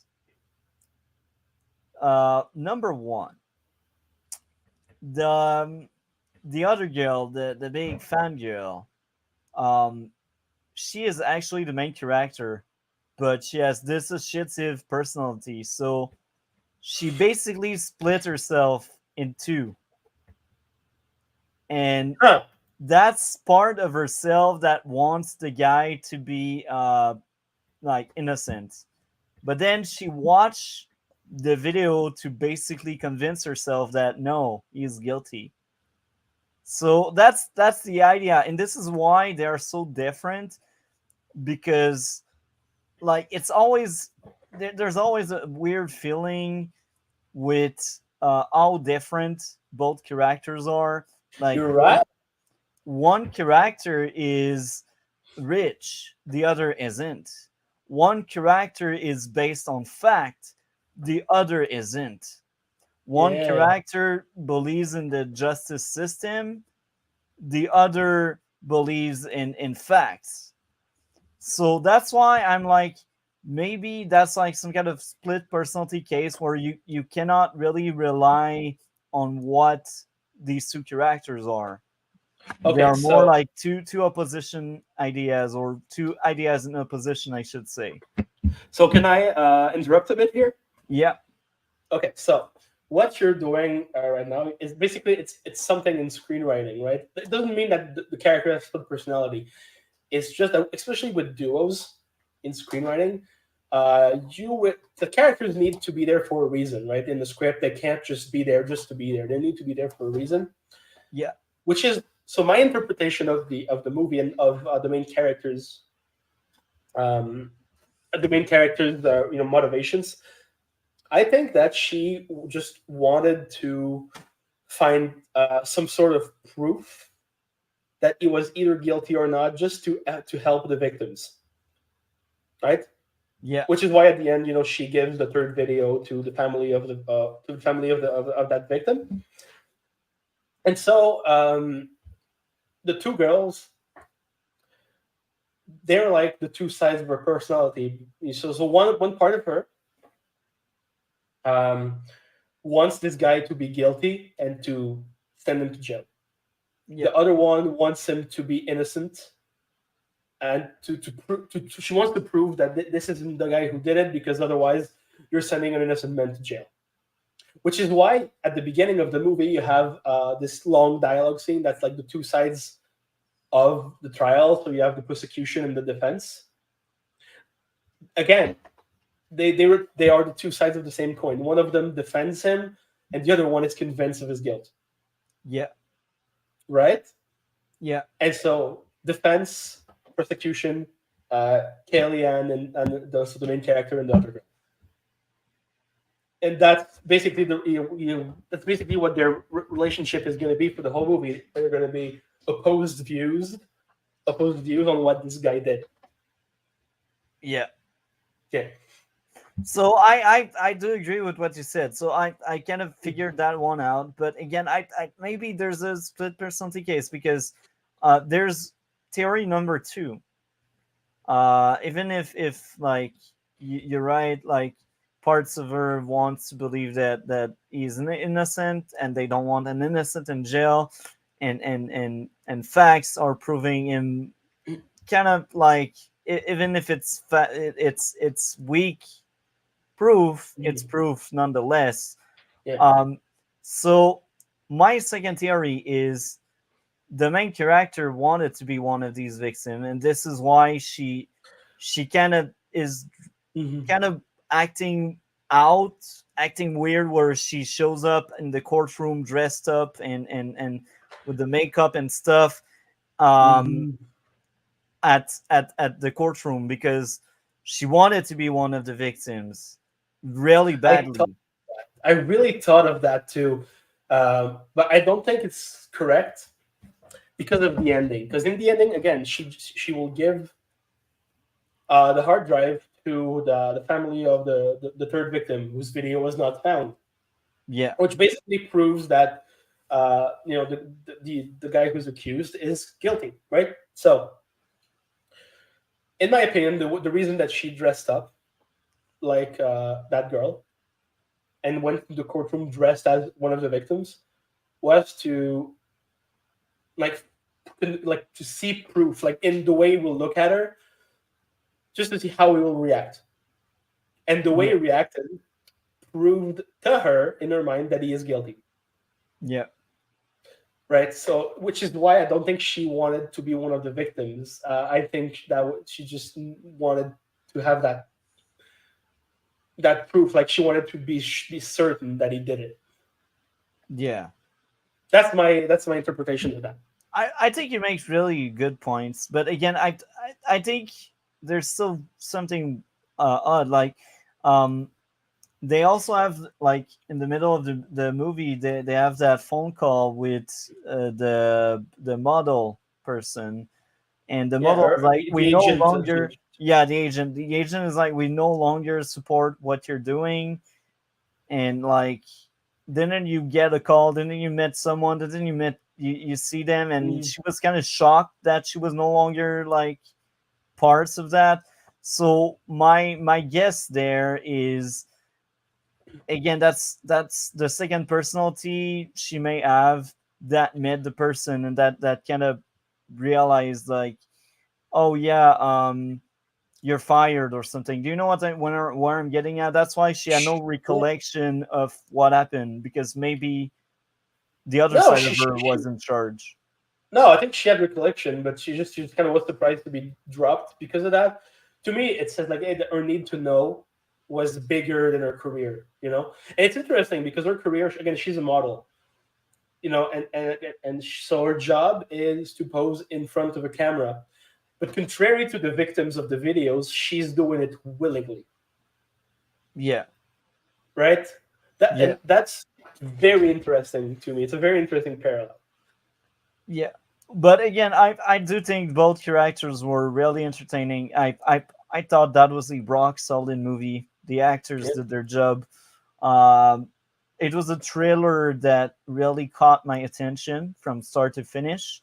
Mhm. And it's coming from me, someone that don't really like movies or shows from here. Um, but Red Room has kind of opened up a bit more my mind Nice. because now I see we have good product here. And I mean, yeah, we do. I don't know if you have seen 192, the TV show. 192. No. So. That was a great TV show made here by Pods Oh yeah. Okay, yeah, many I've seen years it. ago, Yes. like 10 years ago or so. Right. Like, I don't like pods, but that's me. uh, but that's the other product from here that I liked. But yeah, Mm, so Red Room, amazing movie. it's Uh, so excellent. so I will ask you, Alex, if you could ask the director if I'm somewhere near the truth or not about the split personality stuff, because I thought that was interesting. Maybe I read it wrong. Maybe I read it right. That's why I'm wondering. Can you ask him? I'm curious. Yeah, sure, I will. But I'm pretty sure I know what his answer is going to be. I'm pretty sure that the answer is going to be. It's up to you. Yeah. Yeah. But I'll ask him. I'll get back to you on that. Yeah. So that was a solid movie. Again, the music was good, and Yeah. I will go back to what you said already. This is a side note. Go For ahead. once, I'm fine with them not showing all of the disgusting described things because it was very it was, first of all, it was disturbing. So I'm kind of Yes. fine with them not showing that. And second, the performance while telling that story was great. And the Mhm. moment in the movie later on where they just watch it and you look them watching it with the sound, It's you way more don't need to powerful. you don't need to see what's going on. You can picture it already by like the reaction, the sound, and all of that. Yeah. So that's why I gave it a pass there. I don't need Yeah, to it's see that brilliant. kind of atrocities. I And don't. you know um, what I think is interesting about that, right? So you're watching. Like, I think like this is also a bit of a this movie. I think it does a bit of a criticism on people like me who love true crime. Which so because during that scene, and even when you leave like the courtroom when they're about to show the video, I don't know about you, but there's a part of me that was like, "Fuck, I really wanted to stay in there. I wanted to see it." There's a part of me that had that fucked up morbid curiosity. Um, not me. all right, well, I had it, and I know that a bunch of people had it too watching Yeah, this this movie. I believe. This I know Yeah, you're not crazy. I know people like you that would sit there and want to see yeah. that. I like It's horror normal. movies. I like horror. It's And curiosity.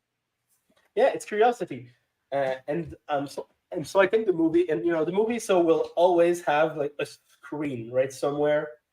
So and so I don't think it's a coincidence that the director chose like the dark web for the murders because they are seen through a screen.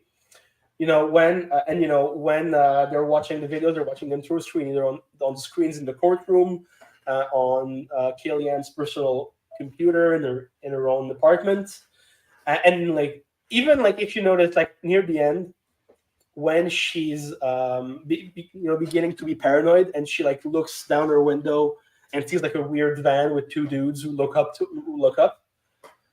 It's she's looking through what through her window, which can be also a sort of screen.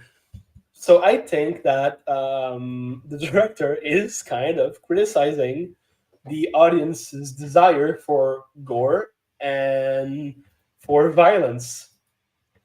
Yeah. And to go back to what you mentioned, um, I feel like that part in the movie by the end of the third act, when she becomes somewhat paranoid, that also spawned my theory about the split personality, where she thinks she is followed right after that speech they had in court saying, "Oh yeah, Mhm. it's not necessarily illegal to do that, but if you go too far in that rabbit hole, Yeah. then it can be illegal depending on what you're doing. And you kind of picture that, yes, what she kind of did by the end started to slowly become illegal and borderline criminal. I mean, it is criminal. She buys a murder video on the dark web. Yeah, It's very illegal. yeah, and she impersonates as well someone else that basically died. Yeah, victim. That's why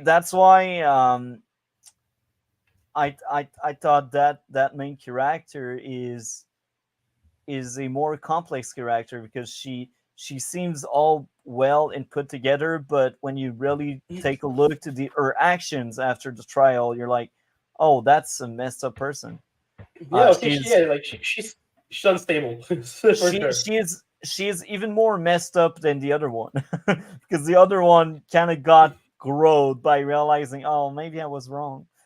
And I will Yeah, praise absolutely. again something about these two main characters, how different they are in Yeah. the acting, in the writing. I mean, yeah, Like, both of these actresses won awards for their performances, and yeah, I'm glad they did. They're excellent. well deserved. Like they really felt like very different and well thought of character with very different character arc. Yeah. Where the approach of the main character at first was fine because she didn't want to get too involved, but then as the trial goes on, she got more and more involved, and that changed her. Yeah. And that was great. There was a lot of very interesting message, and the phone call the fan had to that show was Yeah. impactful. It was one of the best scene in the movie because it also had that message that public image Hmm. is something. We It's don't very care. important. Yeah. We don't care of who you are, what you did. We care about what people think of you. If people Yeah, think of exactly. you on a bad image, you are that bad image. Yeah. And And it's again, they are watching that TV show through what? A screen. And what does so yeah, so at this point I think that it's yeah, we take shit like true crime, real crimes, real murders that have happened to real people, and we turn it into entertainment. yeah, When it's that's like true. Killers of the Flower Moon does have a similar message to that at the end, and it's done in a very different way. Yeah, I prefer Uh, Red Rooms though a lot more. Yeah, that's totally fair. I like both a lot personally, but yeah. So, and again, by calling that show, so that to give her opinion, she metaphorically enters the screen, and puts herself within the entertainment that she's watching. So she literally self inserts herself in that case, Yeah, while the the same other way one the is main like, character did at the end by yeah, changing exactly, herself. exactly. So yeah, so see that we're doing film analysis right now. It's fun. You see, this is what happens when I really like something. I'm so invested that I want to decipher everything, Yeah, and I've only seen it once, and yeah. I plan on rewatching it again in the future when I So get more good. It's so time. good. It's so good. So But and yeah, so I enjoy it so much, and again, the defense and the offense, they all depicted their sides very well. And the other thing that is very worth mentioning is the other character, the fan, was really there yeah, to tell the viewer some people will disagree with public image. Some people will defend a guilty person because they oh yeah, believe in justice. And this is why I like that character so much. Oh, she is great. She really is. So yeah, it's funny because we started this review and I wasn't too sure what the movie was about because now I think I got it. And because yeah, and at the end we have two people who insert themselves into something gruesome, something horrible, a murder, like people who watch and listen to true crime, and they come out of it being changed. Yeah. So yeah, so for the fan, she fully regrets it. She leaves and she starts speaking against it. And for the main character, well, no, She turned she nuts. fully she gets lost in it. Yeah. She fully gets lost in it, and instead of leaving that world, she by giving the by giving the video, she becomes part of that narrative. Because now people are gonna ask, "Who gave you that video?" And then they'll tell, oh, that's her. Yeah. So yeah, it's fascinating. It's a fascinating exploration of how our obsession with true crime as entertainment can become very unhealthy. Yeah. And it's funny how the other girl knew everything about everyone. And it's also very interesting how at some point in the movie there was a misdirect where they hinted that maybe the main character is part of the family of one of the victims, but then it's Yeah. a misdirect because later on in the movie you realize, oh, she's actually not part of that family, but maybe she wanted to be part of that family. That goes back to the two things I said. Even maybe one of the two Yeah. is kind of wrong. Um, yeah, Yeah, she wants to insert herself in this thing that she is only watching from the outside. yeah. Like even the killer, he's like in a glass cell in during the trial. So again, she is watching him through what is a window or a screen. Like it is so thought out. It's so smart, so well written, so well directed. That movie for me is a masterpiece. It's my favorite movie of 2023, hands down. Um, and Hell yeah, I I'm will really happy you even got me to watch go that far. We covered around 200, 300 movies on this podcast. I'm not joking. 200, 300. I know it's not that impressive for you, but for me, it is impressive Yeah, it's because fine, man. It's I'm fine. not I'm not used to watch that many movies. But with this podcast, I enjoy my time watching lots of movies. But yeah, I've seen around 200 to 300 movies, and this is my second favorite. God damn, what's the number one? Triangle of Sadness. It remains on top. Yeah, Triangle of Tennis is so good. I will rewatch these two anytime, and it's funny because the edge is not that big. I Yeah. can bet if I rewatch both movies, maybe Red Room will finish on top. But I think Triangle of Sadness, it's easier to watch. Maybe that's why I think it's a bit higher. But I do think the message in both movies are as Yeah. important as they are as movies. Yeah. Triangle of Sadness had a lot of message about relationship. It had a lot of message about Social politics. classes. Yeah, Yeah. politics was kind of involved in the premise of the movie, where a patriarchy did fail and a matriarchy also failed, but they fell on different areas, and both are wrong. We need something balanced. I mean, that's also what the Barbie movie says. If I'm fair. Not really. I think Barbie is more like a Rorschach test. Like you see what you want to see. Because I've gotten so many different opinion Sure, on sure. that. Not Sure. just I me. mean, Like I've heard other people talking about it. Like everyone I really like it personally. everyone sees something different with the Barbie Yeah. movie. Yeah. But I do think Triangle of Sadness remains on top. But Red Rooms, a close second. With It's that a being great said, film. I will give this movie a 10 out of 10. Red Rooms, 10 out of 10. What about Hell you? yeah, yeah, same man. I absolutely adore this. It's a great movie. Uh, yeah, So yeah, Thursday I will talk to Cole about it again. yeah, Thursday. I'm really curious to know what he thinks of it. So the link will be sent to everyone again Thursday. But Mhm. yeah, Thursday we will talk about red rooms because that's the only topic he hasn't seen. So if you want to opt in, you're the welcome Sure. because you will have the link and stuff, and you can add more because I think I will also add more. Yeah, I might Uh, rewatch actually yeah, before that. yeah.